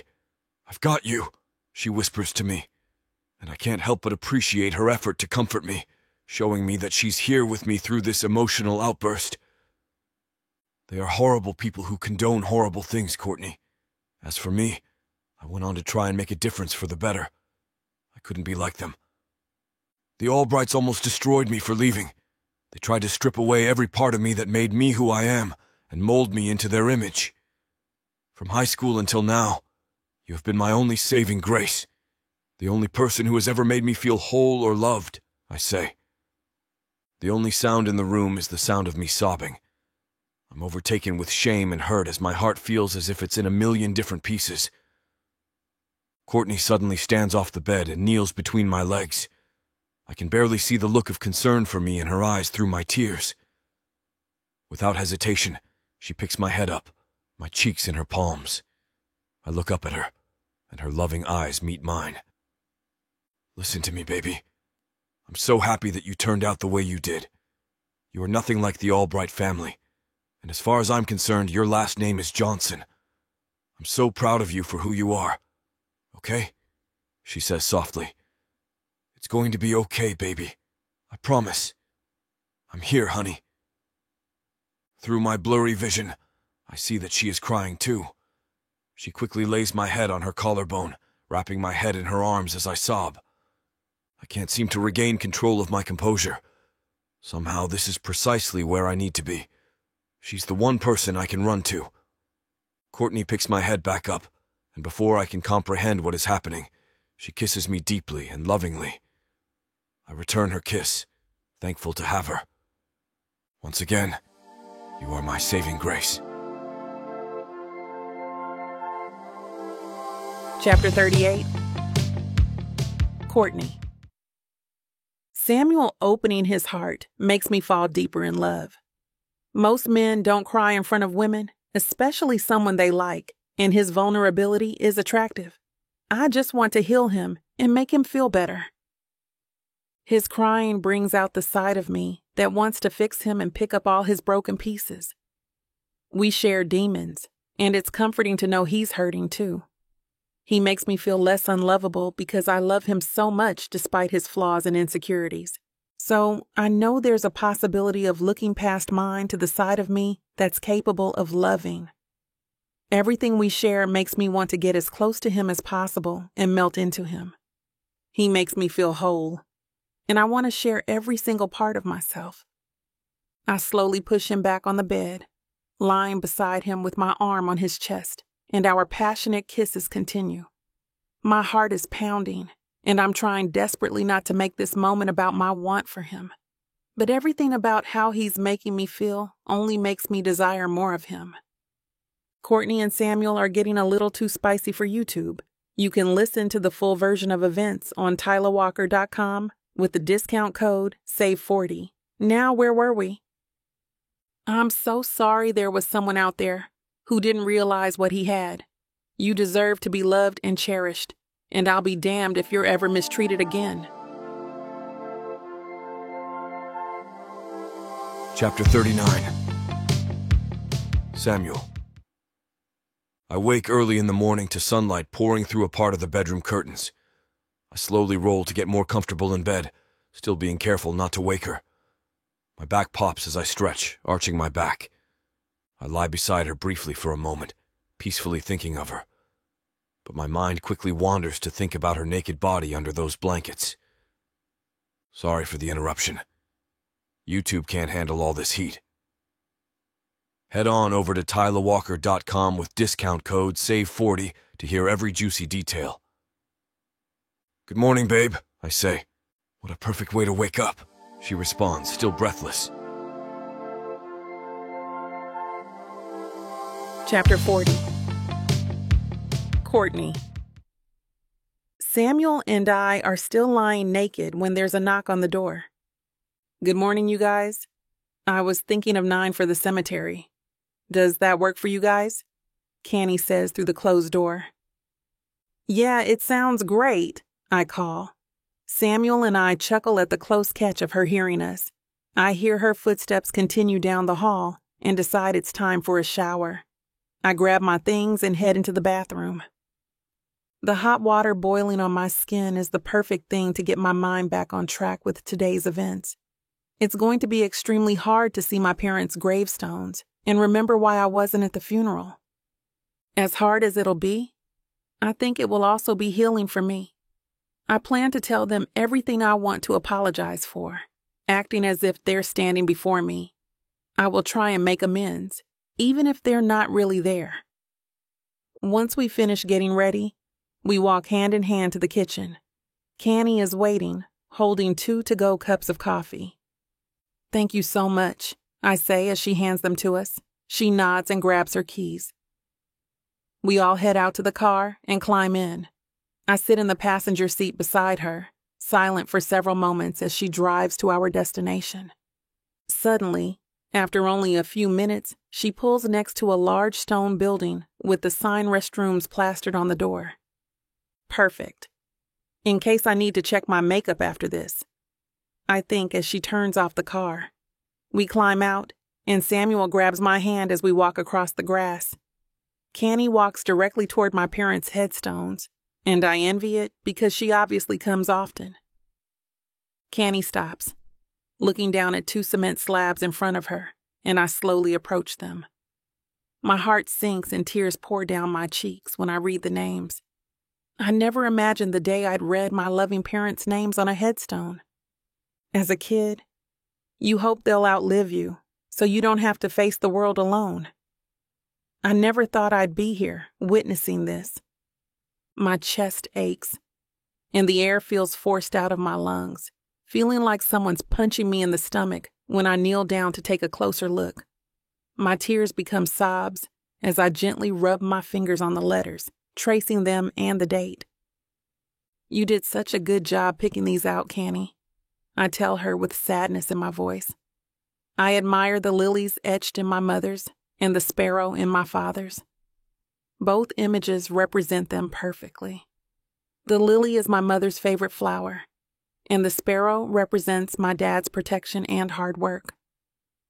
Hey, Mom and Dad, I know it's been a while since you've heard from me, and I'm unbelievably sorry for that. It's not your fault. It's mine. I ignored all of the red flags and your suggestions when I should have listened to you. I'm so sorry that you and Canny have been worried about me. I didn't know. I promise it's nothing you guys did. It was Casper, and he wouldn't let me communicate with anyone, but I'm not here to talk about that. I dealt with it, just like you taught me, Dad. I finally protected myself. It was too late. But I did it. I got out. He didn't break me. I didn't let him, I promise. I pause for a moment. As the sobs take my voice from me, I cry, letting the tears fall onto the grass below me. I sniff and take a deep breath, continuing despite my tears. I'm sorry. I'm so sorry I didn't know. I'm sorry I have been such a disappointment for so long. I should have been here, and I should have known what had happened. I hope you can forgive me for everything while I try to forgive myself. But I brought someone here to meet you, I say, standing up and pulling Samuel toward me. This is Samuel. You might remember him from our brief time in Spring Valley. He just looks a bit different now, I giggle, nudging his shoulder. He was the light at the end of a very dark tunnel. I finally found my place. After all this time, it was with him. Samuel squeezes my hand and smiles. I promise I'll take good care of your daughter. She won't be getting rid of me. He laughs, and it makes me emotional. I want to tell him how much I love him at that moment, but it doesn't seem like the right place. We sit and talk for nearly 2 hours, helping me heal. When I finally feel like I've gotten out everything I need them to hear, we say our goodbyes and head to the car. It's strange saying goodbye to them because I won't be able to visit their stones frequently, but I find peace knowing I can get things off my chest. We're getting to the car, and Canny says she needs to use the bathroom, so I agree to go with her. Samuel climbs in the car to wait for us. We walk into the bathroom, and each picks our stall. We're talking back and forth about how good it is to experience our goodbyes with my parents together. Suddenly, she's quiet and not responding. As I open the stall door to wash my hands, I notice that her stall door is open, and she's suddenly nowhere to be found. I walk frantically around the whole bathroom, checking every nook and cranny, but I don't find her. I open the heavy bathroom door and run outside, only to find her sprawled flat on the ground. I gasp at the sight of her and start to run frantically, but suddenly I feel a hand grab me harshly from behind, stopping me. I'm struggling and screaming to get away, panicking and kicking as hard as possible to get free and get to my sister. But suddenly, I feel a brutal hit to the back of my head, and everything turns black. I can't move or speak, but I hear my mind screaming for Canny and Samuel as I drift off into the darkness. Chapter 41. Samuel. I'm leaning beside the car, waiting for Courtney and Canny to return from the bathroom, when I pull the phone out of my back pocket. I want to check my messages and hope to pass the time, because cemeteries creep me out. I tap on the screen, but it's black, so I press the power button and it doesn't budge. Damn, it's dead. I open the driver's door and slide into the soft leather seat, fingers fumbling for the phone charger. When I finally find it, I plug it in, eager for it to charge enough to come back to life. After a few minutes, my screen lights up. As I'm typing in my passcode, an incoming call from Bruce interrupts me. What does he need right now? I question and swipe to answer. Hello? I ask. Samuel, where the hell are you? He asks urgently. I'm in Canada with Courtney. Why? What's going on? I ask, now curious. As Bruce responds, his voice changes from urgent to angry. I know you are. I meant specifically. What the hell is wrong with you? We have been trying to get a hold of you and Courtney since last night, he yells. Jesus, what is his panties in a bunch? Damn, Bruce, I'm really sorry. It's been an eventful few days. There's been so much happening and a mess of sorts to figure out. It won't surprise me if her phone is dead too. Like I said, it's been hectic, I say, trying to calm his rage. He's so dramatic sometimes.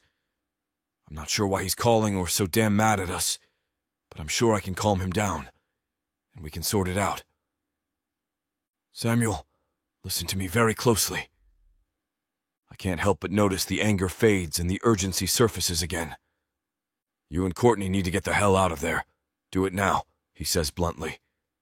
What the hell is going on? Bruce, level with me. What the hell is going on? I ask bluntly. Casper is one step ahead of us, Samuel. We finally got a warrant to arrest him last night. Our new information will blow your mind, but Courtney's parents' death wasn't an accident. Casper killed them. There was nothing accidental about it. He got away with it for a while, thinking no one would look into it. But we did, and the bastard was sloppy. Suddenly, the blood drains from my face as I understand. No, Casper killed them. The headstone I was just talking to is because of him, and not some accident. What the hell? How the hell am I going to explain this one to Courtney? She truly will never forgive herself for this. Bruce's voice jars me out of my thoughts. Somebody tipped Casper off about the warrant. We got word that he's fled out of the country, and I have a pretty good idea of where he might be, he says slowly. I quickly understand what he's inferring, and panic sets in as I realize I need to get the girls out of here. The realization of how much time has passed washes over me like a tsunami. I can't see Courtney. There's no way she's still in the bathroom. How can I let this slide without notice? Damn it, Samuel! Damn! I shout, throwing open the car door. I sprint faster than ever toward the direction of the bathroom, hoping my suspicions are wrong. As soon as I round the corner, my heart halts as I immediately see Canny lying on the ground. I quickly rush to her and feel her carotid artery for a pulse. I sigh in relief as there's a strong heartbeat. Thank God. She's alive. I look around for Courtney. I go inside and search the rest of the bathroom, but after checking every inch, realization dawns on me. She isn't here. Oh my God. Bruce, she's gone.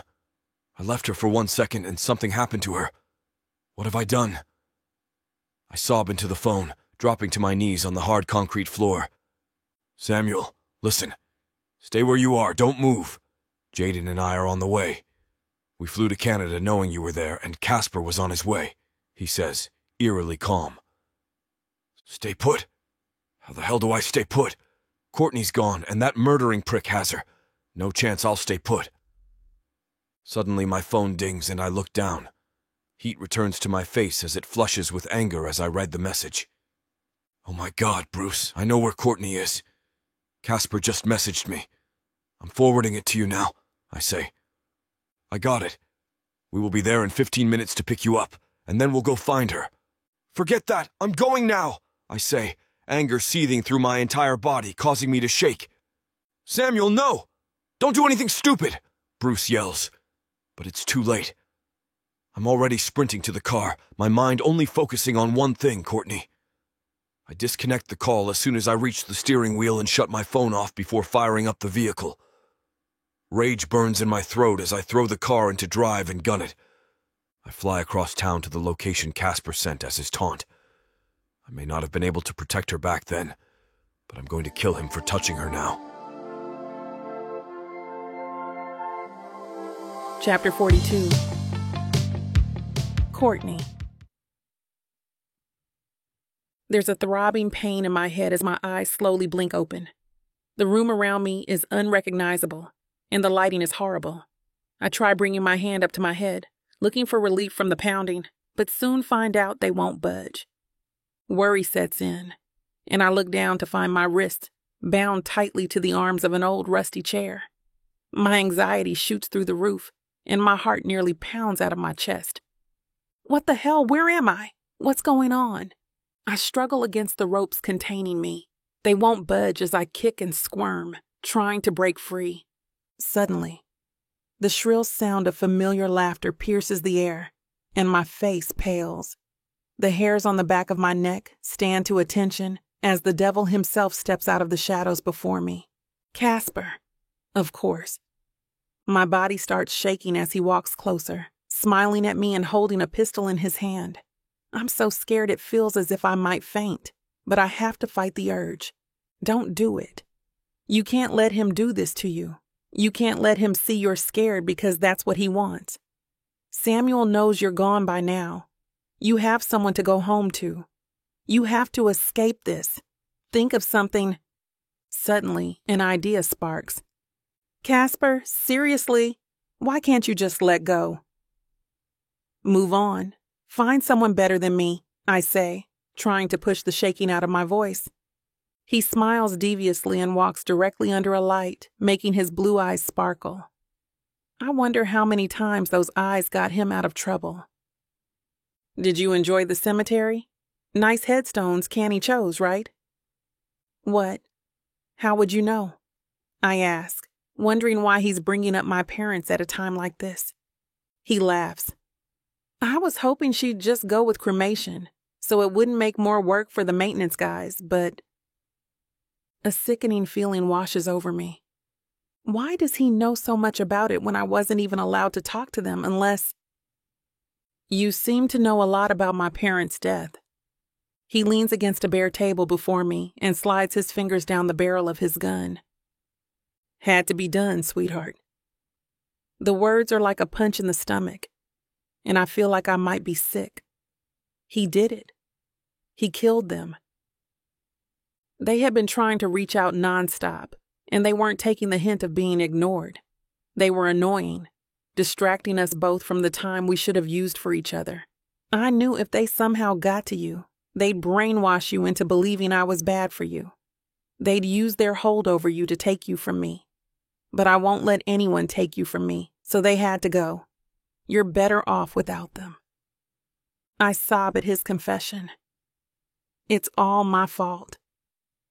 I thought getting away from them would shelter them from him, but instead, it did the opposite. Now, I have to kill Samuel next because he's trying to do the same thing they were, and we can't have that. I shake my head frantically, trying to fight through my tears. But he's your cousin, I yell, trying to humanize his thoughts. He scoffs. He might be, but Samuel was a shame to the Albright name. He's a disgrace, and I'd be doing everyone a favor by making him disappear. Screw you, Casper. You have no idea what you're talking about. Samuel is 1,000 times better of a man than you could ever dream of being. I scream, tears rolling down my cheeks. He raises his free hand and slaps me across the face. I try to move away from it, but my hands are bound too tight. I thrash and yank against the ropes, panicking at the need to move and being forced to stay, something he's good at making me do. That bastard even had the nerve to send his hounds after me. Damn those dogs of his. He slams a fist at the table. Those hounds have names, and they're his best friends. They're only protecting him like you say you're doing to me. You can't touch them. I won't let you. This isn't their fault. He laughs and ignores me again. First, I'm going to kill Samuel, and then I'm going to kill the rest one by one. No, please. Can't you just take me? I promise I won't run anymore. We can go somewhere, start over, and forget any of this ever happened. I'll be the perfect wife to you, whatever you want. I'll behave, I promise. Casper quickly walks toward me, lowering himself within inches of my face. I can feel his breath on my lips as he's trying to overpower me. I'm going to keep you until I get tired of you. But I have learned my lesson by giving you freedom. So you will never again know what it feels like to walk freely. You've earned every damn thing you get. You will never again question who you belong to because you're mine. And I'll keep you breathing for as long as you keep me entertained. Got it? Suddenly, all the fear drains from my body, and I'm full of boiling anger. I grit my teeth, preparing for the fight of my life. I won't let him destroy my life and any of my loved ones ever again, even if it kills me. I won't let him hurt them or me, and it'll be worth it if it takes my last breath to stop him. I yank my wrists as hard as possible, breathing through the pain as my wrist struggles against the tightness. The rope is cutting my skin, and I'm prepared to break my hand if necessary to squeeze out, when suddenly there's a roar of an engine and the sound of brakes screeching to a halt. My heart pounds when I wonder which of his minions is joining the party. I continue yanking on the rope, trying to hurry and get free before he has more help. Casper turns to me again with an evil smile. He steps back and grabs the gun off the table, waving it in the air. Speak of the devil. Samuel's here, and right in the nick of time, he says, taking a step toward the door. Casper, no, please don't. Untie me, please. Casper, I scream, begging for an ounce of humanity, but he laughs at my desperation. I hear a car door slam shut, and my heart stops. No, Samuel, don't come in here. Chapter 43. Samuel. I slam the door and run into the warehouse. I come to a massive barn door and slide it open, struggling with the rusty hinges. As soon as I step into the room, Casper's standing in front of me with a gun in his hands. My heart drops when I see Courtney tied to a rusty chair behind him. Casper, just put the gun down, and we'll talk rationally. We don't want to hurt anybody, I say, lying through my teeth. I know it's necessary if I want to get her out of here. Casper laughs hysterically and shifts the gun, pointing it directly at Courtney's head. His laughter is that of the Joker, and it's almost bone-chilling as it fills the air around us. She might let you tell her what to do, but I won't be doing that. I'm in charge here, Samuel. I nod, anger boiling inside me, but not wanting to piss him off until she's no longer in the middle. Okay, got it. What do you want me to do, huh? What will make you let her go? I ask. Oh, much better. Now kneel. I get on the floor, kneeling before him like a peasant to his master. You better enjoy this, you bastard, because as soon as she's not in the crossfire, it'll be the last thing you enjoy. Suddenly, Courtney's voice joins in. No! Please, Samuel, don't listen to him, she yells, shaking her head. It's okay, honey. I'm willing to do whatever he wants to get you safe. Would both of you just shut up? Crawl, Casper orders, pointing the gun's barrel toward a spot on the floor in front of him. Once I'm close, Casper sits in a chair beside the table, shoving his boots in my face. I stop as I reach him, and the barrel shifts to my head. Good boy. Now lick.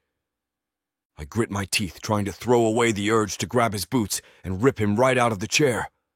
No! Courtney screams, interrupting. Stop, Samuel! He's not going to treat you like a dog. But I know if I don't, and it goes wrong, I'll never forgive myself.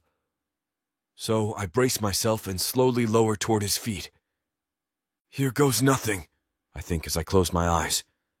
Before I reach his boots, Courtney bursts out of her bonds and flies toward Casper, knocking him out of his chair. They're on the floor wrestling as she's trying to get the gun out of his hand.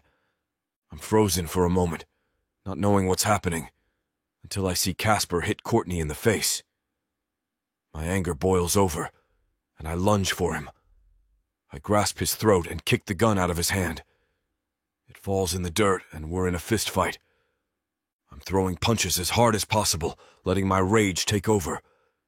He's not even flinching, smiling each time I make contact until he reaches for the gun.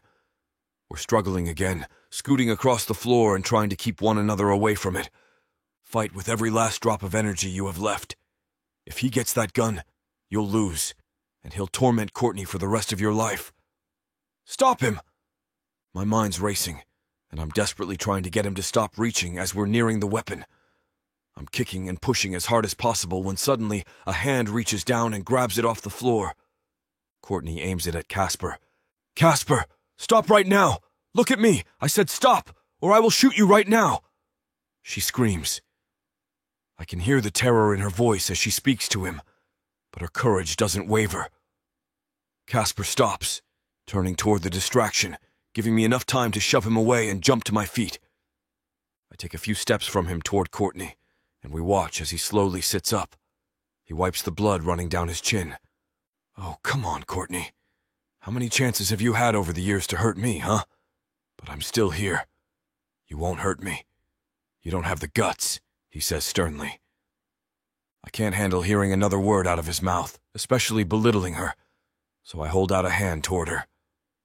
Courtney, hand me the gun, I say in the calmest voice I can muster. But she doesn't move, keeping it pointed at him while he stands up. Courtney, please, give me the gun. There's no need for you to get your hands dirty like this. He's not worth it. Give me the gun and walk away. She shakes her head at me as he tries to take a step toward us. Suddenly, 2 gunshots ring through the air, and Casper screams in agony as the bullets hit each of his legs. I watch him fall unconscious to the floor, and her voice rings out again. Kneel, crawl, and lick the floor, bastard!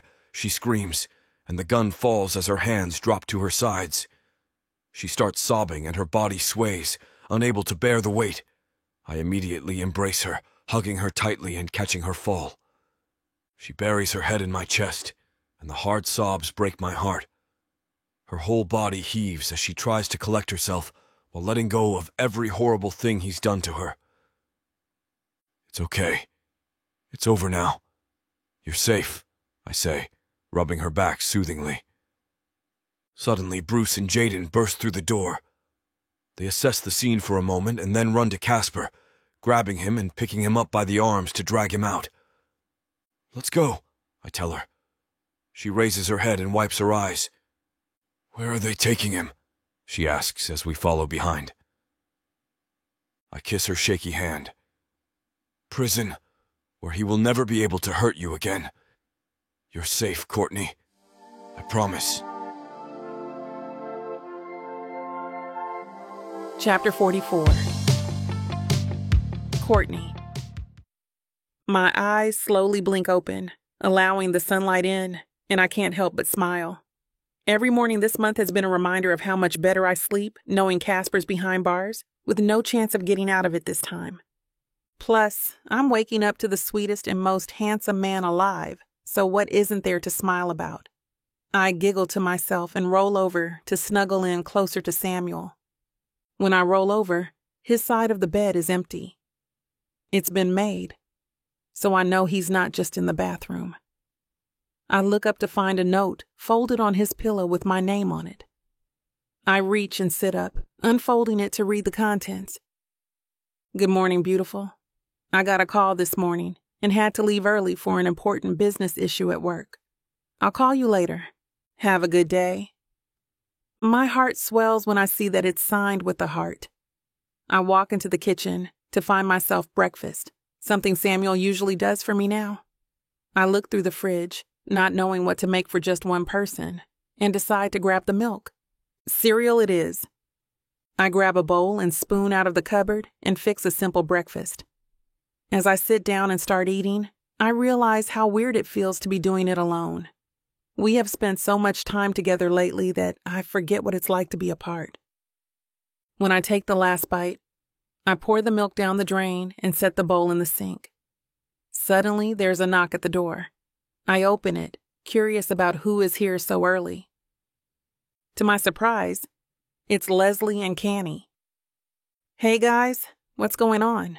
I ask, surprised to see my sister here too. Hey, Courtney, Leslie says. It's so good to see you. For a while, I wasn't sure if you guys would ever come home. She laughs and hugs me. Up until recently, I didn't want to come home, I joke back. Canny, what are you doing here? I ask, gesturing for them to come inside. They follow me to the couch and sit across from each other. We're here to invite you to a party, Canny says, ignoring my question. I raise an eyebrow at them, confused. What kind of party? And again, how are you here? She giggles. Your cute man got me here in his private plane. The details don't matter, Courtney. There's a party involved. Okay, fine. But can I at least know what the party's for? They shake their heads before Leslie chimes in.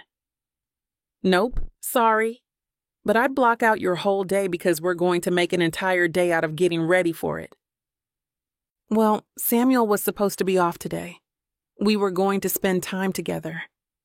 I'm not sure what time he'll be back. I don't want to switch plans on him, I say. I promise it won't be a big deal. He won't care, I'm sure of it, Leslie says. Something about the smile on her face tells me I'm in for a real surprise. So I decide it'll be okay to change plans with him this time. Okay, sure. They giggle with excitement. I laugh at their middle school actions. Is it something you dress formally for? I ask, thinking I don't own a single dress, let alone a formal one. It is, but we have brought everything for you. We want to spoil you. Canny cheers. But let me run down to Leslie's car and grab the stuff. We didn't want to bring it up to you and spoil it before we got to ask. She rushes out the door, and Leslie turns to look at me again. How are you doing? She asks. I'm great, I say. No, Courtney, how are you really doing? I heard all about what happened. I just want to make sure you're doing okay after something like that. And then you come back here with Samuel, and he continues with work as normal. I want to check in and ensure you're processing everything okay. I'm actually doing great. It might sound weird, despite how things happened. But for the first time since meeting Casper, I'm free of him. For the first time, there's no constant fear of him finding me or hurting me. Samuel is the best man, and I'm so happy with him. I completely understand. I'm so glad you're happy, she says as Canny walks back in. We follow her into the kitchen as she sets an armload of things on the table. We spend the whole day pampering ourselves. They have wax kits and face masks, wine and snacks. It's an entire girls' day, and we have so much fun together, laughing and watching chick flicks. It's finally time to start getting our makeup on, and Leslie agrees to do mine for me. It'll be more relaxing for you, she says as I sit on the stool in front of her. Soon our faces are painted and our hair is curled. Canny walks over to the dress bags on the table and grabs one. Now it's time for the dresses, she says, clapping excitedly. I walk over to her and she hands me the bag, letting me know the dress is mine for the evening. I slide the zipper open and reveal a gorgeous blue sequin dress. It has ruffles and falls to the floor, reminding me of a prom dress. I slip into the dress and Canny helps me with the zipper. As I'm slipping into the high heels, Leslie pulls out a corsage and slides it on my wrist. Wait a second. Why do these dresses and shoes look like prom attire? Plus, you're handing me a corsage. What's going on? I ask, confused. No, they don't. You're just thinking about how you wished you would have gone to prom. We're just going to a fancy party to celebrate you being back and safe. Don't think about it too much, Canny says. Leslie's phone vibrates. Taxi's here. Let's go, ladies, she announces. We all link arms and head out the door to the taxi. He drives us downtown and pulls into the parking lot of the Wynn Hotel. I don't question it and follow them to the side of the building. We walk inside together, where I am surprised to see Samuel and many of our friends. The flash of cameras startles me, nearly blinding. Courtney, welcome to your prom. Chapter 45. Samuel. I adjust my bow tie in the sprawling paradise of the XS nightclub at the Wynn Hotel, one of the most exclusive places in Las Vegas. Really, one of the most exclusive in the world. But even a place that has been a playground for international executives and Hollywood royalty, not to mention actual royalty, still doesn't feel like it's enough for her. Bruce offers a martini. The photographers are in position like paparazzi to capture her as soon as she walks in. All of our friends are there. I want to hold on to this evening forever, just like I want to hold on to her. You've planned everything, Samuel, Bruce says. All we need is Britney Spears to walk out with her shaved head, and it's 2009. Jeff is in the DJ booth, an old side hustle from his teenage years in Vegas' streets. One of my favorite bands is on, and I know that Courtney is going to love it too. Every song reminds me of memories of her. The way my heart had fluttered when I caught her eye in the hallway. The way my soul ached when I saw her with another guy in the cafeteria. I remember the pep rally junior year, when I was sitting alone and Viva La Vida was playing then. I had hoped at the time that someone would come and take the attention off of me being alone, this nerd who was new. And someone came, but not just any person. It was her. And then, in the ballroom, time stops. Every jaw drops. Some of the men audibly gasp. I can barely breathe. My heart soars. She's the most beautiful creature I've ever seen. Her brown skin looks sunlit from within, her bare shoulders radiating like a Renaissance sculpture. Her light blue dress makes her look like a goddess emerging from sea foam. The diamond rosebuds in her hair make her look like a queen from Atlantis. She holds hands with her sister entering the club, surrounded by friends old and new, including the wives and girlfriends of my friends and Inferno members. I walk toward her, offering her my hand. She grabs it, then gives me a playful punch on the arm. I can't believe you did this. For me. You don't know how much I dreamed of being your prom date. But you left before the school year was over, so I knew it wouldn't come true. Never say never, I say. I take her in my arms and kiss her deeply. She keeps looking at me in disbelief, laughing, then mock slapping me on the face.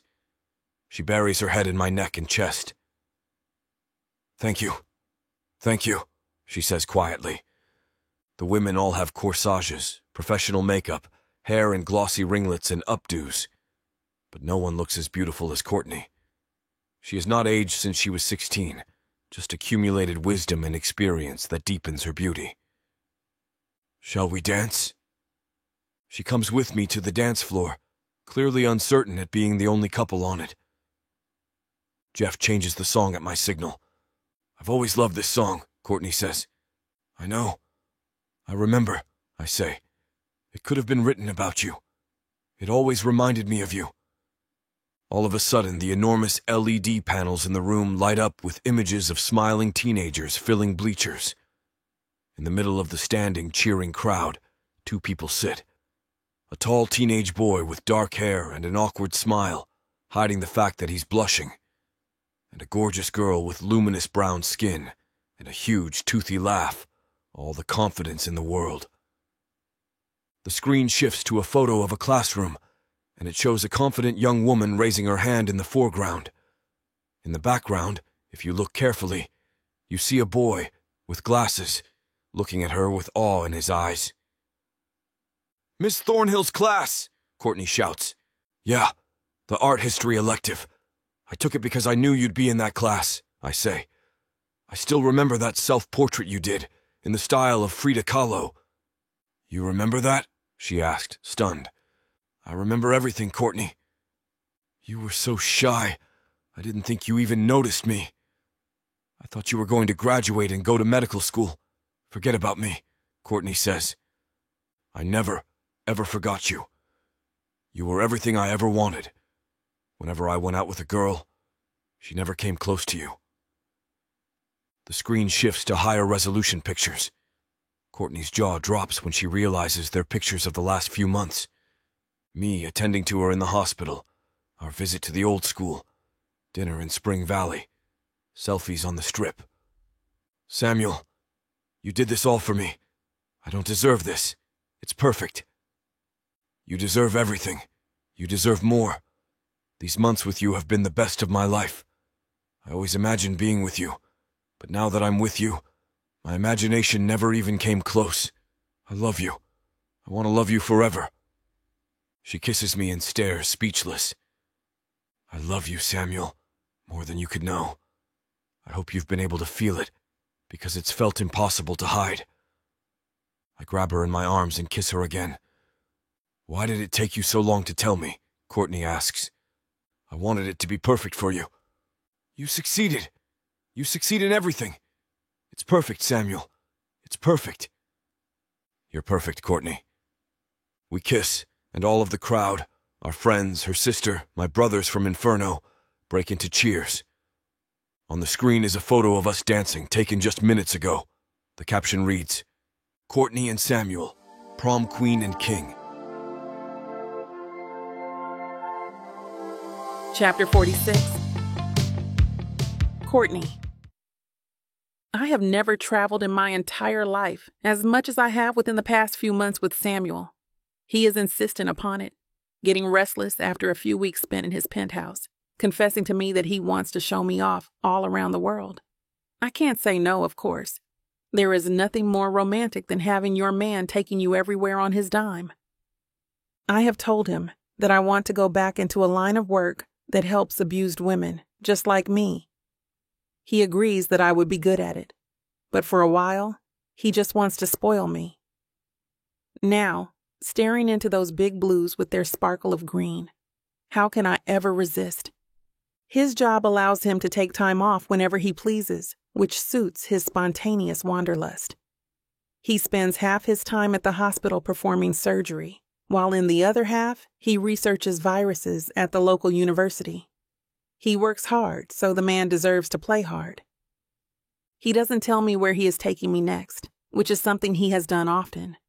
I say to him that I don't like surprises, but in reality, I adore them. We take his private jet in the middle of the night, dozing next to each other to the soothing sound of the humming engine.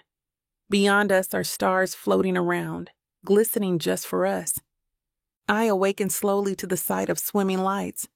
We are flying over a big city, one that is thriving as the rest of the world sleeps. I sit up sharply as I notice an identifiable building. It is taller, radiant, sparkling even at this late hour. My heart glows in my chest along with the stars in the sky. I whisper to myself, happiest I have ever been in my life. Paris. When we get off the plane, I tease Samuel for taking me to the most romantic city in the world. He tries to act casual about it, shrugging his shoulders and taking me under his arm. Oh, it's the most romantic city, is it? We stay in a private chalet in the city, a multiple-bedroom villa meant for kings and queens. We have the Eiffel Tower in sight on the terrace, where we spent nights drinking wine and talking about our future together. At night, and sometimes in the morning and day, we make love. My sex drive with Casper had depleted immensely, so much that I once believed that it had completely vanished. But now, all it takes is a single touch from Samuel, a tender stroke across the lips, and I am on him like a feral animal. He says he loves that about me, how primal and sexual I am. I have never been proud of that before, and I only become more and more proud each time our skin collides into a long love-making session. Samuel informs me that we will spend 2 weeks in that capital of France. I'm fine with this, of course, as he makes a point of clarifying with me. He doesn't want to control my life the way Casper did, even in a way that may sound lovely to others. It's another reason why I think I fell in love with him. On the second to last day in Paris, we finally get to visit the Eiffel Tower. The sun is starting to go down, spilling over the beautiful building like a French artist's paint. I wonder why he waited so long to take me to the main attraction of the entire city. It takes me only a few milliseconds to figure it out once we start walking toward the Eiffel Tower itself. Samuel stops with me, holding my hand, when he points out something in the cobblestone in the distance. Can you read that? It's kind of messy writing. I glare at him, trying not to scowl with sarcasm. I lean forward and see that something has been spelled out with scattered rose petals. It is a fair distance away, so I can't completely make it out. I can't see it, I reply, feeling my heart begin to flutter. Let's go closer then. We move closer, and I begin to make out the words. People are walking by, smiling ear to ear, as I begin to realize the message surrounded by hundreds of glowing light fixtures is meant for me. When I read it, my heart begins to gallop in my chest. I feel myself sweating, and I don't realize that Samuel has let go of my hand. Samuel! I spin around to find Samuel down on one knee, while two photographers begin to click their snapshots. I still have my hands over my mouth as he pops open a black velvet case, revealing a stunning diamond ring that glistens under the spill of sunlight. Courtney, I can't believe that we found each other after all of these years, he begins, tears falling from his eyes. Even though the circumstances were horrible, I am so glad that you came to me. Will you do me the honor of being my wife? I jump into his arms, never having known anything I am more sure of in my entire life. Of course, Samuel. I love you. He chuckles under me as he rises to his feet, the photographers continuing to capture the shots, along with a circle of people applauding our love. I barely notice any of them.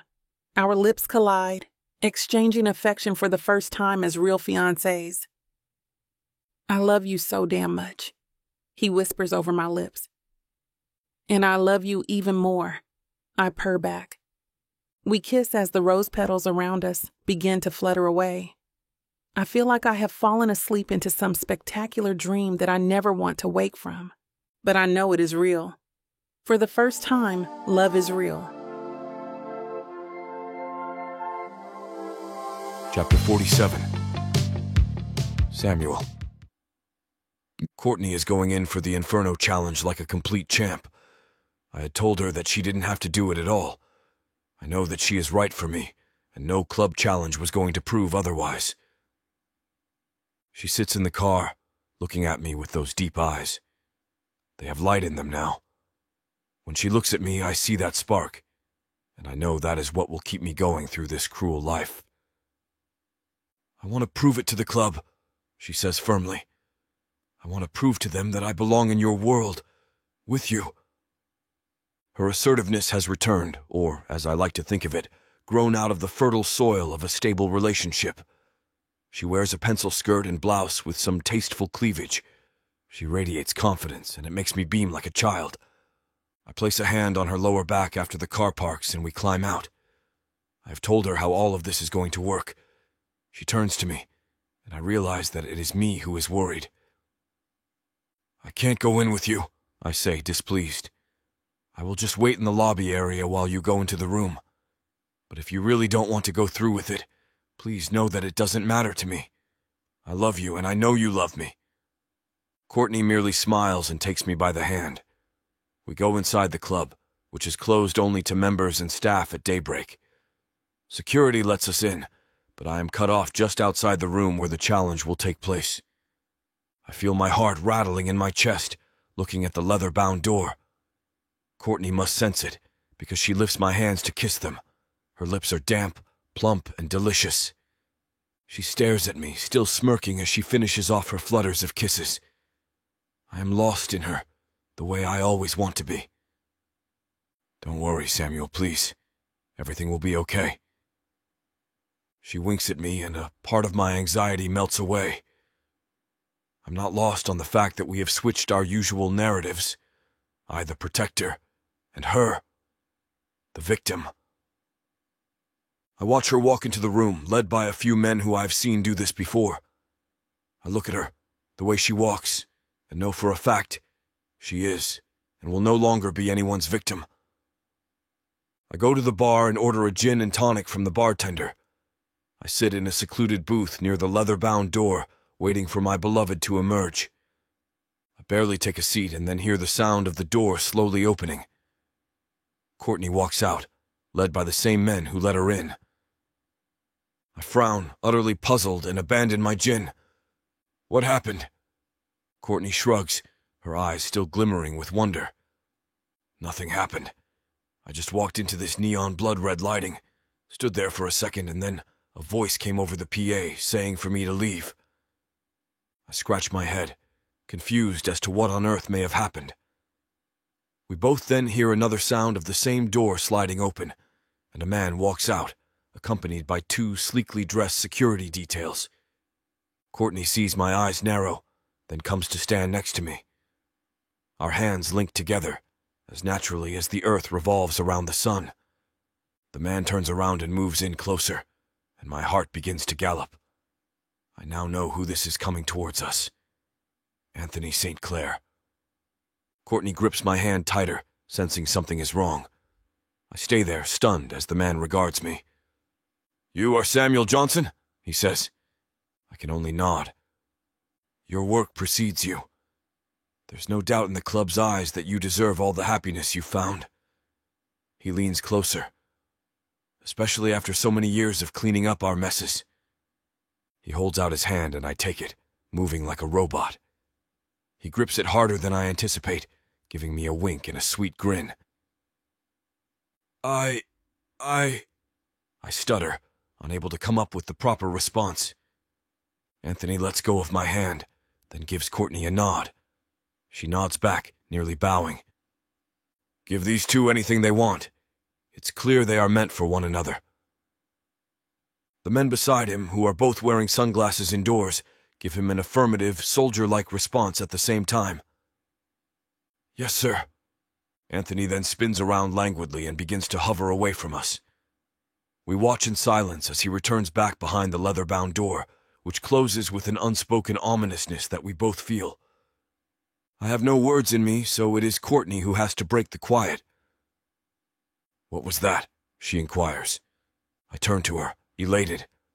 All I can do is take her gorgeous face in my hands, cup it, and place my lips on hers. She groans under me, curling her hands around my torso and squeezing me hard. She tastes like every dream I have ever had. Except, this one is real. When we part, she doesn't say a word. I take her hand again and we return back outside, emerging into the light of day. Sometimes things work out the way they are supposed to. I feel high as a kite, holding Courtney's hand and sliding into the back seat of the car. I pull her into me, and she wraps her legs around my body. There is nowhere else I would rather be than in the arms of my soulmate. Chapter 48. Courtney. Planning the wedding was a magnificent experience. It felt entirely surreal, being able to select anything from the various option lists that wedding planners brought to us. Samuel was enthusiastic, which was the opposite of everything I'd ever been told about men and the wedding planning process. But Samuel isn't like other men. He is, in fact, unlike anyone else I've ever met on this planet. When he looks at me, I know I am home. I am safe. I am renewed. Something transcendent moves through me every time his big blue oceans of delight stare into me. And when the light catches them in the precise manner, a stunning stream of emerald illuminating at the core. We decided upon a private island wedding in the Maldives, inviting our closest friends and family. There was a pang in my heart, of course, thinking of my parents who were lost to me, their final years stolen because of Casper. But when the plane flew over those crisp, glistening waters, and we were greeted by Samuel's family and extended family, I knew that my heart would never echo in the chambers of loneliness again. We spent a day getting everything together before the ceremony. I felt like I was moving through a dream, or perhaps an unconsciousness that I had fallen into from one of the accidents I'd experienced. I would wake up with a jolt, feeling a wash of warm relief move through me as I gaze over at Samuel, sleeping soundly next to me. It's the morning of the wedding, and I rise up for the first time in ages, having not been jolted awake. I move to the terrace soundlessly, getting myself a cup of coffee as I watch the sunrise over the pristine aquamarine waters. I listen to the soft crash of the ocean, holding my mug, and curl my legs into my body. I notice that I am straining myself, trying to hold my bones in a protective manner. But I am brave now. I no longer need to hold myself together like a big pile of separated parts. So I relax, let my legs hang loose, my forearms rest against the cushion of the chair. I notice the rhythmic beat of my heart. It doesn't frighten me. This is what it must feel like to be still, to be at peace. I feel a tear slide down my cheek and splash against my arm. I hear Samuel beginning to rustle around in bed, and I go to him, spooning my body against his. I breathe in his skin, not in desperation, but a brimming, calm sense of love. "You okay, sweetheart?" His voice is gentle, as always. I nod into him, kissing his back and shoulders. He spins around in bed to face me. That toothy, lovely grin always present to greet me. He kisses me slowly and I breathe deeply in his adoration. We spend the rest of the day getting ready for the ceremony. I am helped by the various wives of Inferno, who make me laugh and relax before walking down the aisle. When I do, it is onto a dock that stretches out into the sparkling waters, the archway mended with tropical orange and yellow bright flowers. The wedding dress I'd chosen is a mermaid style, holding up my generous bosom and moving down my curves with a reassuring security. I feel pretty, hell, even beautiful, which is something I thought had been destroyed after being degraded for so many years. I have never felt more beautiful than when we say our vows to one another, and Samuel holds my hands, professing his undying love for me. Courtney, you were my savior back then, and you are my savior now. I never used to believe in fate, but after coming across you again so many years later, I know that our love has been written in the stars. The spectators cheer, and I feel my heart grow 3 sizes in my chest. It is my turn, and I can feel my hands shaking.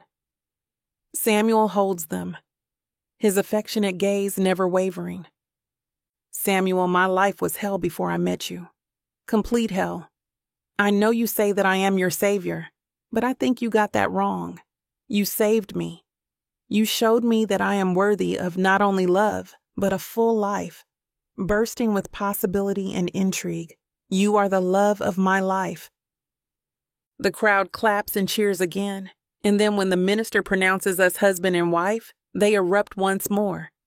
Kissing Samuel is something else. I feel everyone around us disappear, the water bright and beautiful swallowing us whole into a life that very few can even dream of. I float on for the rest of the night, the sun falling below the horizon and the booze flowing. The reception is on the island, under a few glowing tents set up by the wedding planner for dancing and chatting. We are both taken away by our family friends, talking about fun and light subjects, but I can always see him somewhere in the background of the conversation, catching my eye and making me bite my lip. When both of us are free, I take him by the hand and pull him away from the roar of the crowd. We walk together toward the dark beach, saying nothing, but thriving within the essence of being one. I kick off my shoes and let them sink into the white sand. The din of the party is over the hill beyond us, and Samuel giggles as I groan. "Feel good?" he whispers. I pull him into me, the rush of the waves soaking my feet at the same time. The tangible pleasure overwhelms me, and he cranes his neck to take me into his mouth for one of the million times that he will forever. "I want you here," I murmur over his lips. Despite the crescent shade of the moon providing little light, the ambiance is palpable. Samuel's eyes widen and provide a lantern into our night of passion. Chapter 49. Samuel. The brazen look in my new bride's eyes is enough to get my body ready for what she is asking of me. Her breathy voice, sultry and delicious in the dark, radiates deep into my bones, a woman of lust and love, of confidence and desire. The small slice of moonlight casts over her eyes, that calm coffee shade, sparks of yellow fluttering through the pupils as both our pulses rise. I take her by the waist, crashing her pelvis into mine, showing her how easily she gets me going, I will do anything for you, I whisper over her supple lips. You are my wife, my best friend, my soulmate. She smiles up at me. It's a naughty, daring smile. Gone is the people-pleasing, terrified grin, with a painful secret hidden away from the world, from me. The veil has been lifted, and she is showing herself, completely naked in her true form of yearning to live. And you are mine, she whispers back, running her fingers through my hair. And I want you here. And I want you everywhere, Samuel. Let's leave the mark of our love wherever we go. Thank you for listening to Tight AF. Sadly, YouTube can't handle all this passion. Head on over to TylerWalker.com with discount code SAVE40 for 40% off all digital products. Now, back to our story. Chapter 50. Courtney. The waves are splashing on the shore, and Samuel is sleeping on the sand beside me. I can't stop thinking about how I'm the luckiest girl in the world to be here with him. We're married, and it feels surreal, even as we sit together. Our honeymoon island is prettier than any picture or computer screensaver, and I'm soaking it all in. My dream destination is perfect blue water and white sand, and here we are with the palm trees surrounding us. I'm so thankful for the way things are turning out and the path we're choosing to walk together. As he naps, I think about how many nights we have on our honeymoon together, laughing and joking until we end up in the bedroom, and I smile. Suddenly, I start to recognize the amount of sand sticking to my butt and decide to go for a swim. Samuel's still sound asleep, basking in the sun, so I leave him be. I stroll to the edge and let my feet hit the water, wading in slowly as the tide pulls in and out. Seashells in the sand below the clear blue water show just how clean it is. I reach down and pick up a few, thinking about what I can make with them to memorialize our honeymoon. Suddenly, there's a huge splash in the water beside me, soaking me as I turn to see Samuel is no longer asleep on the beach. His head bobs up out of the water, and it spills down his face as he walks toward me. "I'm sorry. Did I get you wet?" he asks, laughing. I nod seductively. "Very," I say, and eagerly wrap my hands around his neck. "Well, damn. I'm even good at that when I'm not trying to be. But let's save that for tonight." He bites his lip. I struggle out of his arms to climb back into the water, reach down and grab a handful and throw it at him. "Then what the hell are you doing that for, huh?" I laugh. As soon as the water touches his face, he runs toward me, tackling me backward into the water and pushing me under. We burst out and climb back to our feet, now soaking wet and laughing. I hit him playfully as he grabs my hand and leads me to the shore. Once we're on the sand, where my ass is still perfectly imprinted from where we were sitting, there's a new setup. There's a plaid-colored picnic blanket on the ground with a basket and glasses on top. "Oh my God, when did you do this?" I ask, excitedly sitting down. He sits beside me and hands me a glass, opening the bottle of wine from the basket and pouring it into our glasses. "I got up as soon as you started walking to the water. I knew if I pretended to sleep long enough, you'd wander off and I could surprise you." He laughs. I playfully shove his shoulder and dig into the basket to find 2 sandwiches and a fruit tray. I hand out the sandwiches and set the tray in front of us. "God, I love you, Samuel." I take a huge bite of my sandwich and teasingly show him my mouthful of food. He mimics me, and we burst out laughing hysterically. "I love you too, Courtney. I'm so glad I get to spend the rest of my life doing things like this with you. It never ceases to amaze me how much fun we have together. You're my best friend and the best thing to ever happen to me. I can't wait to go home and start our new life together." Neither can I. In high school, I would have never believed I'd be Mrs. Johnson, which is amazing. I smile as he leans over and kisses my lips, holding them for a moment. I grab the sides of his face, making our kiss last a bit longer, until he starts to kiss more firmly, Sorry to interrupt just as we're getting to the best part. If you want to listen to the full version of this audiobook, head on over to TylaWalker.com with discount code SAVE40. Thank you for listening to Tight AF. Well, wife, it seems to get better every time. I hope we never get tired of it. I want this with you forever, and that's exactly what I took those vows for. You mean the world to me, and I can't wait for the rest of our lives together. Neither can I, husband. We kiss as the sun starts to set behind us, making for the perfect background to the start of our new life together.